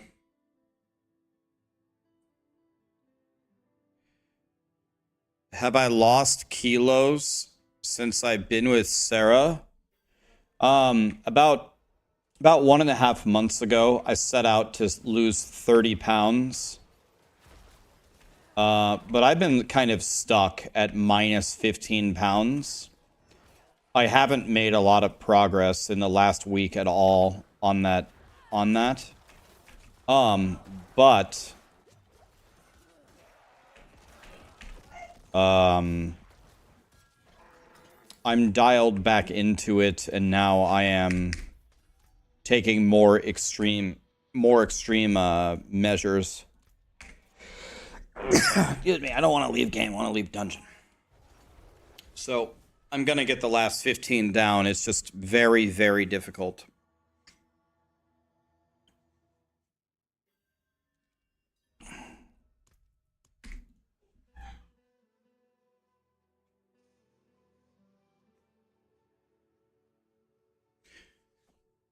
Your friend only plays Barb. He's a big Rob fanboy. If he's a Rob fanboy, then why doesn't he stack strength? Rob would certainly tell you the same thing.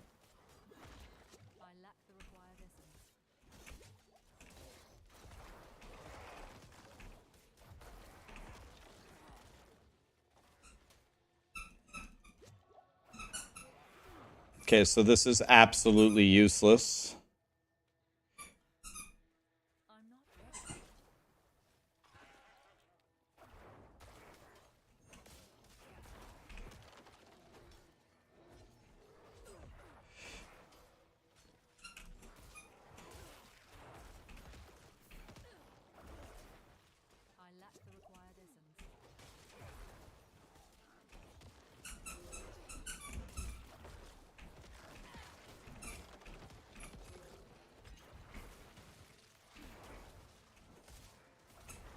Problem with this strategy is all the loot is dropping behind me, and I need the loot desperately.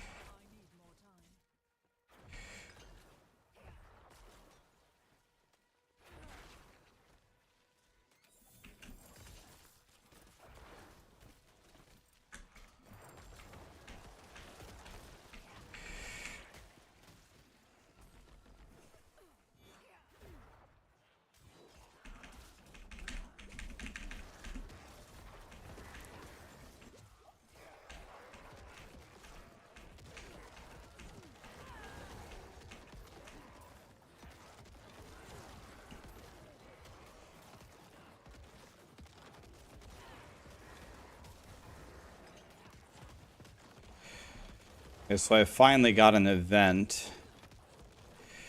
The question is this event good enough?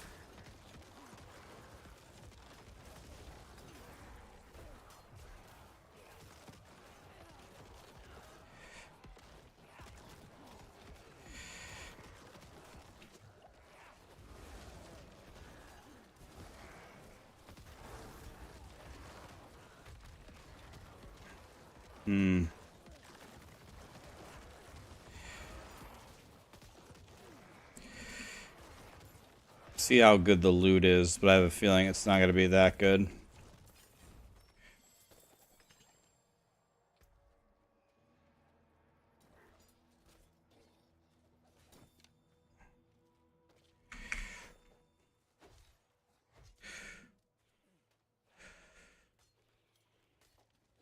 You're a Rax fanboy. You wish you knew math half as good as me. I used to be a god of math when I was a math major. I used to go to the math competitions, and now I don't do any math ever, hardly, and now I'm stupid. So now all we do is reminisce about the good old days. Yeah, that event is quite terrible.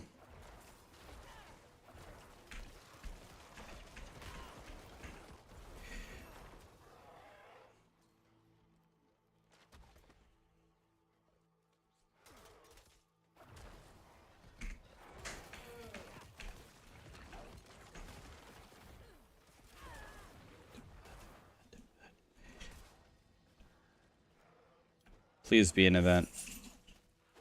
Wah.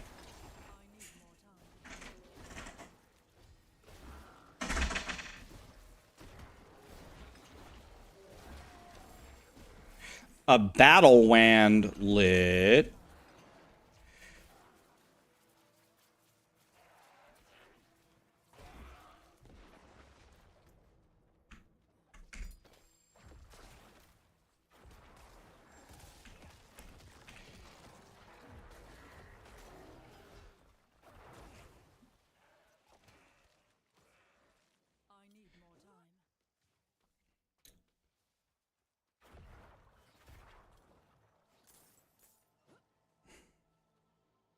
Conduit does feel so bad. I've asked them to change it. I said, I did a little write-up for him. I said, guys, Conduit sucks. Can we make Conduit good?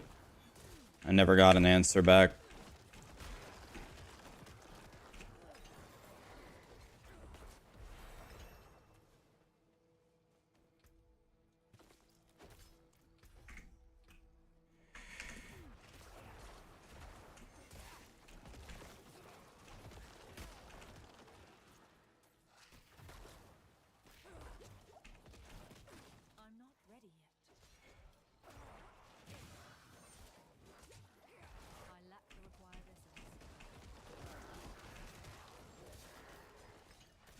Wait, I don't want to pick that one up.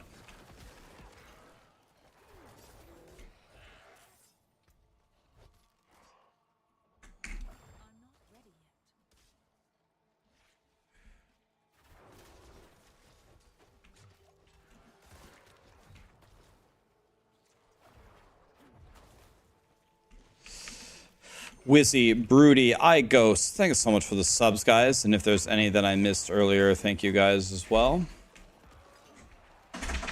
Okay, so my conclusion here is this is not very good. I'm 14 at 17 minutes.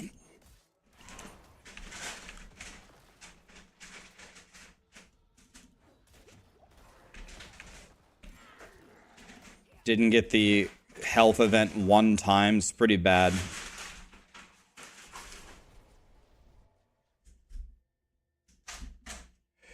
Give me 1 second, guys. I have a chicken sandwich here. I'm going to eat it in 2 seconds, and we continue forward.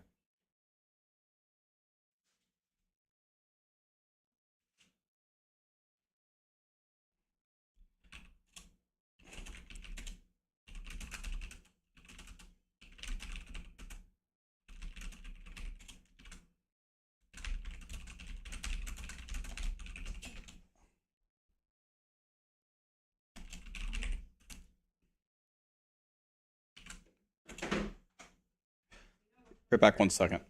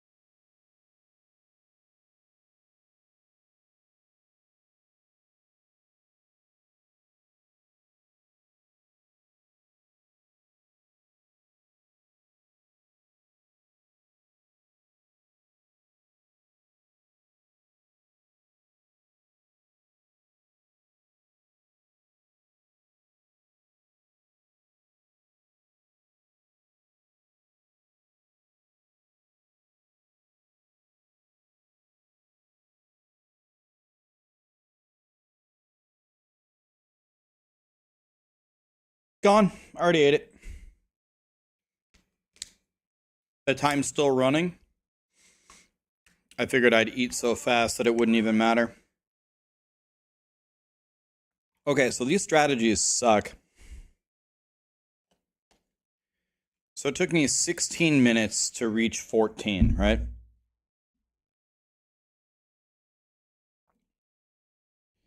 So let's, I'm also not getting any items, which is bad. My gear is very bad. So that doesn't work.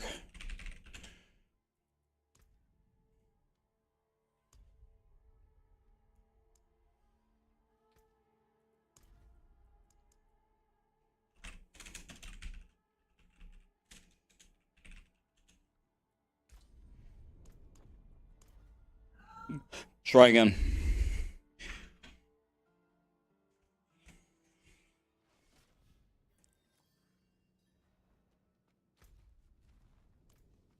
Okay, we're going on 9. One of the yeah.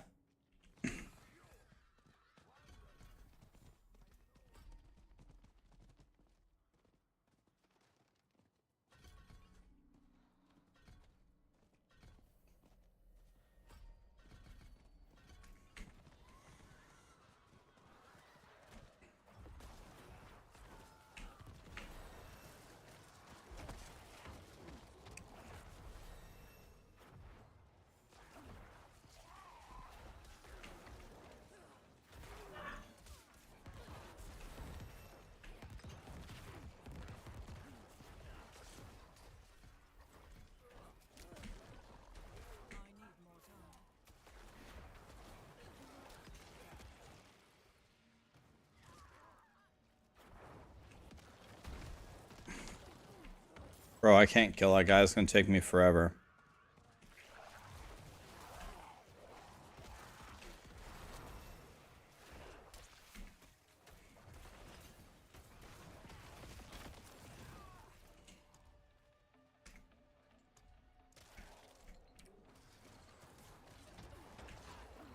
Okay. Let's minimize this. Is this a speed run? Yeah, I'm trying to learn some new things about the beginning of the game when you have nothing, like on a season start. Trying.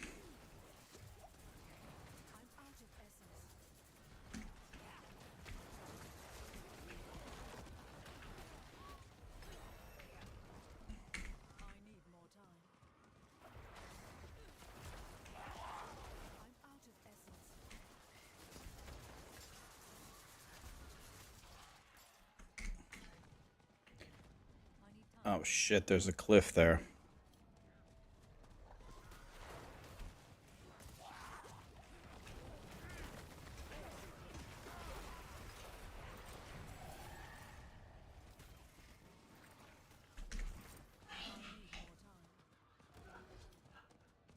I'm not allowed to go to the Helltide boss. That would be cheating.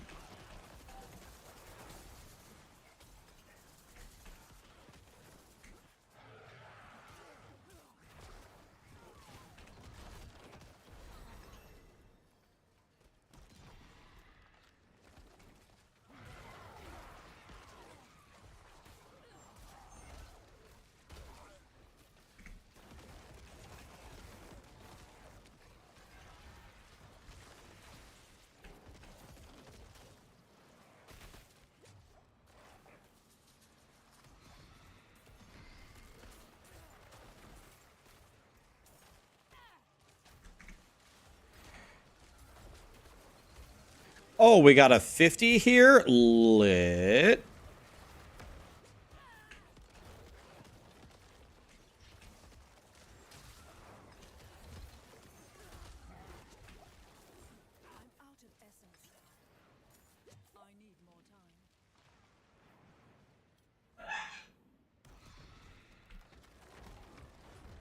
Okay. Any universe where we can actually kill this guy, maybe?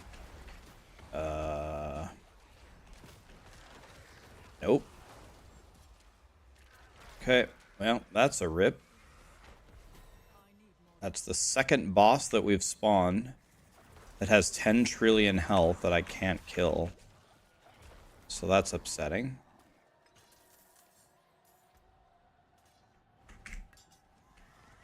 Okay.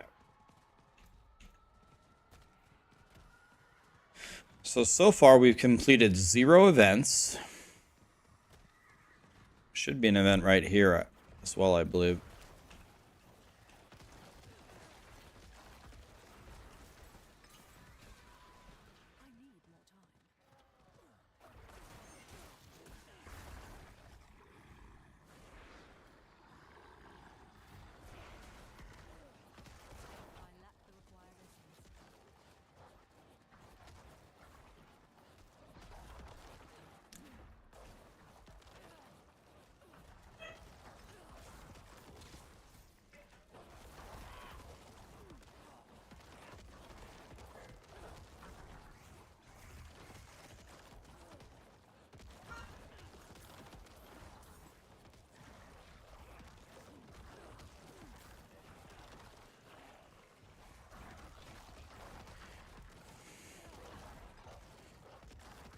Okay.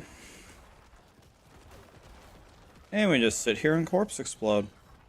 What's the timer?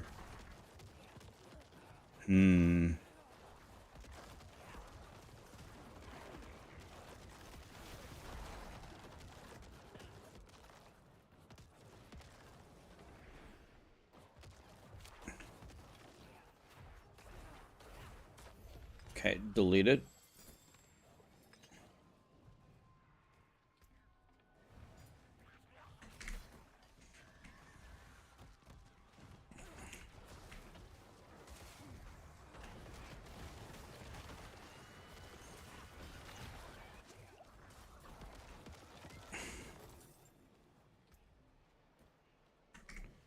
Alright.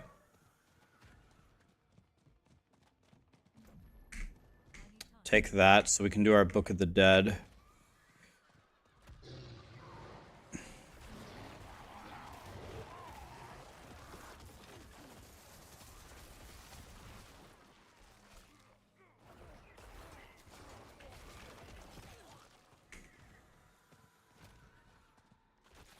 Let's see if the first event has already respawned. Be here.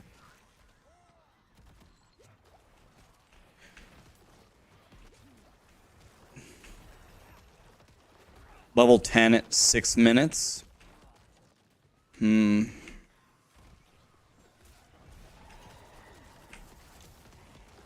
Says that there's something here to click. I just don't know what it is. Is this some kind of an event or something?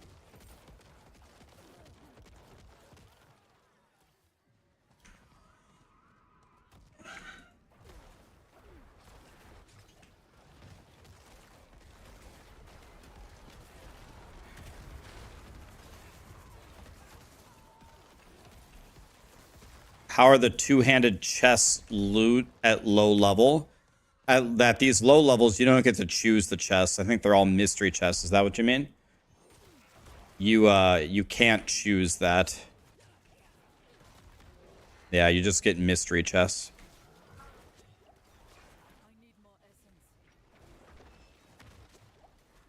Why don't you answer our questions? I am answering your questions. I can see why you named yourself Neglect.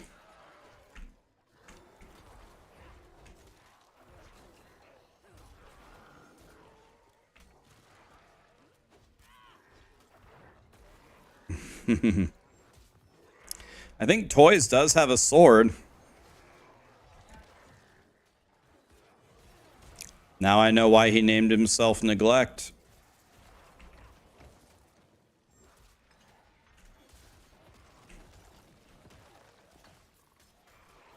Yeah, one thing that Blizzard has made, they've made it clear that they know tempering is an issue, and they are working on more fixes. It's not just what they've done. That's just the fix that they could do quickly. They said they have more plans. Maybe they'll do a campfire very soon and share them with us. Let's take this one.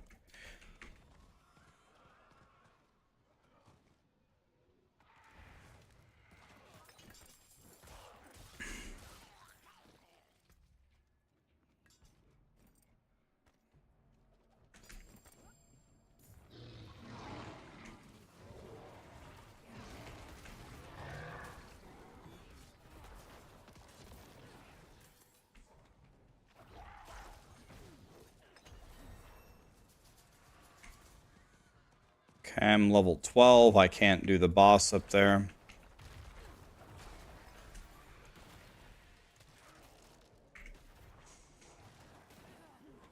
I'm waiting for your season 32 tier list. Oh. I don't plan to make more Diablo 3 videos. Diablo 3 has kind of sailed. Unless they actually change Diablo 3 again, which they said that they won't. I do not plan to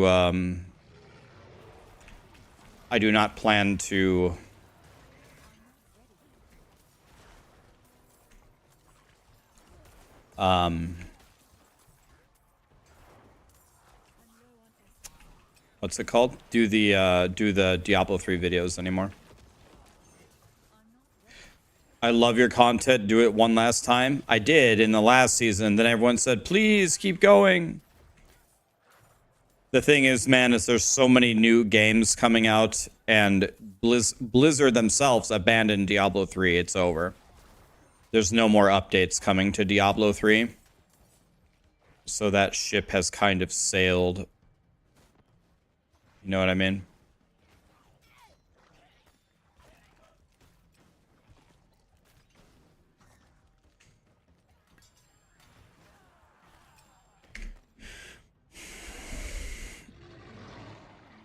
Do the new content. Yeah, it's kind of what I've been focusing on here.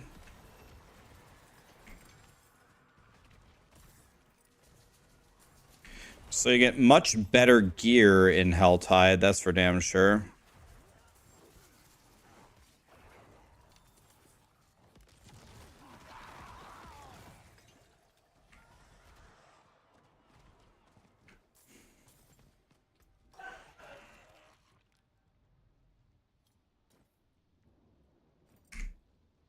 But the event is over? Okay. Does anybody know, is there an interactive map? Is there an interactive map that shows you where like the little events are? How can I explain this? Not the actual events, the little like twirly bob trap things and the thing that drains your life. Helltides.com does it.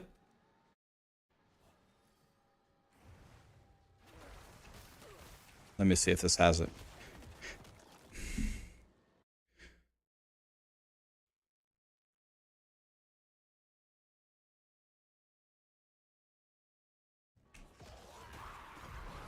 Okay, rituals.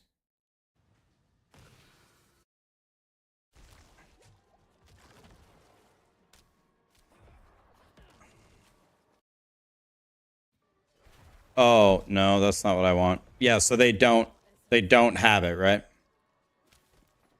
So this doesn't have it.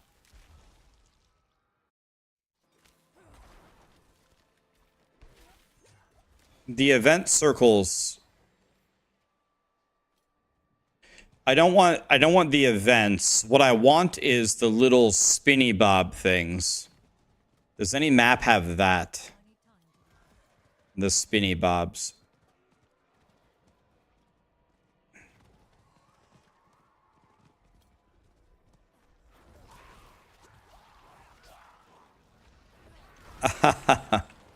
Would I beat you up in Seattle if you wore a blue hoodie? I don't think I own the rights to wearing blue hoodies. Not only could I not stop you, I wouldn't dare try.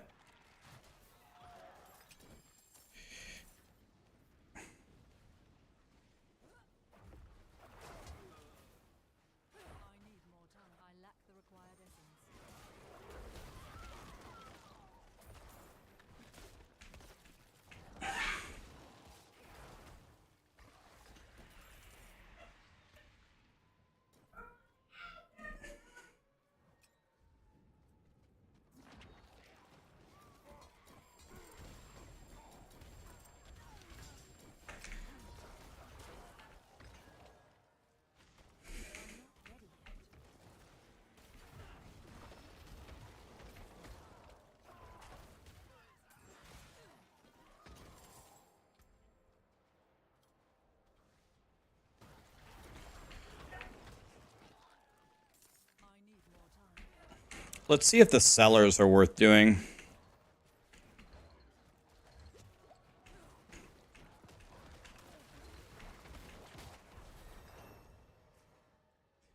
So 15 at 15 is about the same.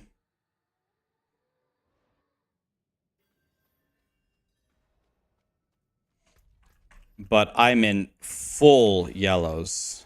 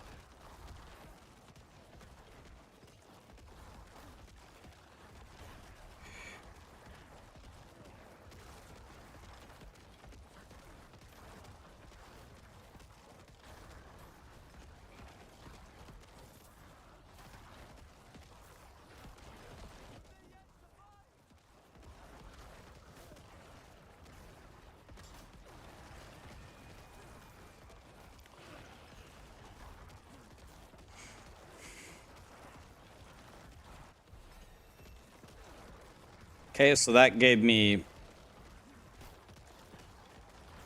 a little bit more than an entire level in a minute. So that was very good. That seemed worth.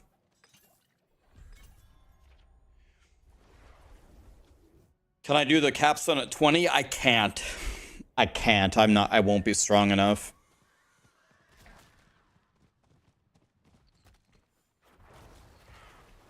Not with nothing. So the whole point of this run is you can't temper, you can't re-roll, you can't imprint, which is the same as re-rolling. Can't use gems, can't upgrade your potion, nothing.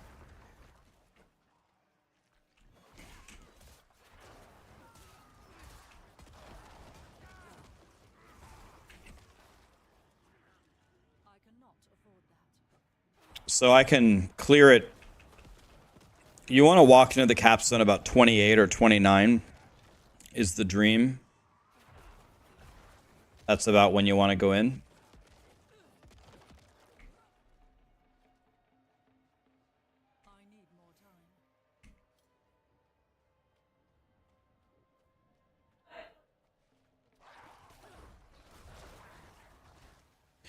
Intel 13 and 14 gens have issues with certain things making DungeonBorne crashing on the start. I downloaded it earlier. I opened it. I was able to open the game. And I fixed my BIOS yesterday for First Descendant. So it's possible that we just chain crash. It's possible. But I hope not. I got it up earlier. Yeah, this is the run that you do if you hate yourself. This is kind of simulating a very, very difficult season start, is the idea. It's simulating a very difficult season start.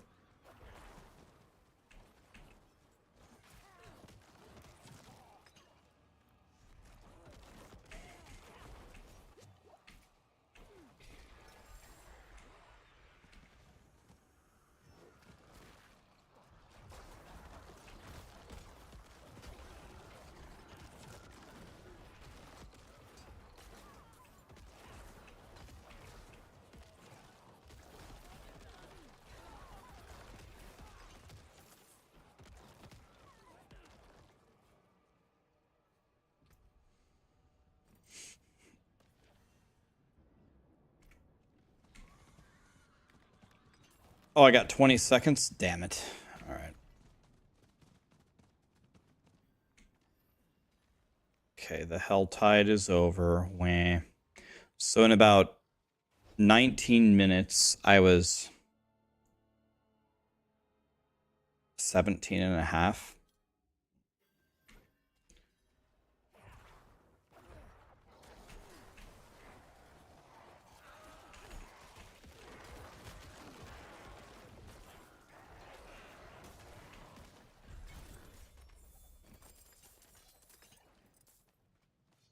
Got some nice loot there.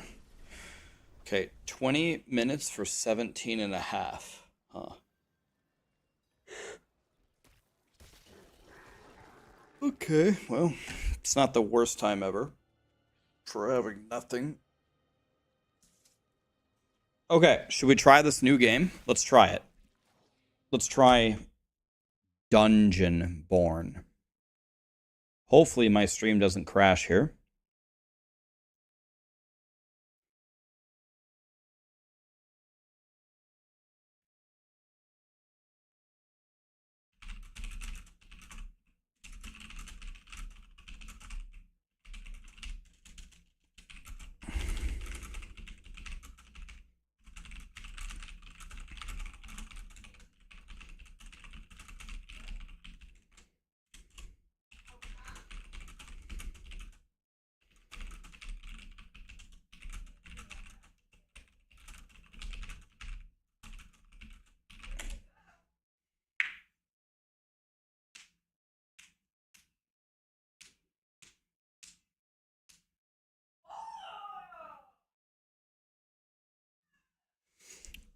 Okay. Sarah's screaming in the other room. She's playing, I think she's playing that Chained Together game with her friends. She's clearly having a blast over there. Okay, let me close some. I got too many windows open here. Closing, closing, closing. Okay, here we go. Let's pop it in here. Let's play DungeonBorne. This game's supposed to be really good. You can play it for free. I guess let me pin it. I'll pin it to the top if you want to play it. It's free. It's free. At least the playtest is free. So let me unpin this one. Full disclosure, they did sponsor me to play this, but it looks pretty godly anyway, so I was happy to accept this because this looks pretty good. It's supposed to be pretty damn good. Let's change our category to DungeonBorne.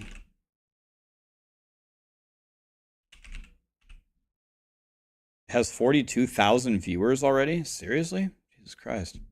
They're frying. Let's do switch YouTube as well.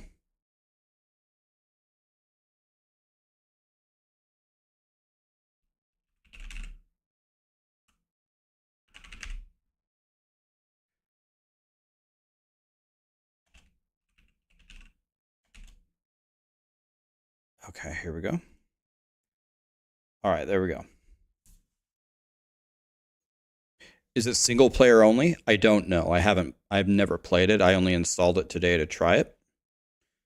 Okay, let's fire this up and see if it works. I think the intels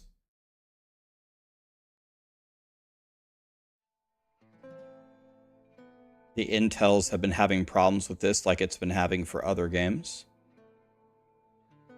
Streamer challenge. God, I like that. Okay. Okay, it's firing it up. Be right back 1 second.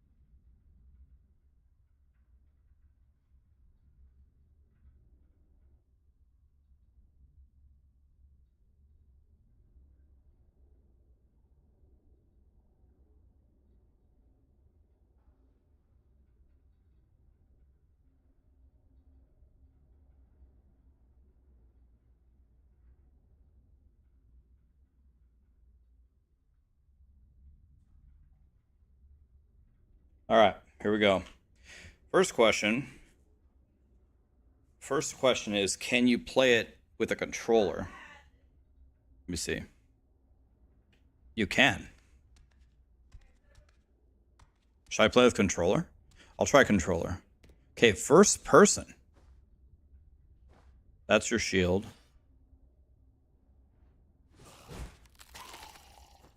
How do I swing? Maybe you can't play with controller? Oh, there we go. This is like Elden Ring. This skeleton is a god. Loot the monster.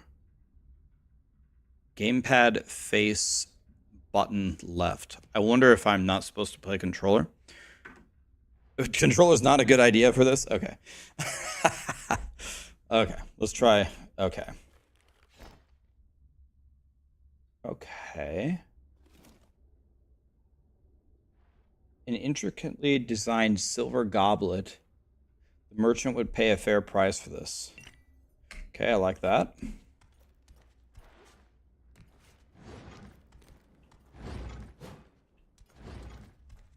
This reminds me of Elden Ring, man. Okay, it's first person. That's interesting.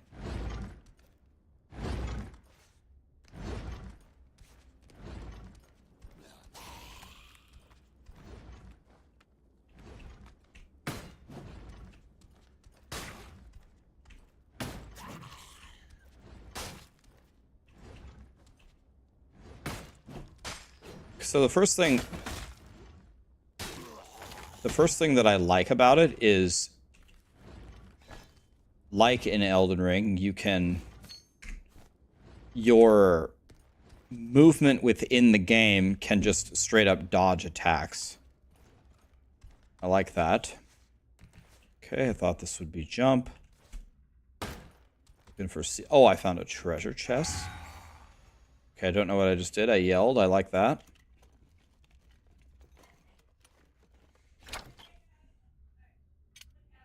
Okay, so this sword is a 0 attack level.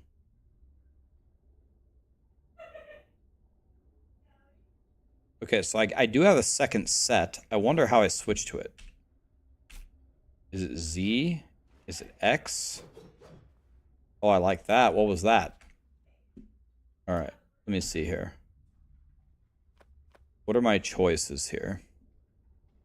Let me see something real quick. Okay. Oops, didn't mean to do that. Put that back where it was. So where are the key bindings? It's the 1 and 2 button. Oh. Oh, here we go. All right. Okay, I like the map. I like that. Huh. I guess if I go over there, I'm gonna die.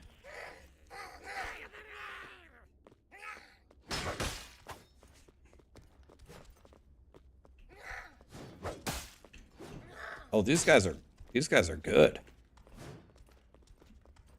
Okay, so very much like Elden Ring, it's slow and methodical.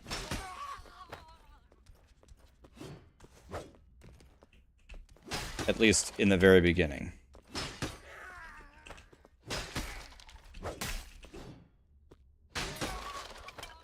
Okay. Cloudy life essence. Okay. What does G do? Okay, a torch. All right. Okay, you can throw it. Okay, I see. All right. What's Q?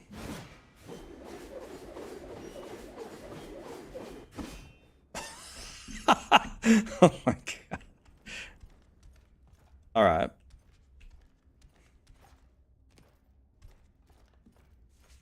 Well, damn, I need... What's E then? Okay, E is the dash.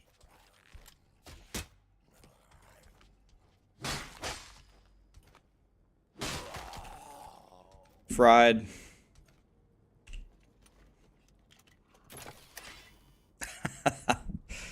It's yeah, it's the first person.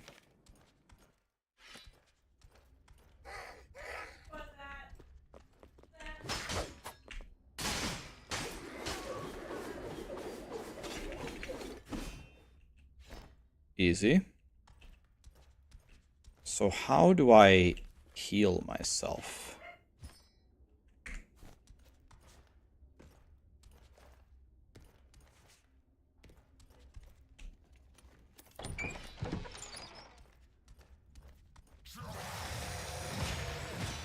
Oh God.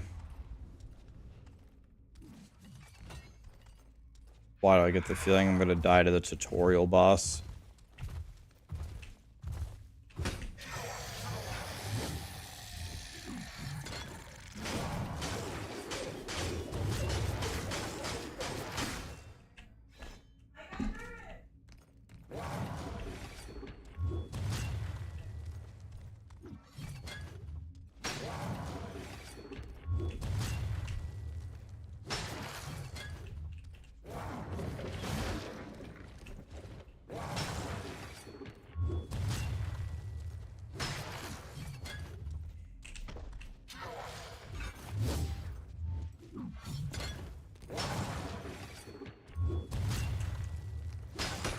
Definitely way more like Elden Ring.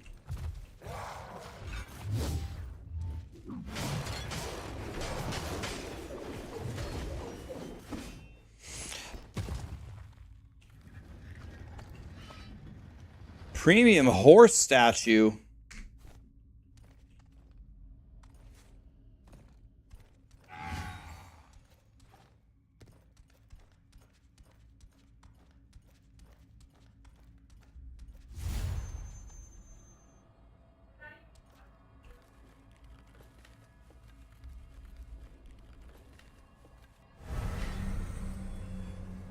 Whoa. Okay. Interesting.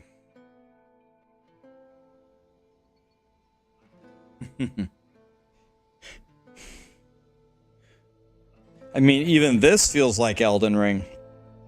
What do you guys want me to do? Fighter, priest, rogue, pyro, death knight, cryomancer, sword master, or druid?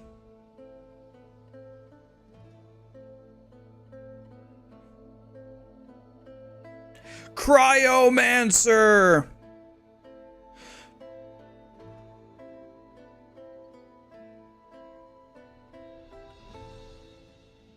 Death Knight, Death Knight, Death Knight, Druid, Druid, Slug, Death Knight, Okay, looks like the most votes are for Death Knight. Okay. Melee AoE damage, melee combat relies on soul air, weak at surviving, low sustainability. Alright, let's do it. No hair, because everyone thinks I'm bald. Definitely going to be blue.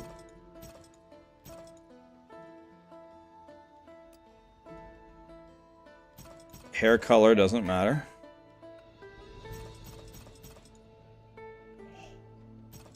I guess we'll take pink markings.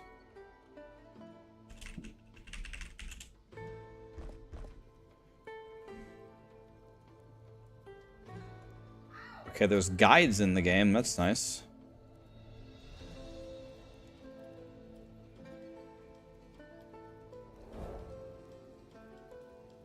Okay, I don't have any money, but can I sell stuff?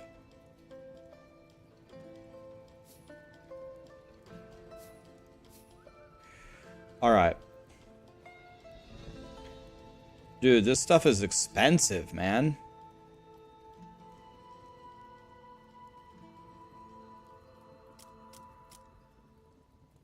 I guess I'll take a big-ass sword.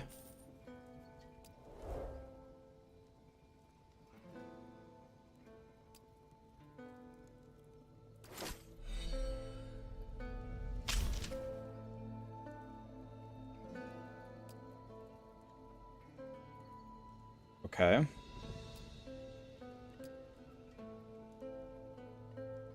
Okay, do I hit start here? Check your loadout before delving into a dungeon. my loadout.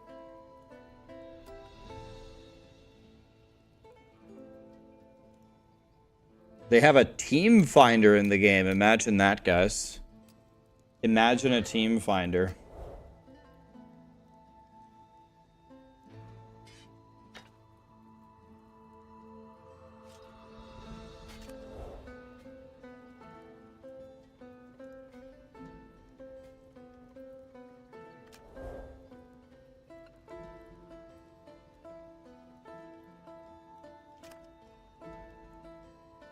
Okay. How do I start playing? Is this it? Is this what we're doing? The cat... That's what we're doing? I'm guessing it's this.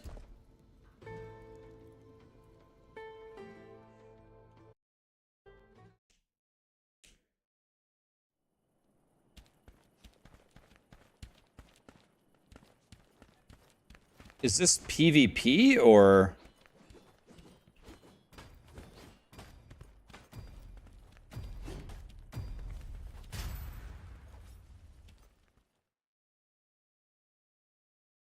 Huh. It's both? Okay.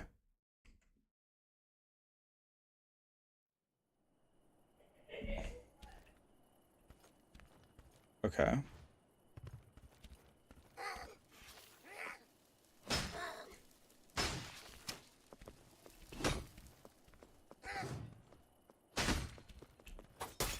These goblins are gods.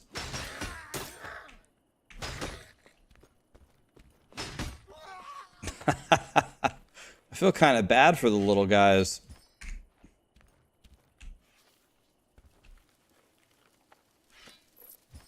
And I wish you didn't have to hold F every time you have to loot. Okay, okay, so what's this?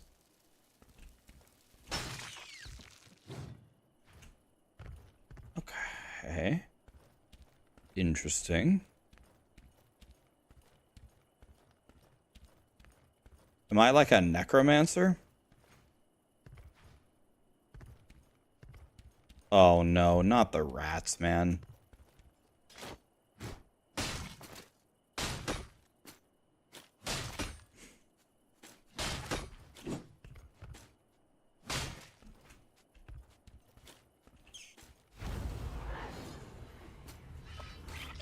He's getting poisoned. Pretty sure I'm almost dead.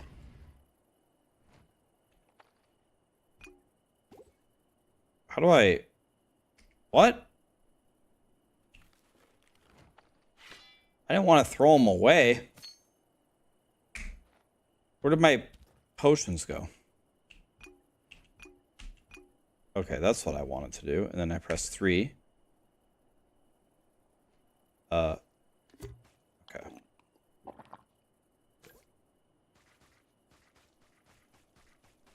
Wow, this healing potion doesn't give me much. That's it?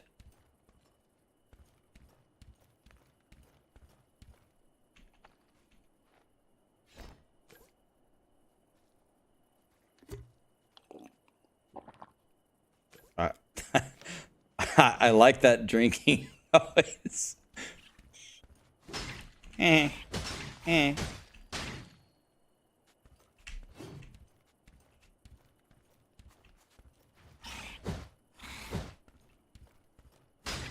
Bonk. We did it, boys.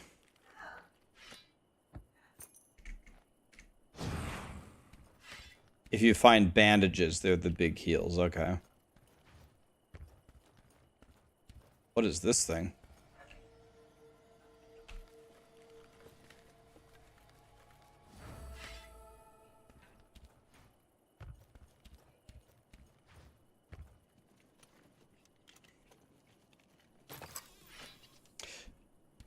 This game is hard. Yeah, I mean. Okay. Insufficient soul energy.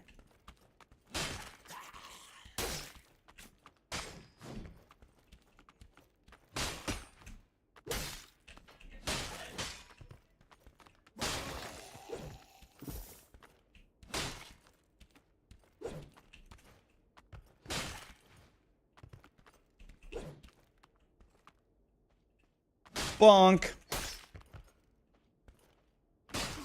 I have 1 health right now.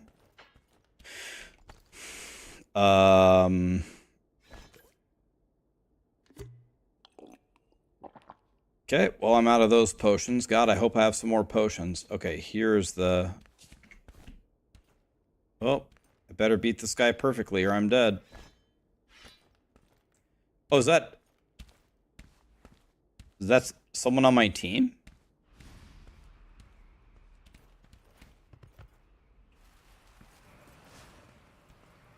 Is that guy against me? Oh, they can kill me? Rude.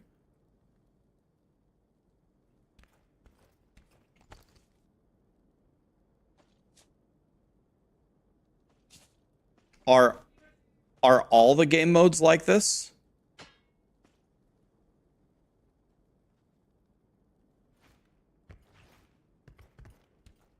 Oh, I see. People are killing each other in the right. Is this the only game mode? You just kill each other? Oops, I didn't mean to do that.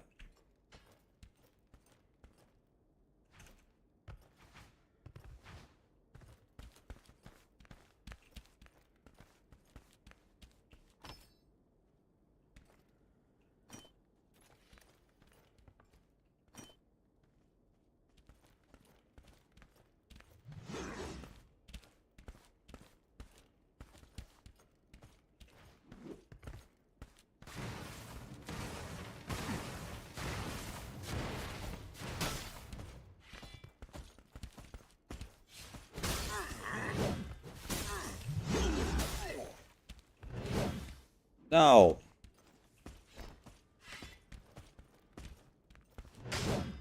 He hit me. He hit me behind me. I was behind him. How did it hit me?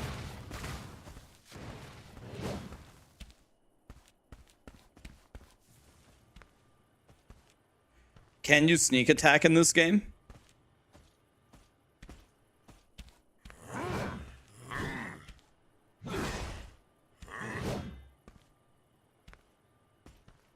Let's see this guy fight this guy. Is he the last man standing or what?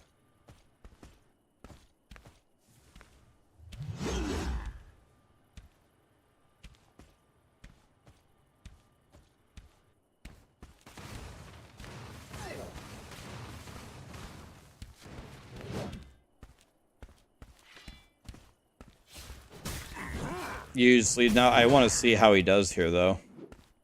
Is he the only one left? Or... No, there's this guy. Oh no, there's a lot of people left.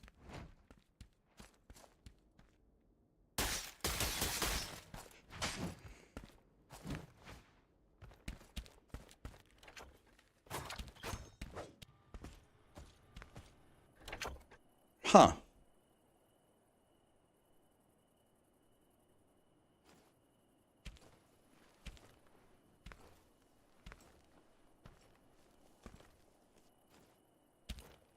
You just get loot and then you get out? Okay. Is the whole game like this? It doesn't have any just pure PvE?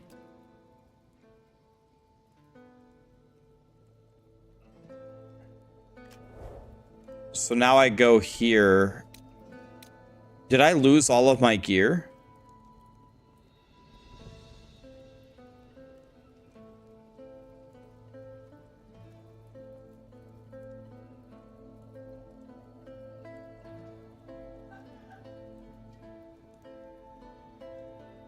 Okay. So I guess I just go again? Huh. Oh, there's another thing here.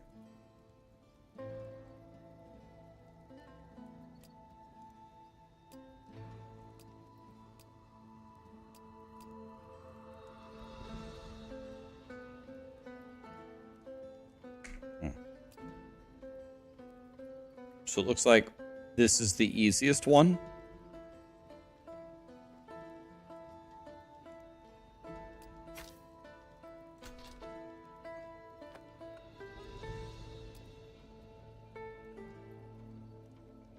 This is one of my friends wants to play. Okay.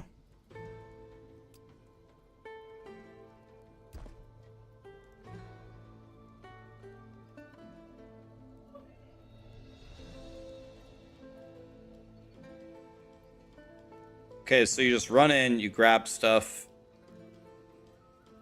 You've only played for 10 minutes. All right.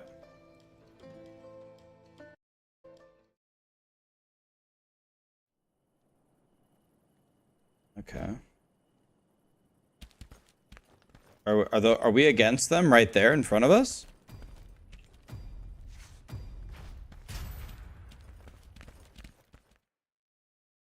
Oh, okay. Place this in a random spot.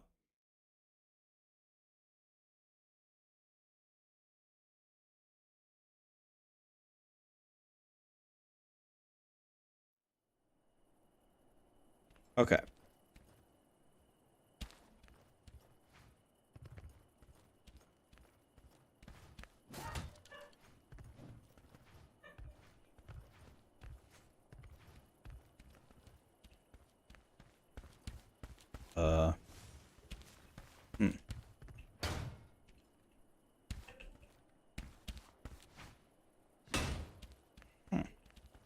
Okay, I guess we're going the other way.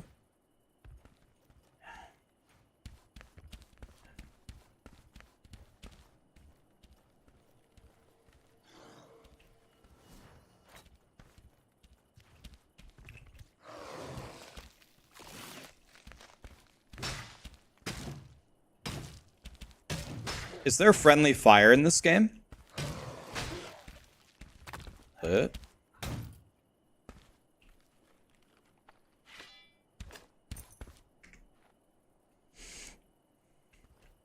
There is friendly fire, okay.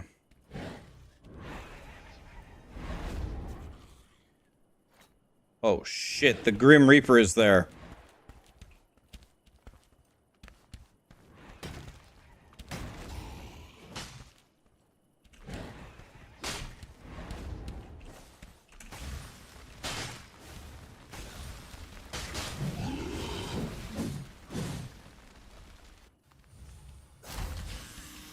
Can I step on this? Oh my god, the Grim Reaper is a god.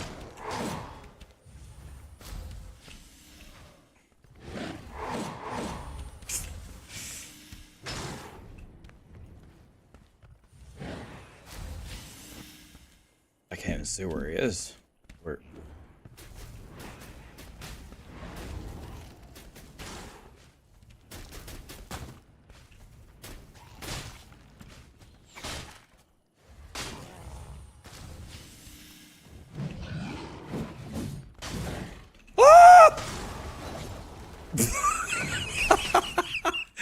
What the fuck is this game?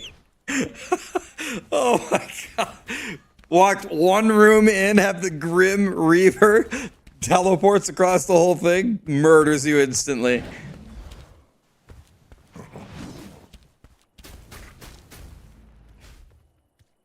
And then he just got sniped by... Okay. Okay, so melee doesn't seem to be the answer in this game. Can I make a new character? Let me leave for a second. Can I make a new character that's like ranged?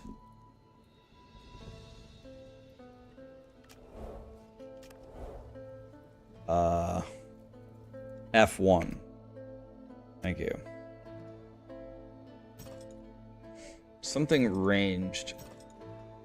Let's do pyro. Pyro or cryo? Ranged burst damage.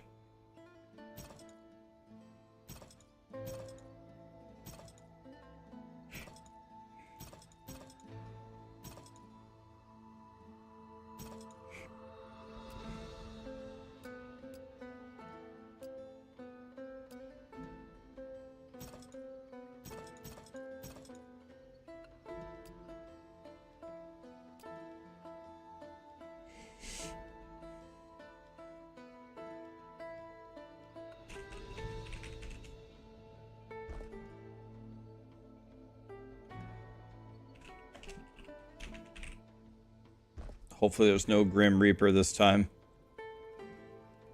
Okay.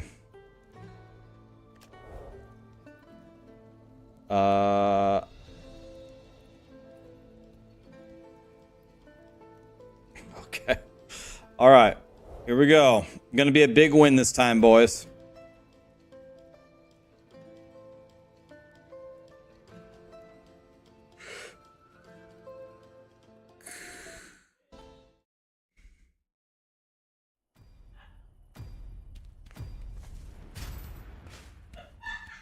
Okay, so that looks much better. We're gonna barbecue these rats across the screen. Frosty, Destruction, Sarogen, Chitters. Thank you so much for the subs and the primes, guys.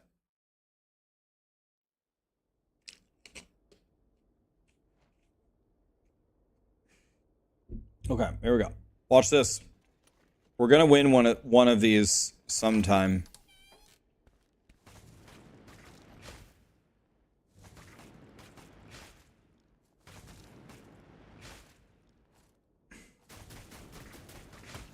Is this a player or an NPC?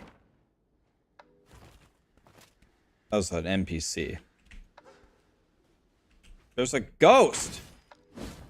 Insufficient staff energy. What does that mean?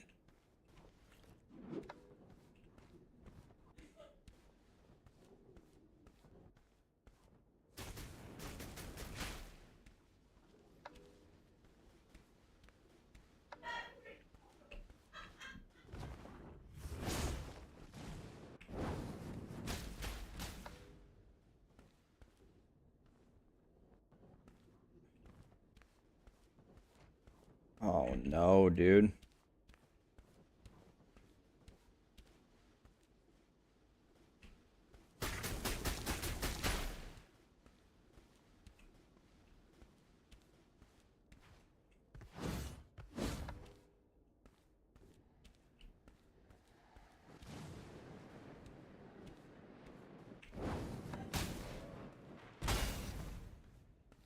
Okay, I don't know what I did, but I like it.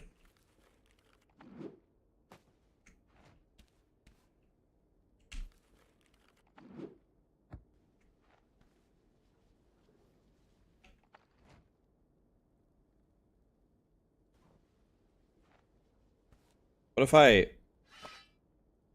Oh, okay.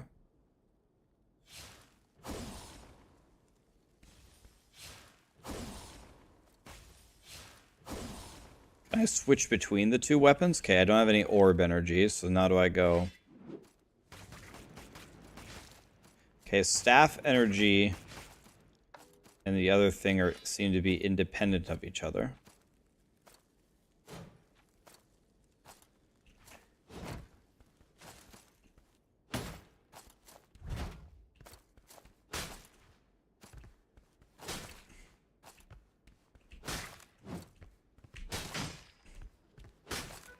He did a double swing, that's cheating.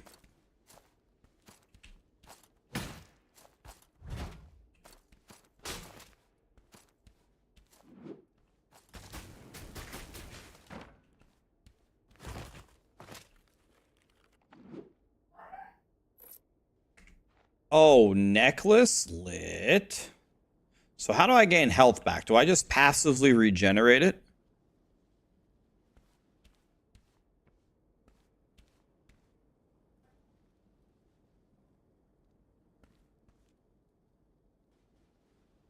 Time to drink up. Drink what? I don't have anything. What?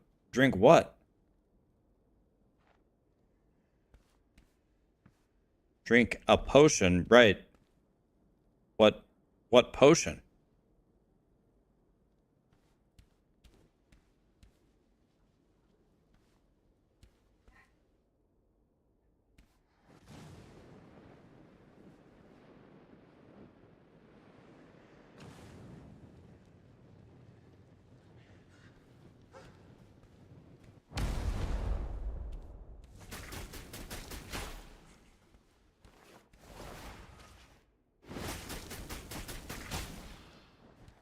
Lit. I did a thing, boys.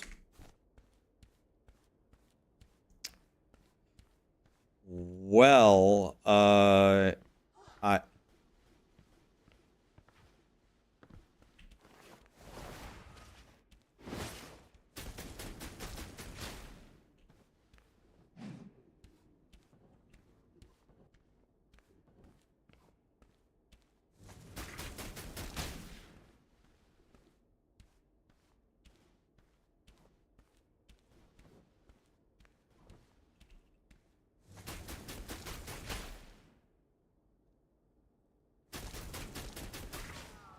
I have no shame. I will kill you while you're stuck in the boxes.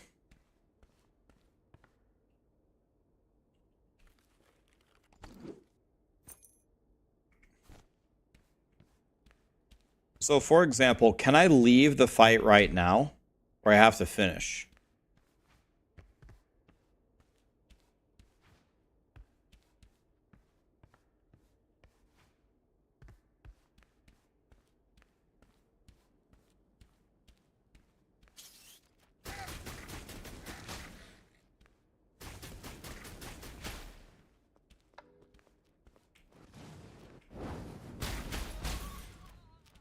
Oh no, a bat!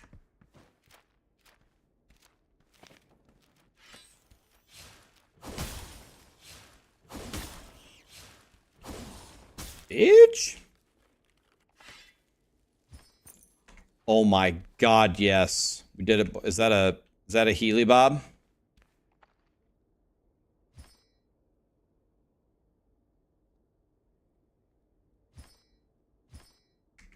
Oops. Wah. It's not a potion.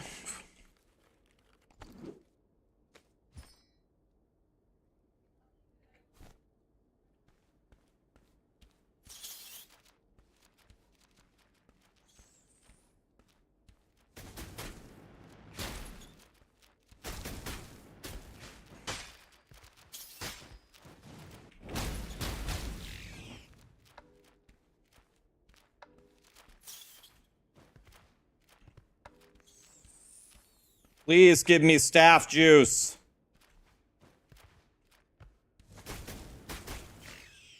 Oh.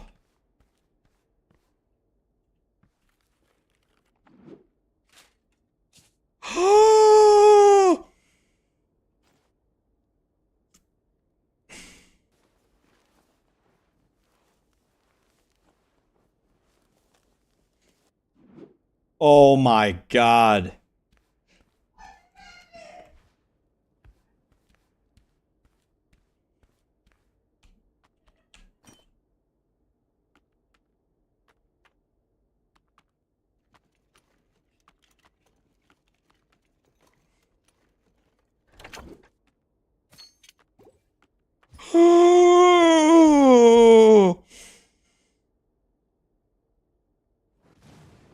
No, no. I don't want to do that.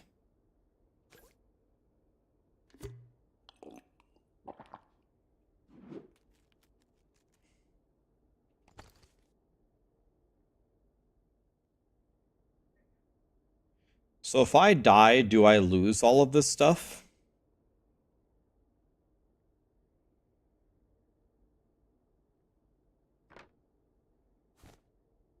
So you literally... What's the point? What's the point of finding valuable things if you're just guaranteed to die? Are there like merchants within here that we can spend money on or something to buy stuff?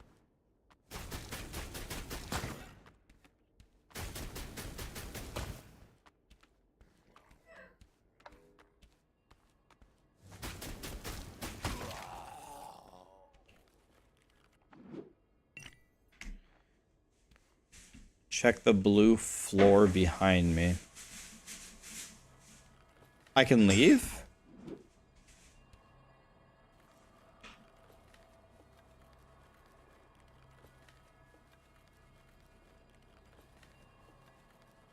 Oh my god, yes.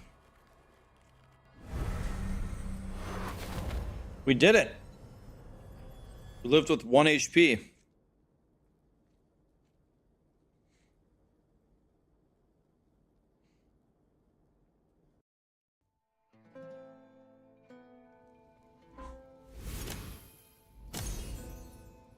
Oh my god.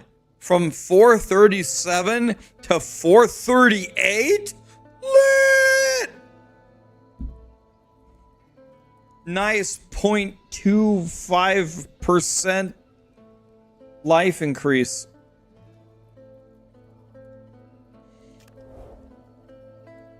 Okay, but I don't think you guys are ready for all the godly shit I'm about to get here. Okay, so I want to sell everything.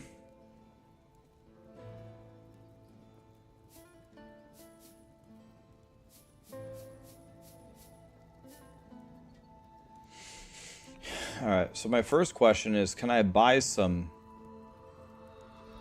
Wait a minute, I could buy 9,000 bandages for 400? Okay, that seems worth... Or no, oh, okay. It's just one, okay. I was gonna say... I thought they were gonna give me... Wait, this is free? I mean, I love free.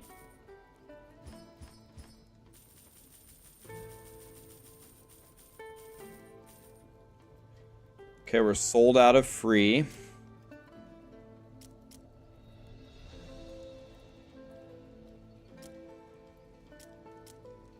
Okay, what does the alchemist do?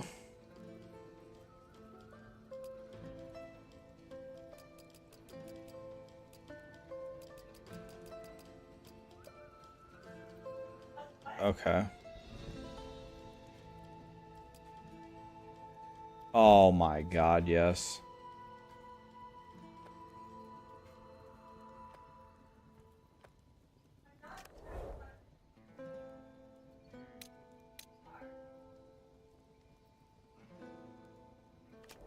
Okay, so now we need to get more...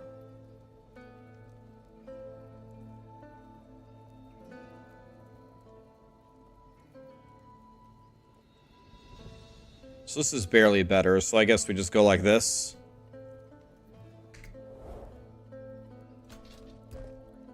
Okay.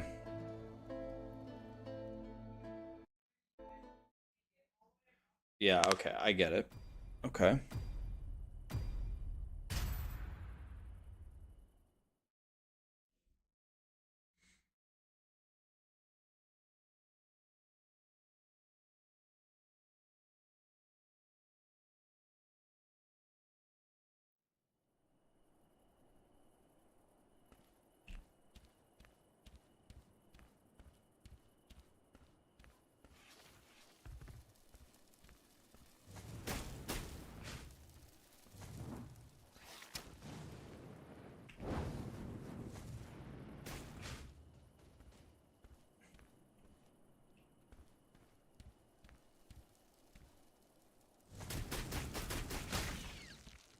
Bitch.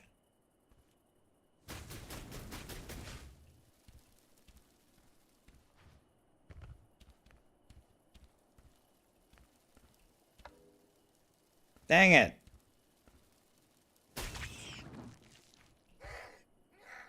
Oh no.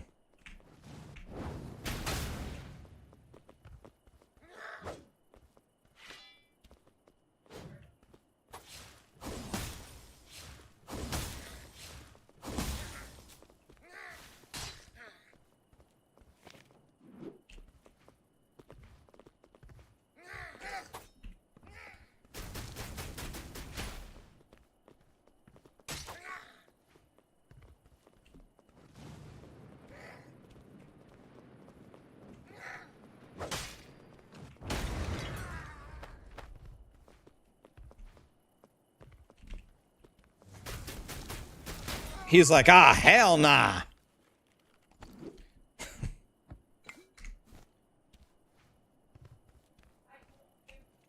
I started by a treasure chest? Lit!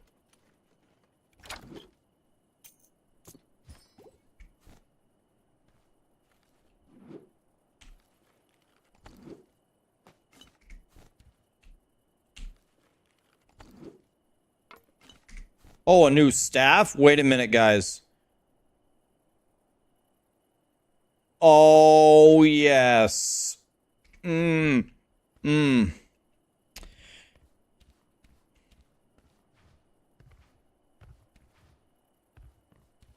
Okay.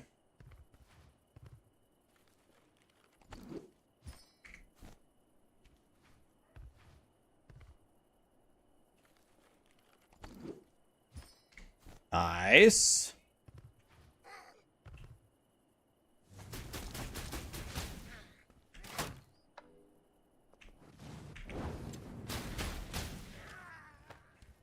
Bitch.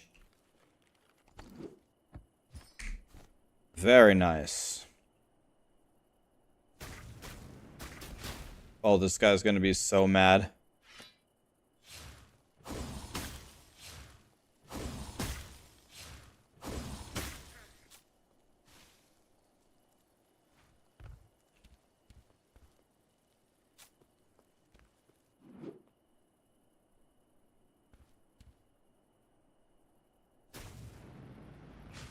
Very wise of you. Oh, lit?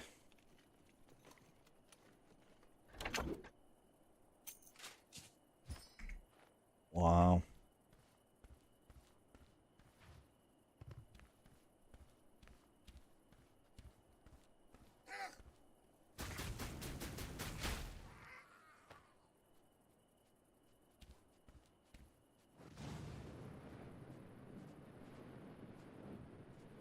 The guy's doing the Macarena over there. Oh no. He's still alive.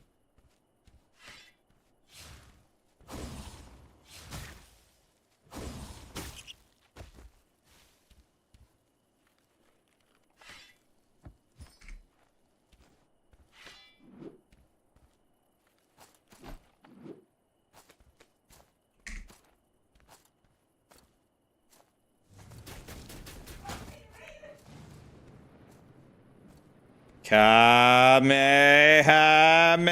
Ah!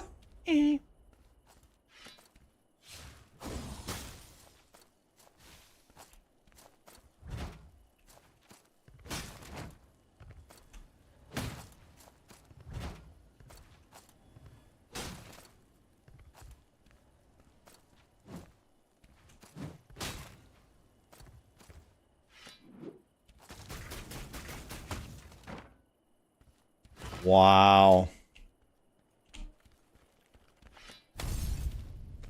What in the F is happening? Wah!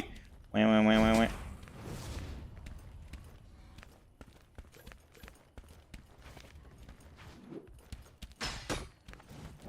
Wah, wah. I'm pressing all the wrong buttons. Wah. Dead. I didn't realize that a player was on me. Wah. Yeah, I didn't realize. He killed me while I was looting the other thing.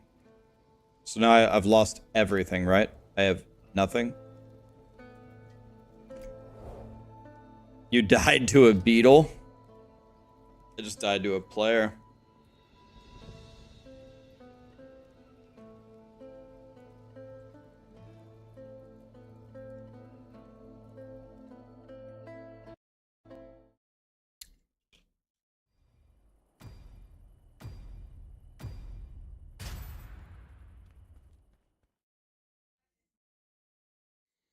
How's the game? Oh, I need to turn off this timer, by the way. Sorry, I didn't realize the timer was still going.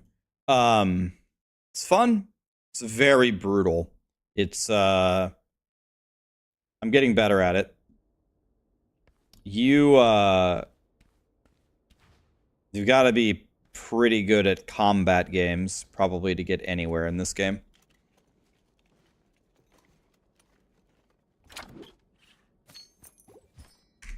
Okay, it's nice that we're starting off with a... It's nice that we're starting off with a potion.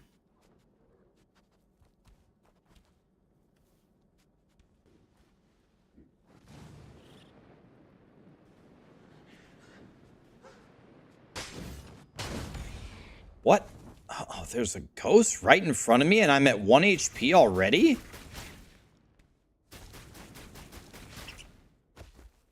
That's not good. I didn't even realize. Was I getting hit by a ghost that entire time?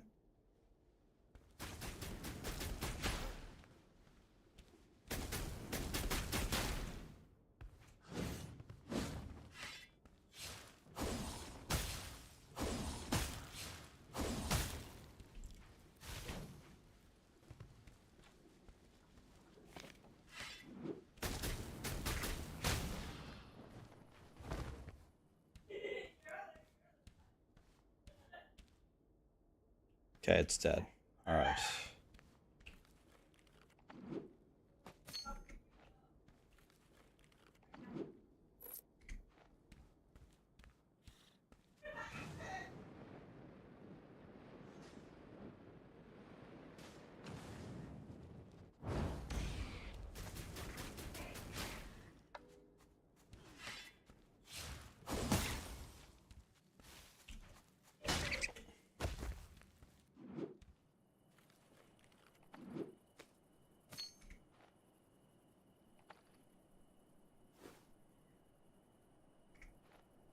Okay. I'm learning to play this a little bit better.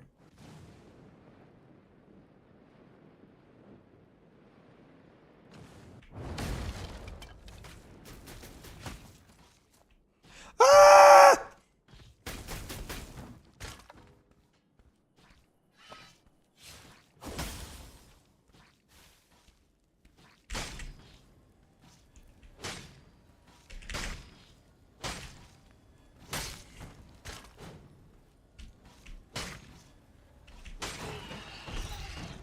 Jesus Christ.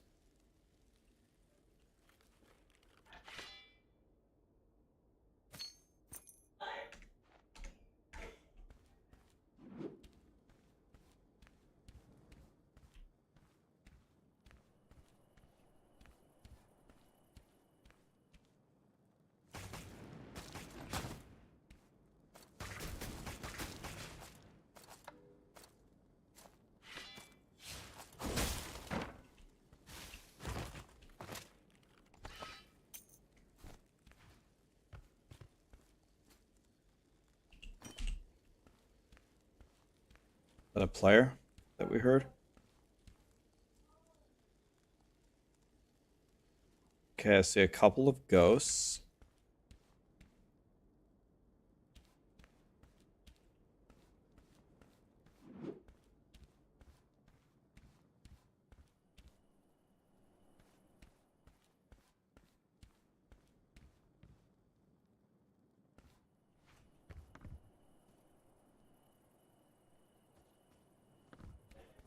I'm kind of worried now that there's going to be a player here soon. Recharge my staff, that's what I'm doing.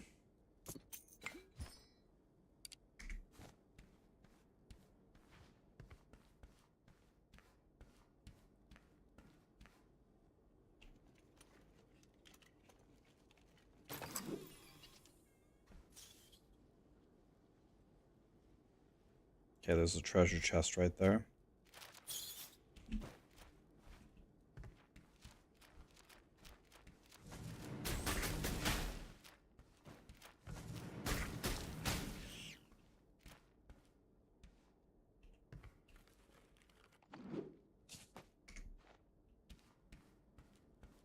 Let's just bandage right now, I guess.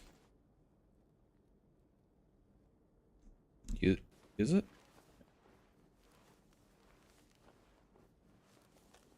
Just take all the stuff on the shelves, yeah. You're right, you're right. Yeah, we need all this stuff, right?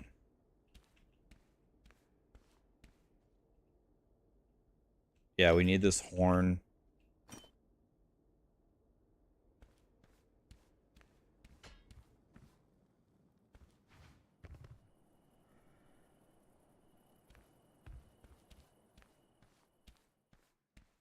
Looks like a bunch of escape portals are appearing. Okay. There's stuff over here. It's healing potion. Oh my god. Okay.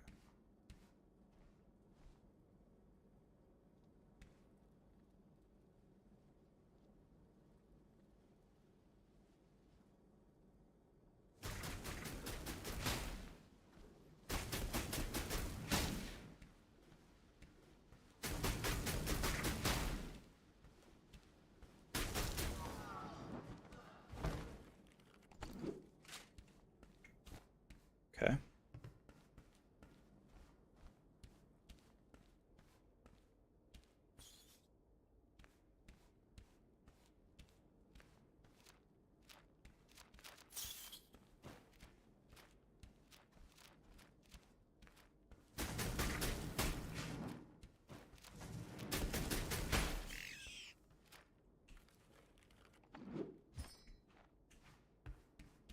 Okay.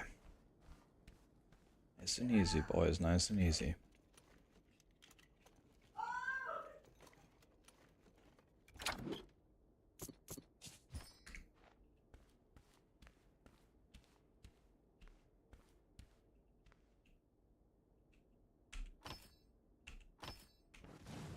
No, no, no.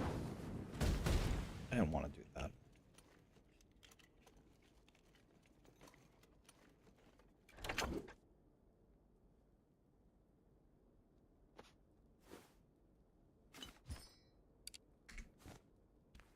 Okay, we need to get out of here now, right? We definitely need to get out of here.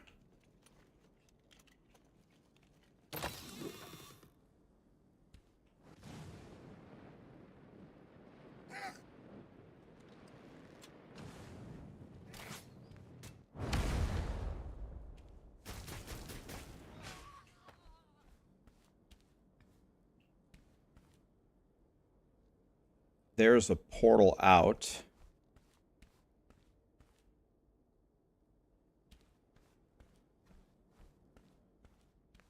There's an... Okay.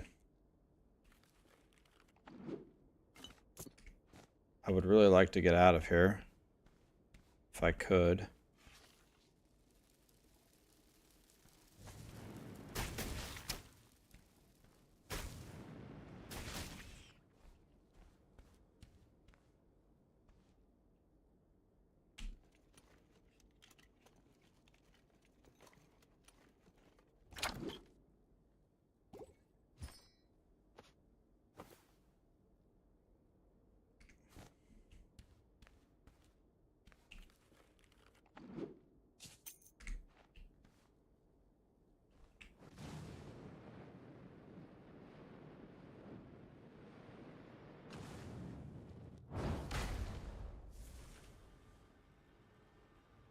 Oh, right mouse button charges it up. Oh.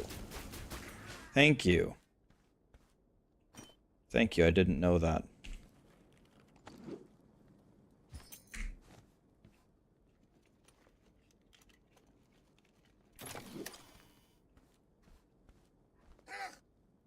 Oh, God.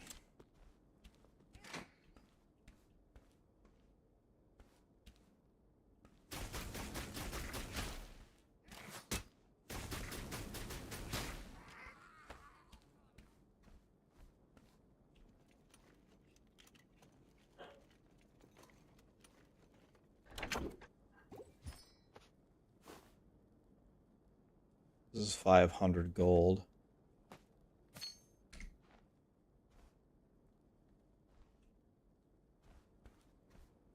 Okay, it looks like escape portals are spawning everywhere.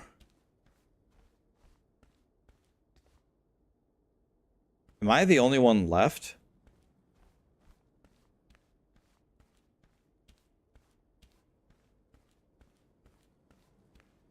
Yeah, this is an escape portal right here.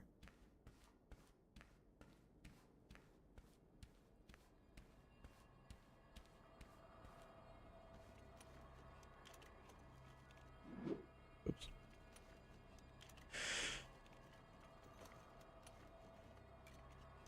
When I do that, is that pinging to everybody that I'm leaving?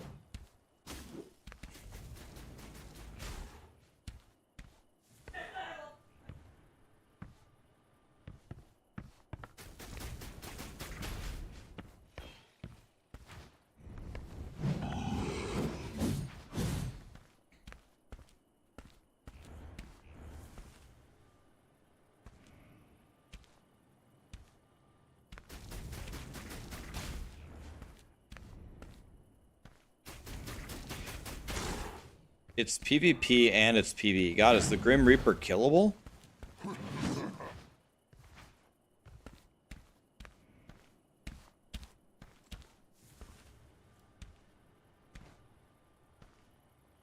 I want to see if this guy can kill the Grim Reaper. Okay, so there is a time limit as well.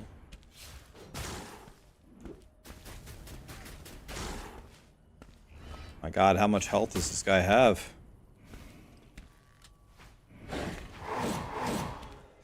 He's gonna lose everything!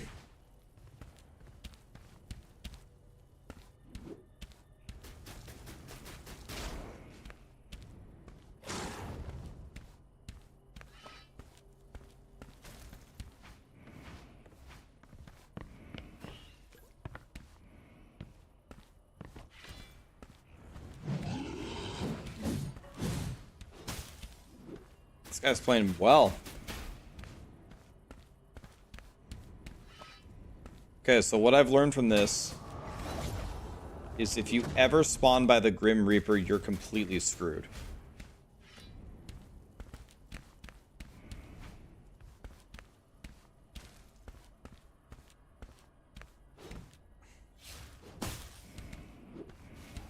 Bro, this guy has hit this Grim Reaper 1,000 times.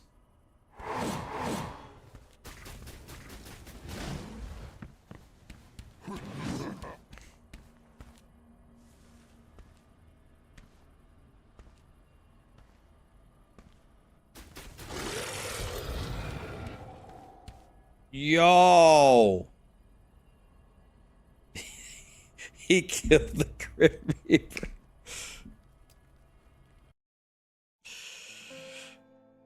This game looks kind of fun. It is kind of fun. It's way more fun when you know what the hell you're doing. Like, I have a much better idea.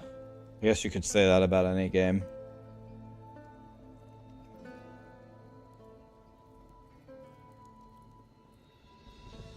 Okay. What loot do I have? Like, nothing.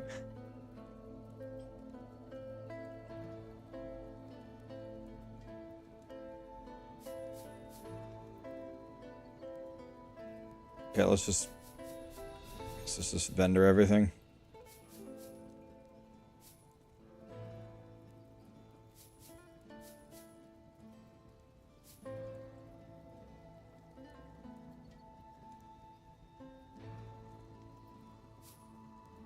Okay.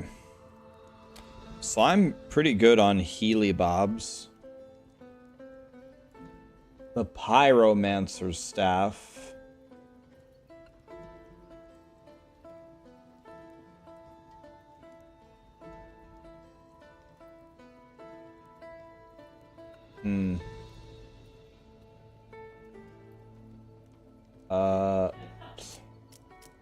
I don't know.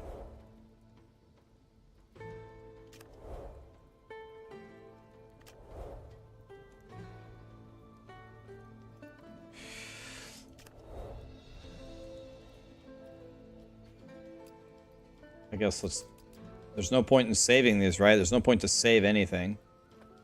So you might as well just craft everything. Okay. So we're gonna buy something.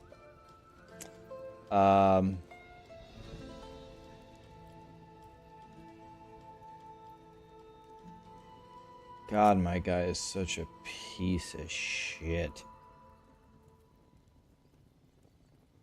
I guess we just buy the staff, right? Stormcaller's staff. Pyromancer's staff. I guess let's get the pyro. I have no idea. Lit. Okay. Now what? This is a sword. I don't think I need that.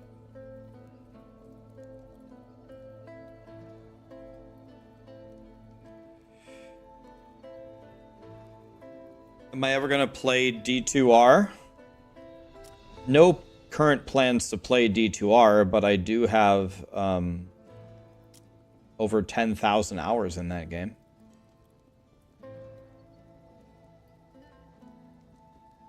So I guess let's buy a better ring and a better necklace. How much money do I have? 3. Okay, I don't quite have enough. Wah. Okay, let's get the necklace then. I'm guessing the necklace is more valuable. Okay. Here comes some big damage. All right.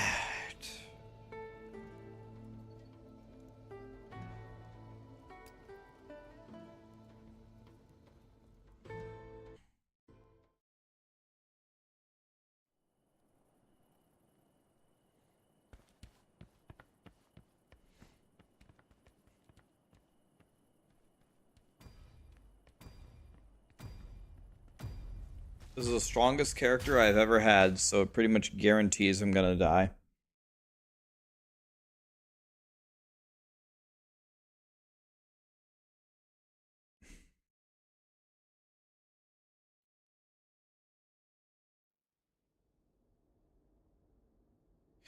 They had DM play hammers in the maggot lair. Oh god. The maggot lair. Oh shit. Okay, let's see what we have here. Alright, here we go. Oh, look at my staff! Lit!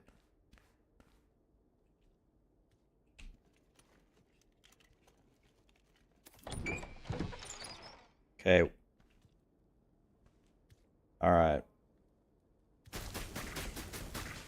Oh, ticking for 11 now.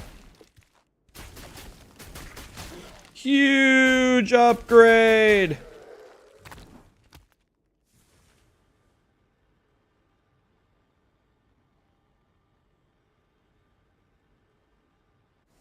Doesn't seem to be like that much more damage.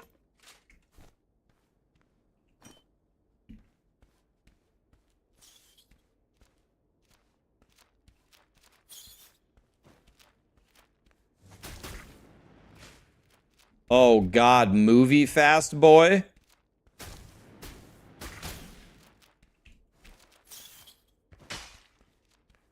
I'm gonna lose to a bat.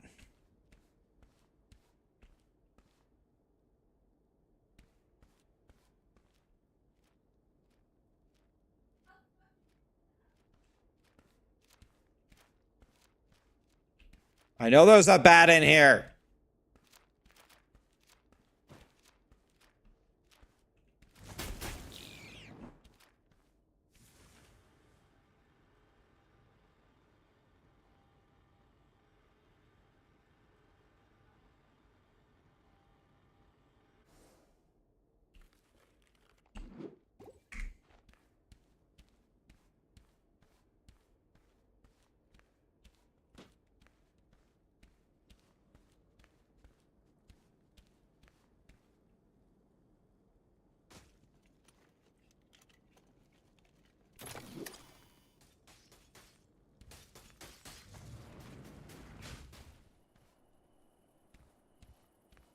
He's probably gonna kill me now for messing with him.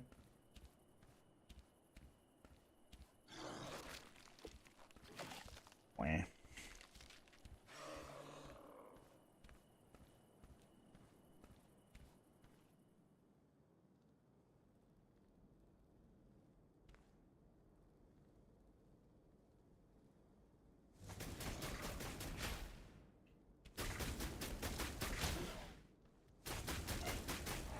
Knowing my luck, this guy can probably go invisible and sneak up on me.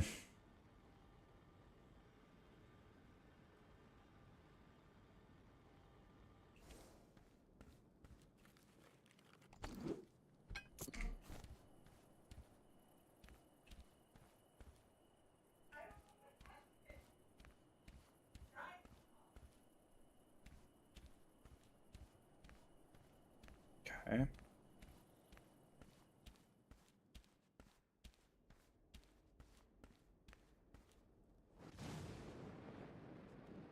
Kameha.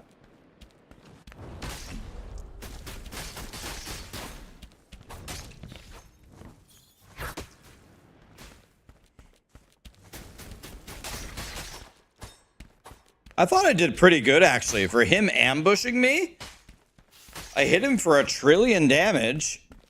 How hurt is he? Look at his health. He has 1 health. 1.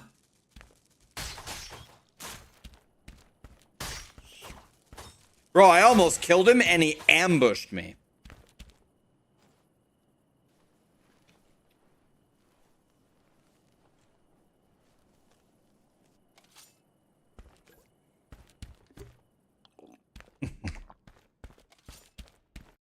Imagine getting ganked as a mage with a rogue and almost having the sorcerer turn around and 100 you.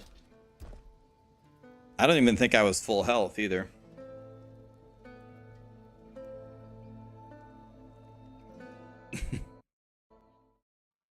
I don't know. I wasn't watching.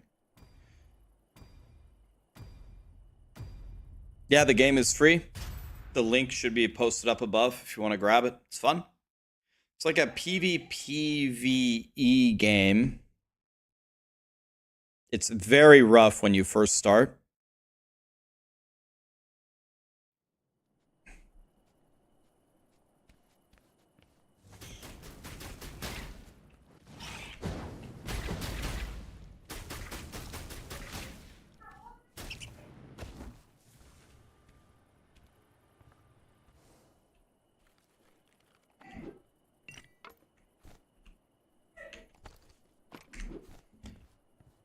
Almost 100 0'd that guy, and he ganked me. Oh, when you switch staffs, it starts you with 0? Huh.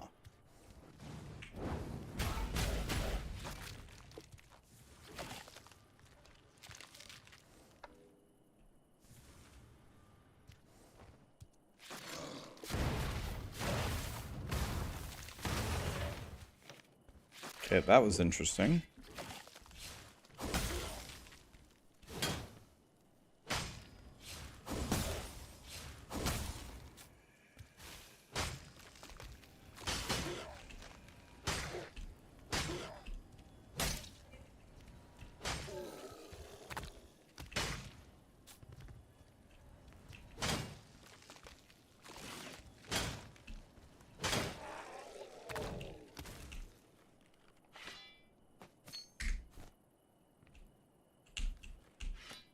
Oops.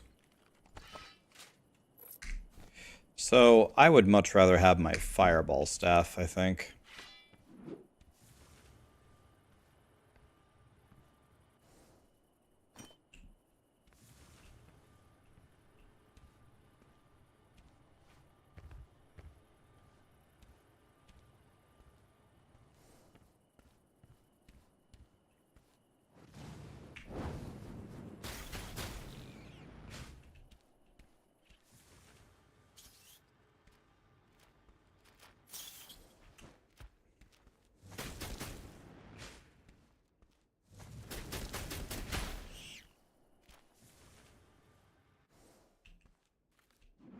Oops.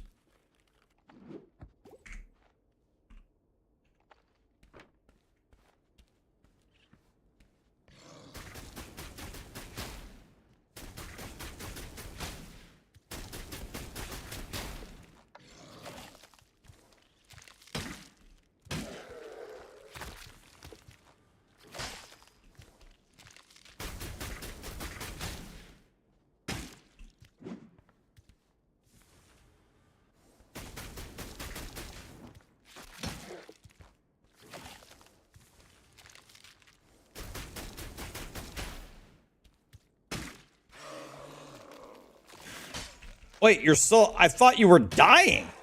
I thought that was the dying sound.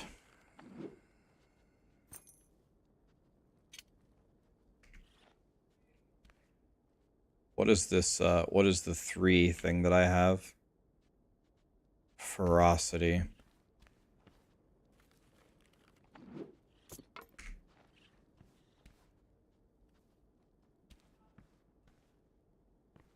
All right, well... This isn't looking good. That's okay.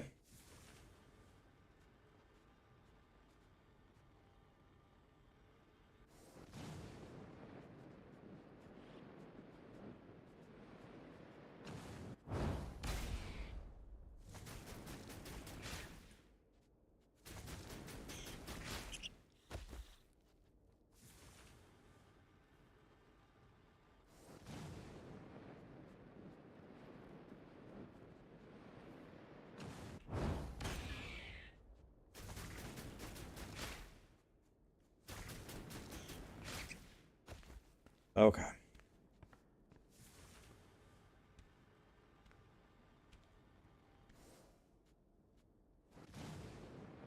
Another one, huh?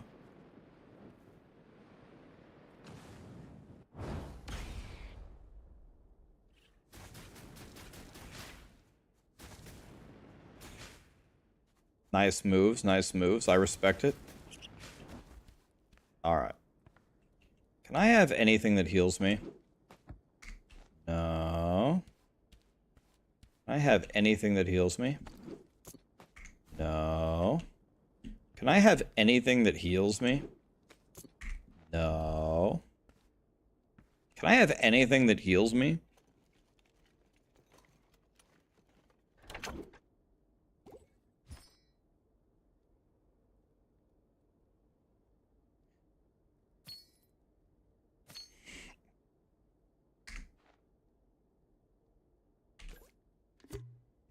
Gak.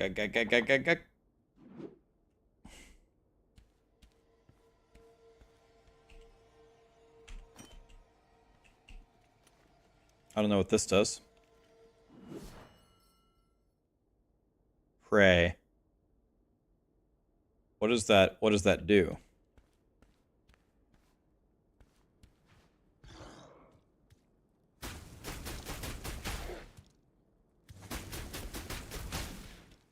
It healed me?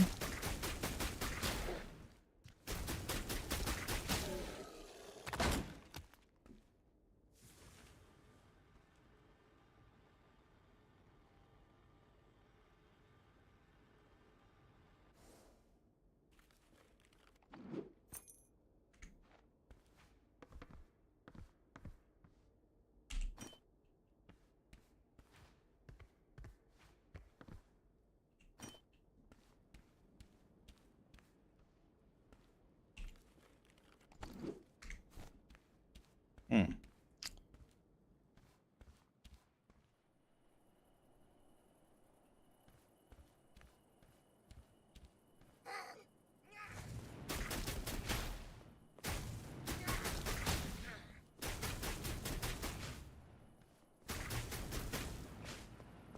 What?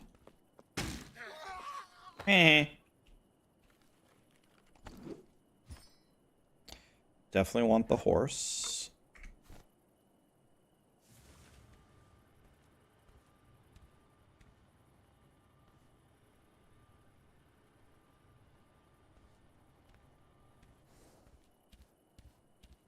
Okay.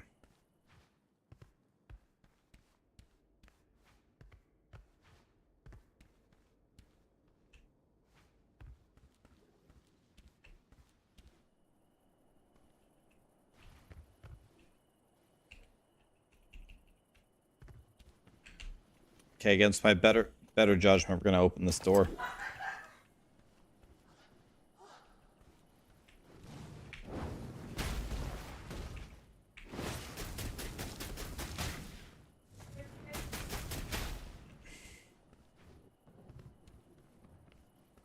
Where's the ghost? Where's the ghost?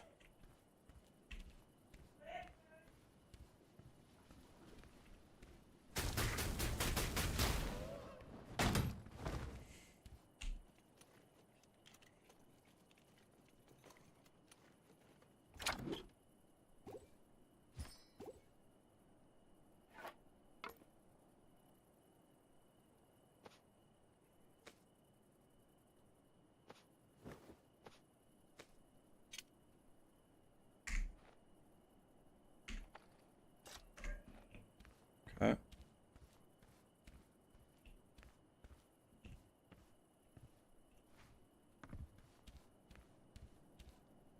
A lightning staff. Oh, I dropped that on the ground, I'm pretty sure.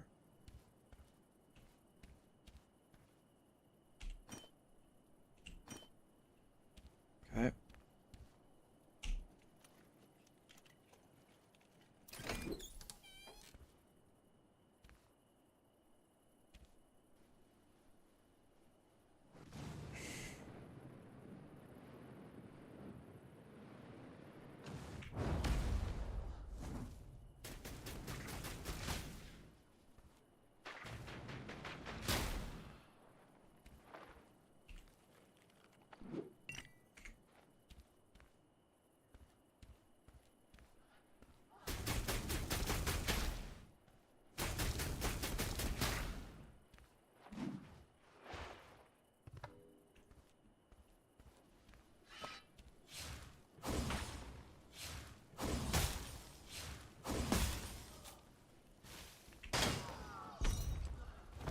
bitch. Oh, blue pants? Lit.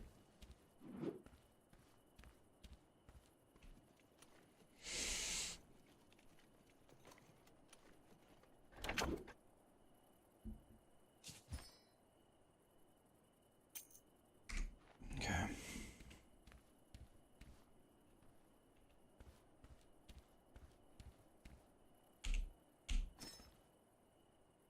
Okay, we gotta get that, right? Golden thing. That's gotta be good.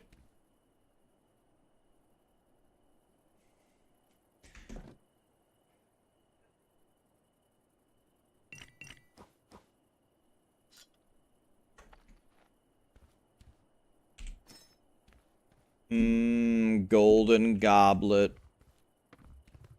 We did it, boys.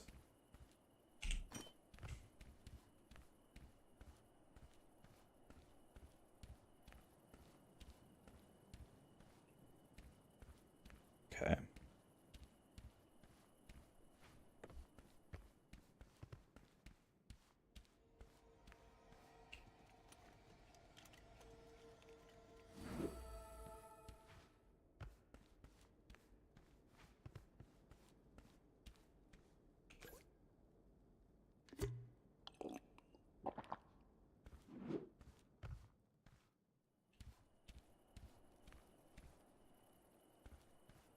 Okay, let's fight the big tree man.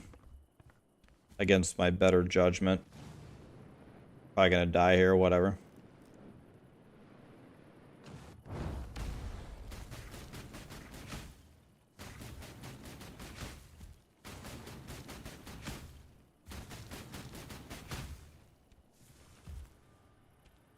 Just as expected, this guy... What's happening?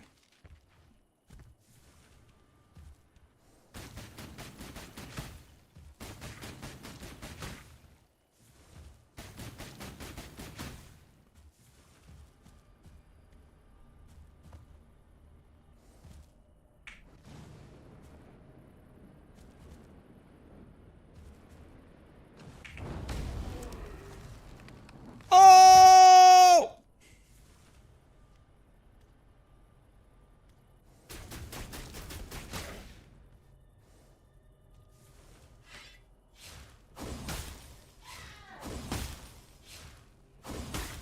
Are you serious? What is this zombie made out of?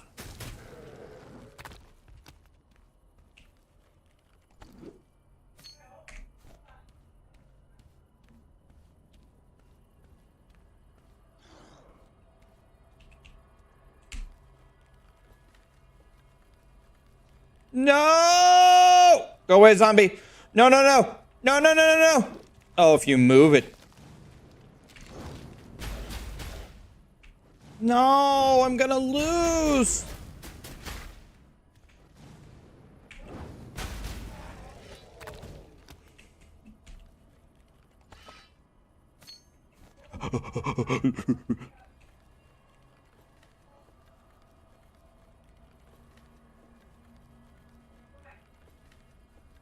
Let me out, let me out, let me out. South Coast, thanks for the 52, man. Let me in, let me in. Lit! I even killed the boss.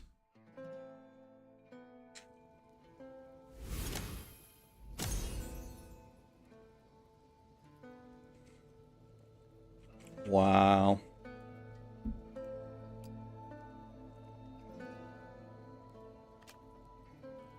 $4,000? Bro, I'm about to be rich.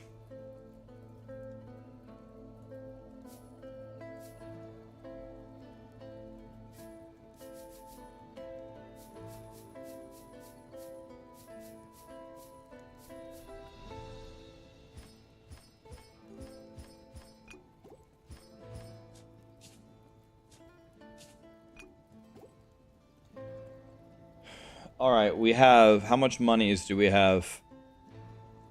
11,000. Wow.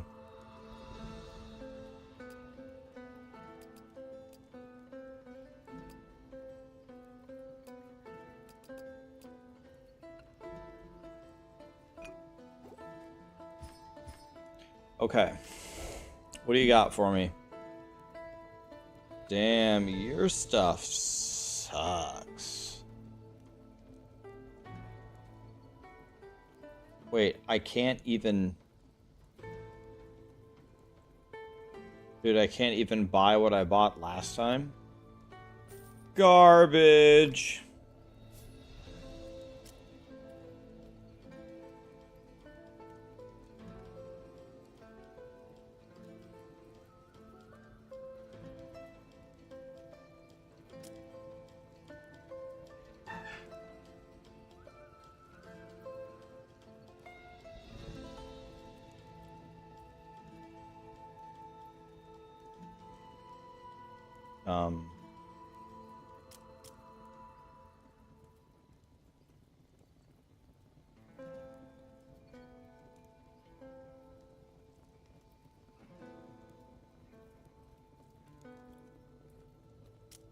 I gotta be honest, I don't even really see what the point of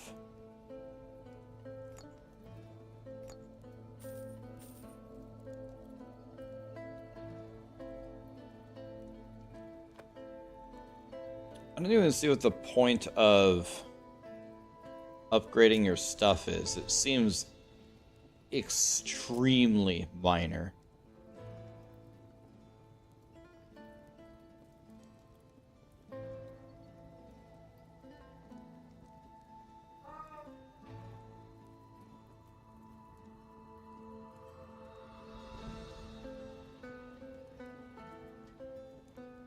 I don't know, let's buy these super expensive gloves, see what happens.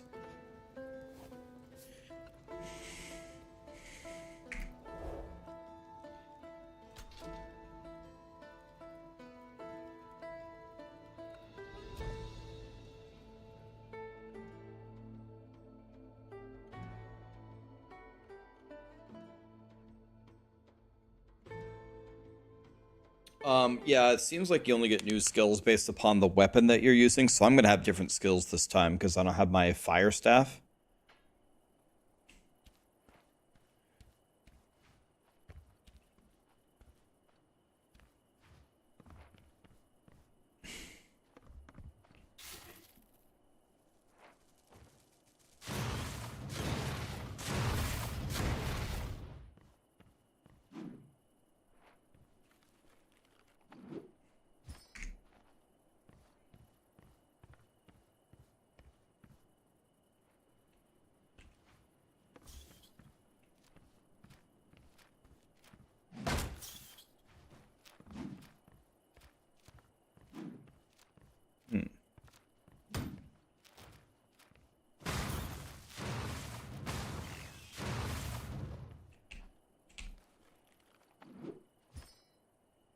Well, I must be honest, so far I really like this stuff. Oh, look at that, guys. Talk about things I shouldn't do. Ah!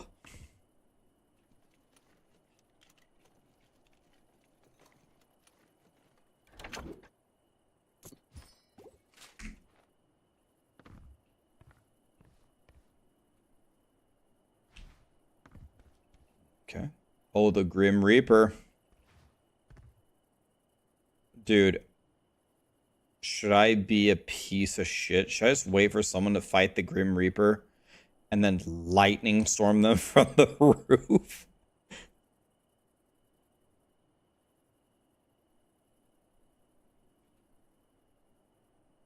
What? Watch me die anyway? Okay.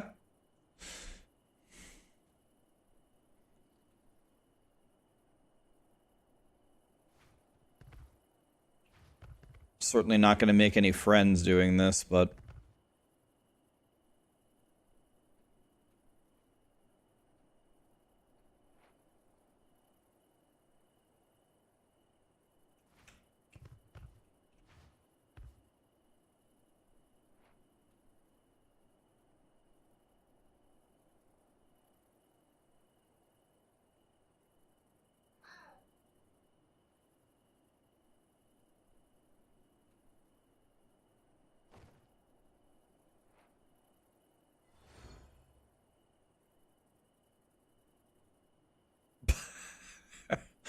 Dude, I honestly kind of hope this doesn't work because this would be terrible.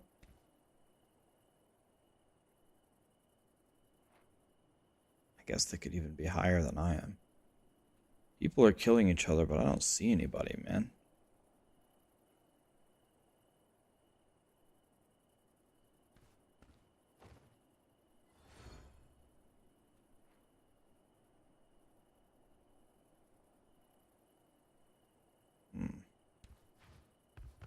Where is everybody?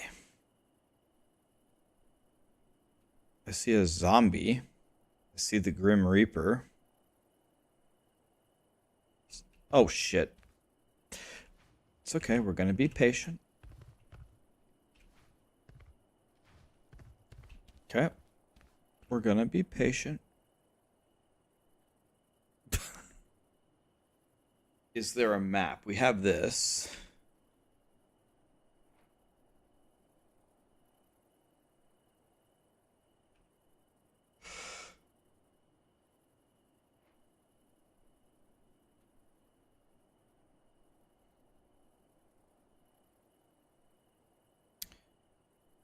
I have played V Rising before. I did kind of enjoy it. The part that I didn't enjoy about V Rising was the building part of it. I was like, oh my god, dude.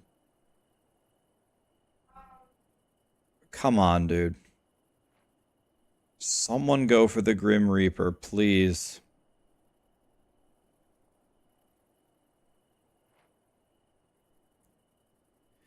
I can see people killing each other in the top right. Ghost Runner gifted 3 subs. Thank you, my dude.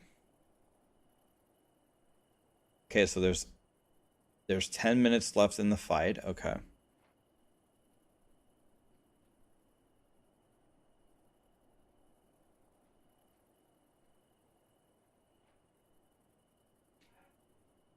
Yeah, I would hope that I can't electrocute people from here, because if I'm fighting a... Oh, there's an escape place. Just spawned right in front of me.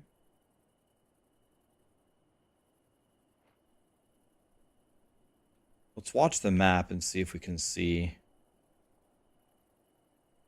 What's this? What's this icon?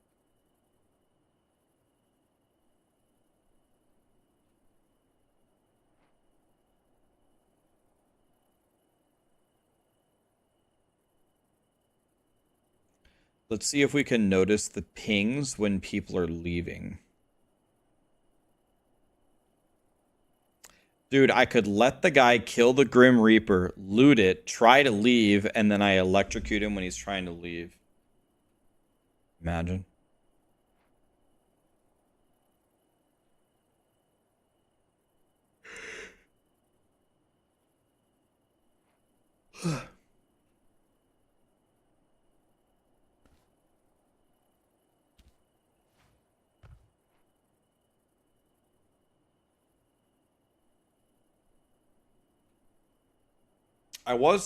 I am sponsored to play this game, but I was going to try this game anyway.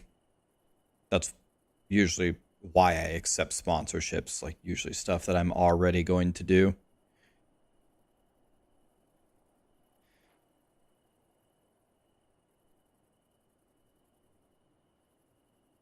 Please, somebody fight the Grim Reaper, please!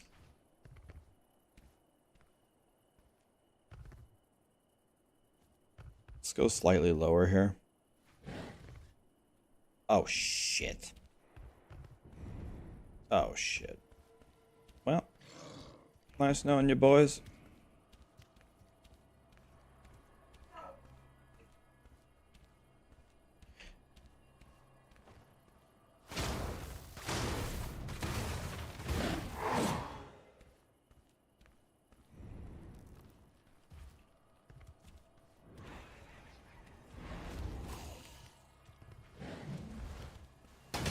To say that I am not happy with what is going on here would be the understatement of the universe.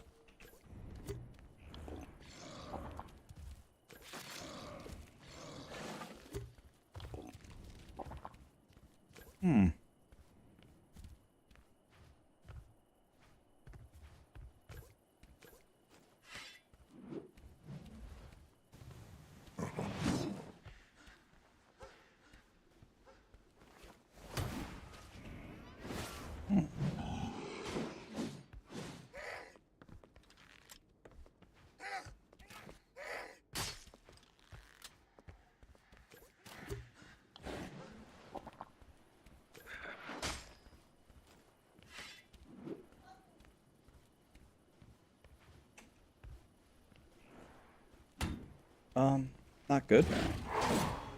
Not good.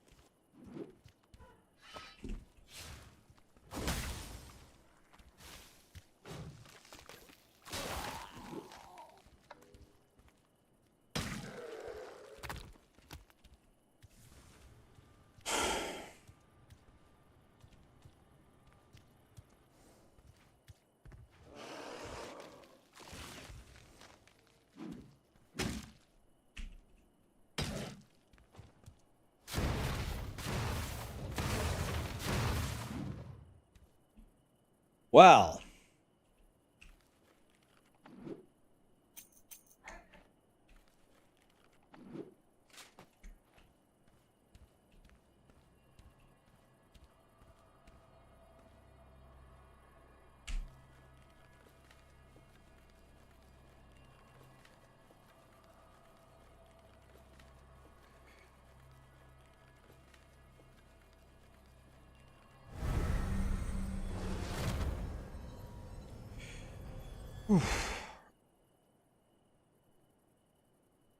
Tough. Almost died 1,000 times. How did I escape the Reaper? I climbed to the top of the tower and then I jumped off, and luckily he didn't follow me. I had no idea that that would work, but I'll take it.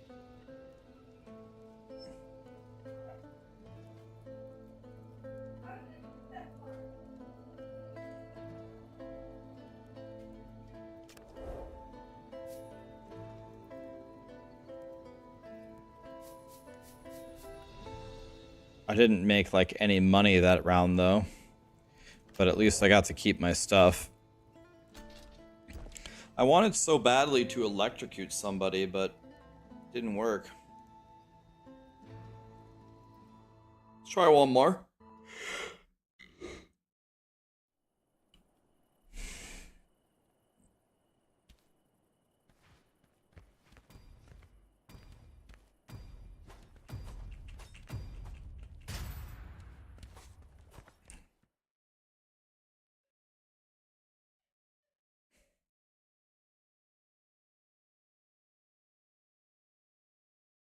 All right.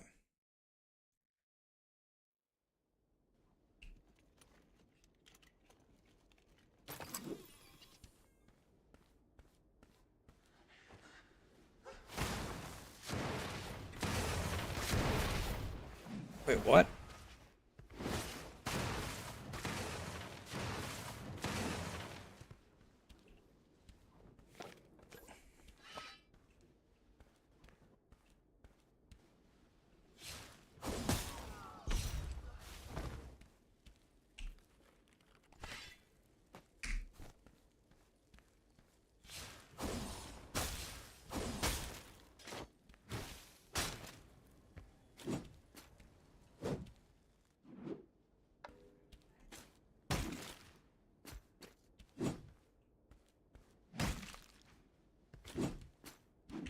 Oh, the double swing? Wow. Incredible.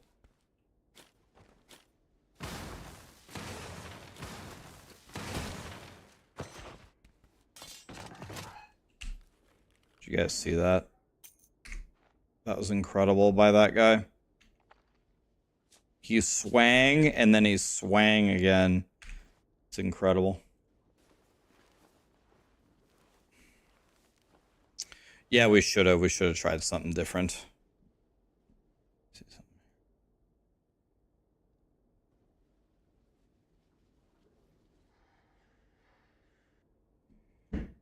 Okay. Okay. Oh, I made juice.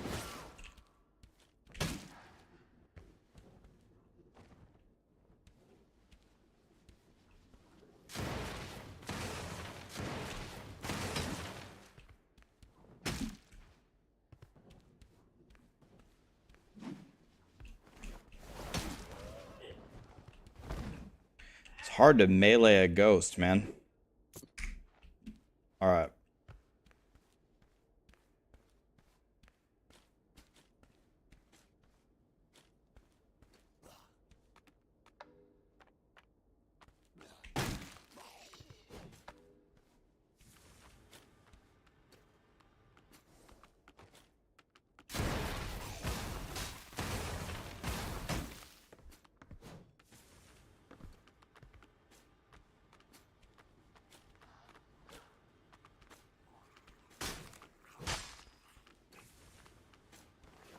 God, another ghost?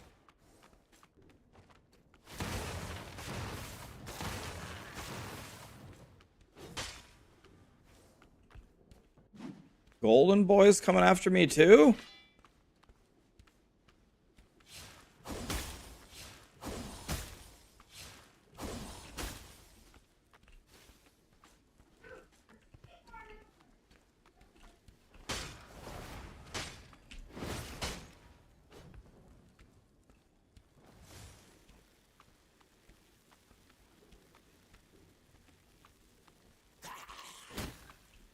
I had my shield up.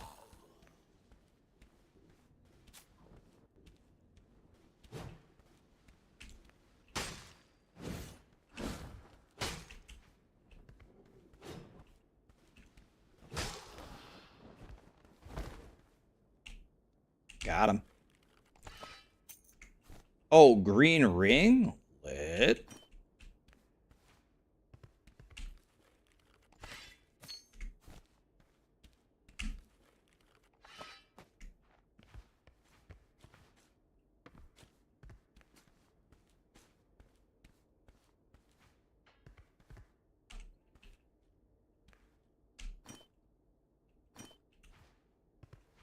Treasure chest.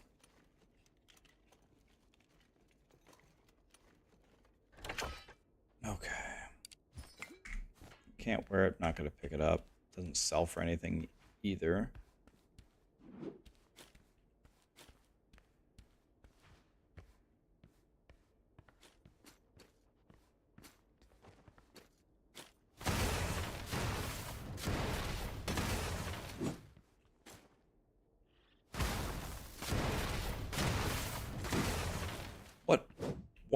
What's hitting me? I don't get it. Just took damage from what?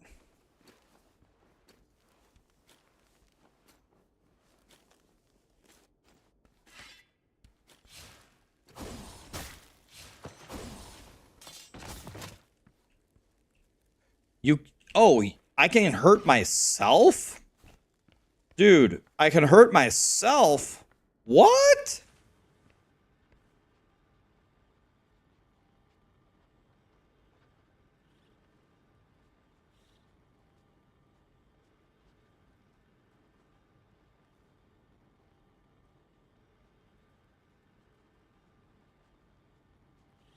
I haven't played Dark and Darker, so I don't have that comparison.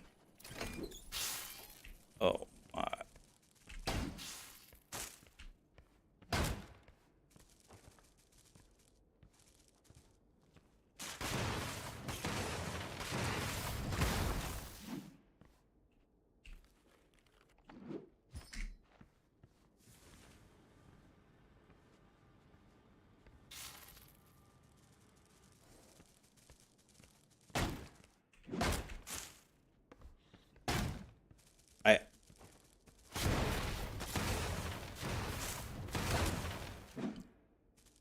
How does one hit this thing?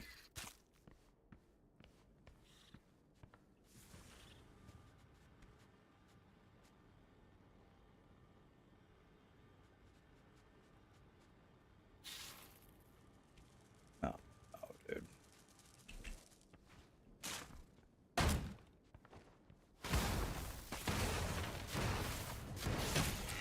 Meh.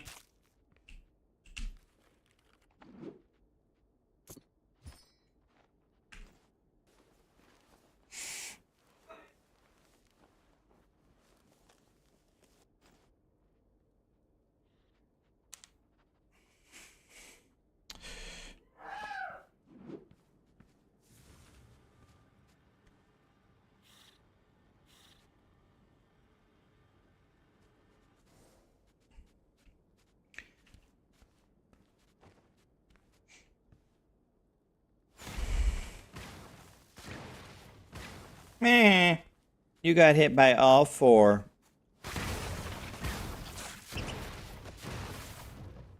Mm-hmm.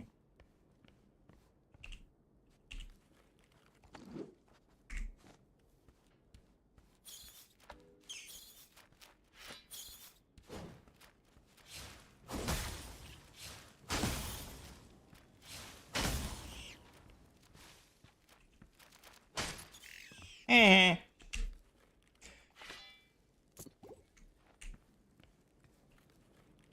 Maybe now that I played more, I could play melee and play it correctly. Those are terrible.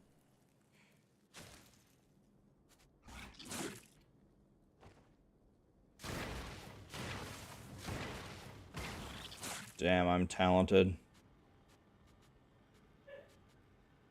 God, I'm good at this game. Look at me go.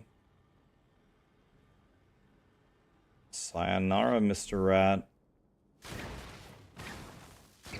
Eh. I have no shame, clearly.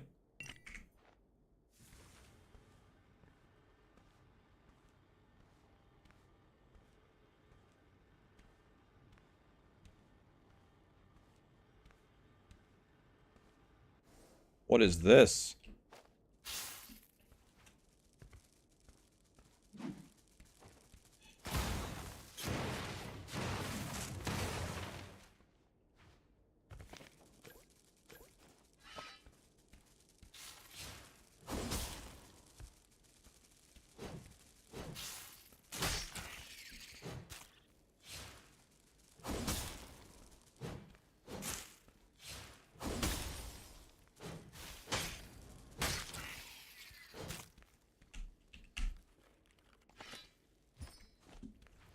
Okay.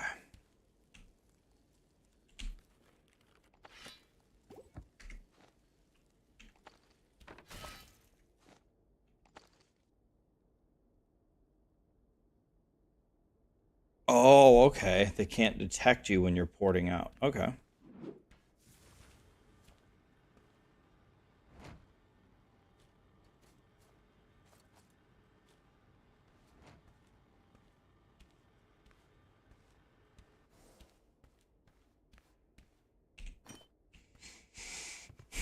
All right.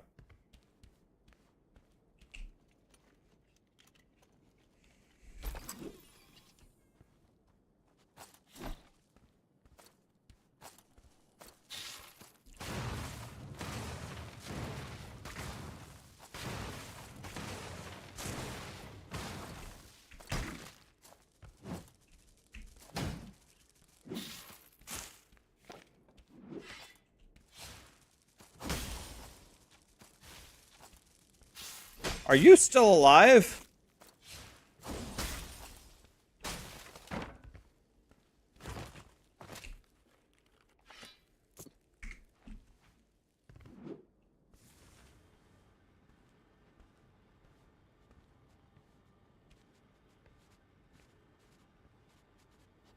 The rat's having a seizure.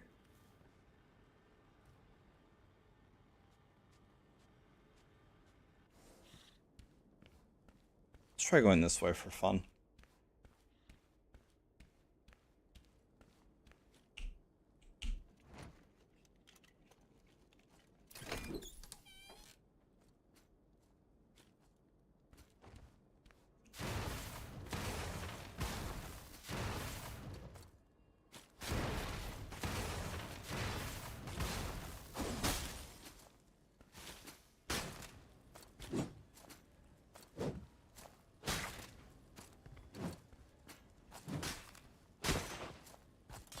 guy killed his friend.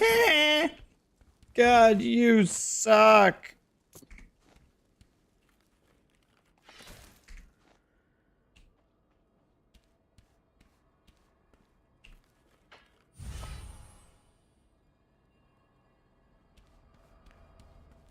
Holy. Oh, I was kind of hoping it would make me attack fast, too.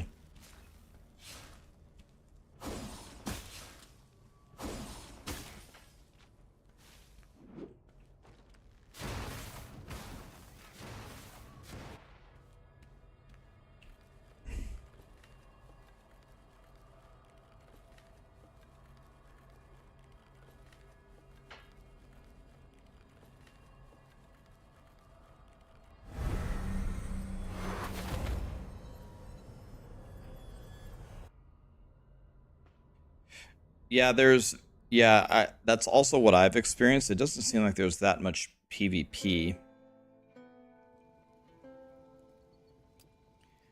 Okay, now that I've played a little bit more, let me try my Death Knight one more time. I assume I have nothing, that's fine. Let me try the Death Knight one last time.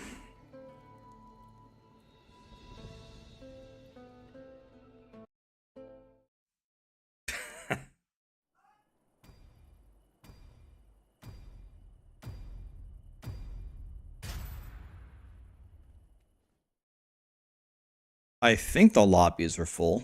I think.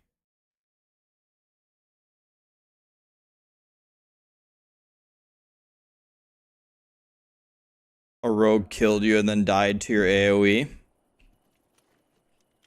Okay, hopefully I will play much better this time.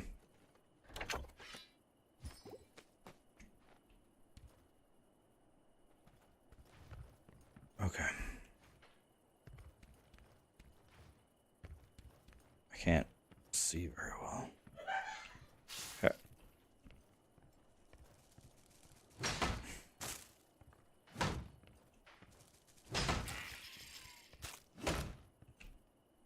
We're obviously gonna go get that chest. Obviously.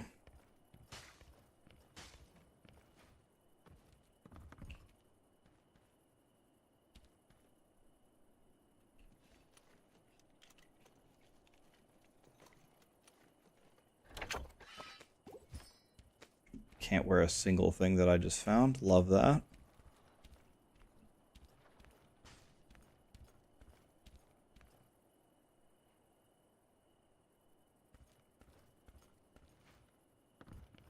Okay, so the Grim Reaper's...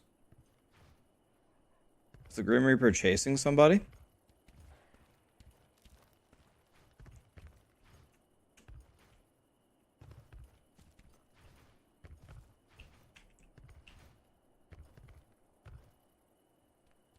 Well, we know for...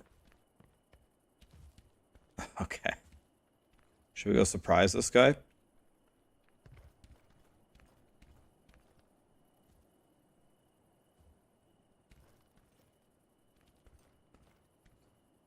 I don't have any idea what my abilities do is the problem. If I stand still, he can't see me. I don't even know what that does.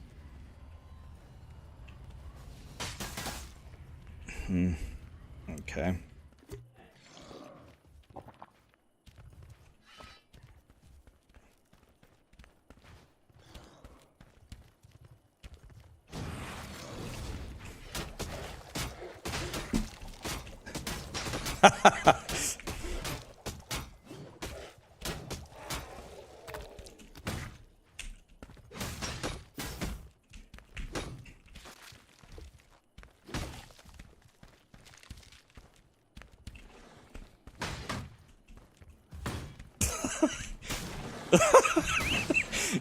So I just hit him 1,000 times with a two-hander, and he's like completely immortal. How many times do you have to hit somebody to kill them? I hit him 1,000. Just boom, boom, boom.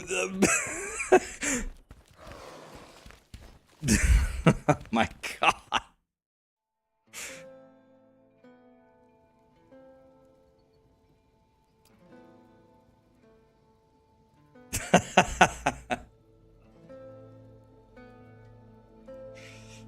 I mean, does the shield just blocks everything or something? Problem is I had too many zombies hitting me, so I had too many zombies hitting me.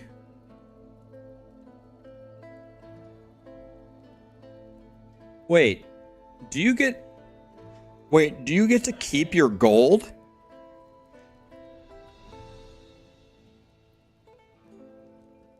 You get to keep your gold?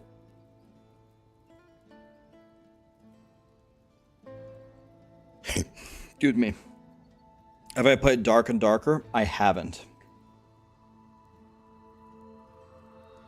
Is Dark and Darker like this game?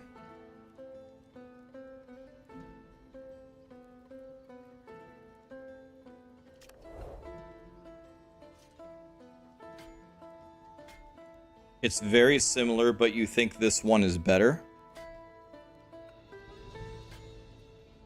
What makes this one better, do you think? I've never played it, so I don't have a comparison. But yeah, this game's kind of like... You got however many people ported into a castle. You gotta loot as much as you can. There's like bosses, and there's... Your abilities will change as you get better gear. And you can either try to kill people or...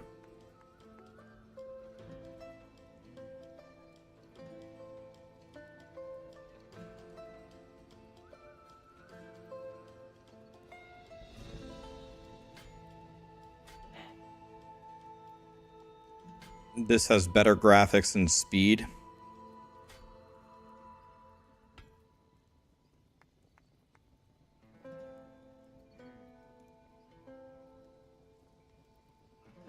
Are the boss timers gone? They might be. We might have removed them. I'm not sure if people... I wasn't sure if people still use them or not.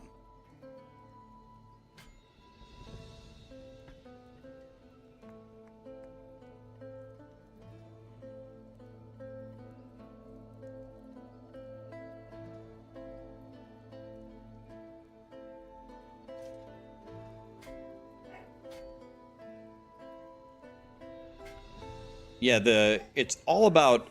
Everything is all about timing. If you have really good timing, you'll be good at this game and you'll like it. This feels way more like Elden Ring to me than it does Diablo. Doesn't feel like PoE, doesn't feel like Diablo. It feels much more like Elden Ring.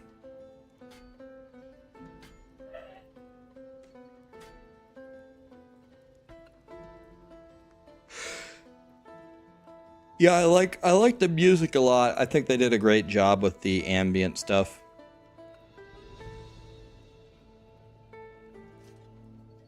So, yeah, I mean, this game is free to play test, I assume. I don't think this is the actual launch of the game. Do we know when the actual game it comes out? I think this is what they called the final play test.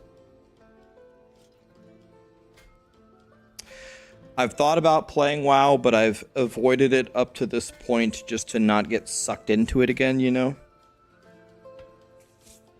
Trying not to get sucked back into WoW.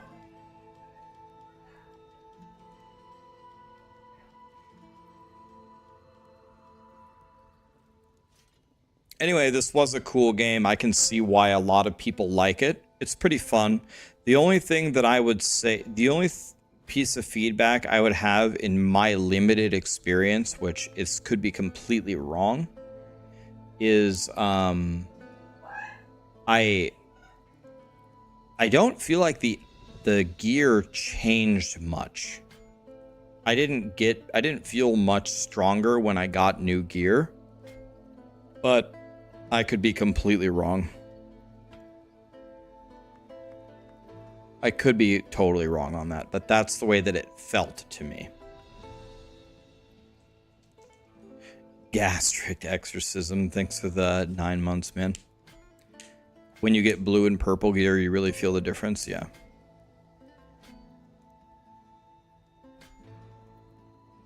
I should do a comparison between what? This and what? Dark and Darker, or...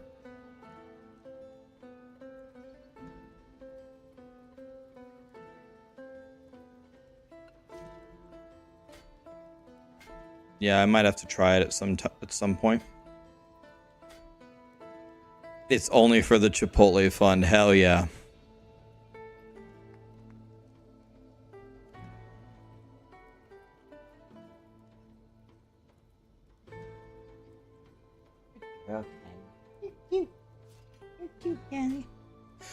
All right.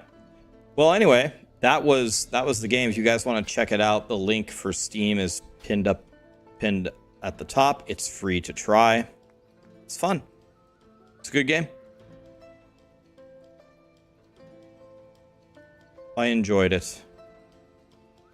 I'm glad that they reached out to me to try it. I did enjoy that. It was good. Who knows? Maybe we'll be back for the launch. You never know. All right. Let's see. Why don't we raid Moxie? Moxie just got... Or didn't I just raid Moxie? Well, Moxie just got married. Why don't we hook him up again? I think I might have just raided him. I can't remember. Let's raid him again. Why not? Raided him. I can't remember. Let's raid him again. Thanks for being here, guys. I appreciate it. Let's raid him again. Thanks for being here, guys. I appreciate it. No. Thanks for being here, guys. I appreciate it. Don't lick me, Callie. No lick me. Don't lick me, Callie. No lick me. Torchlight tomorrow? Torchlight doesn't come out tomorrow, does it? Torchlight doesn't come out tomorrow. I think tomorrow we're doing the Diablo 4 competition. I think tomorrow we're doing tomorrow's the 4th of July. It's going to be fun. Tomorrow we're doing tomorrow's the 4th of July. It's going to be fun. Oh, double audio. My bad.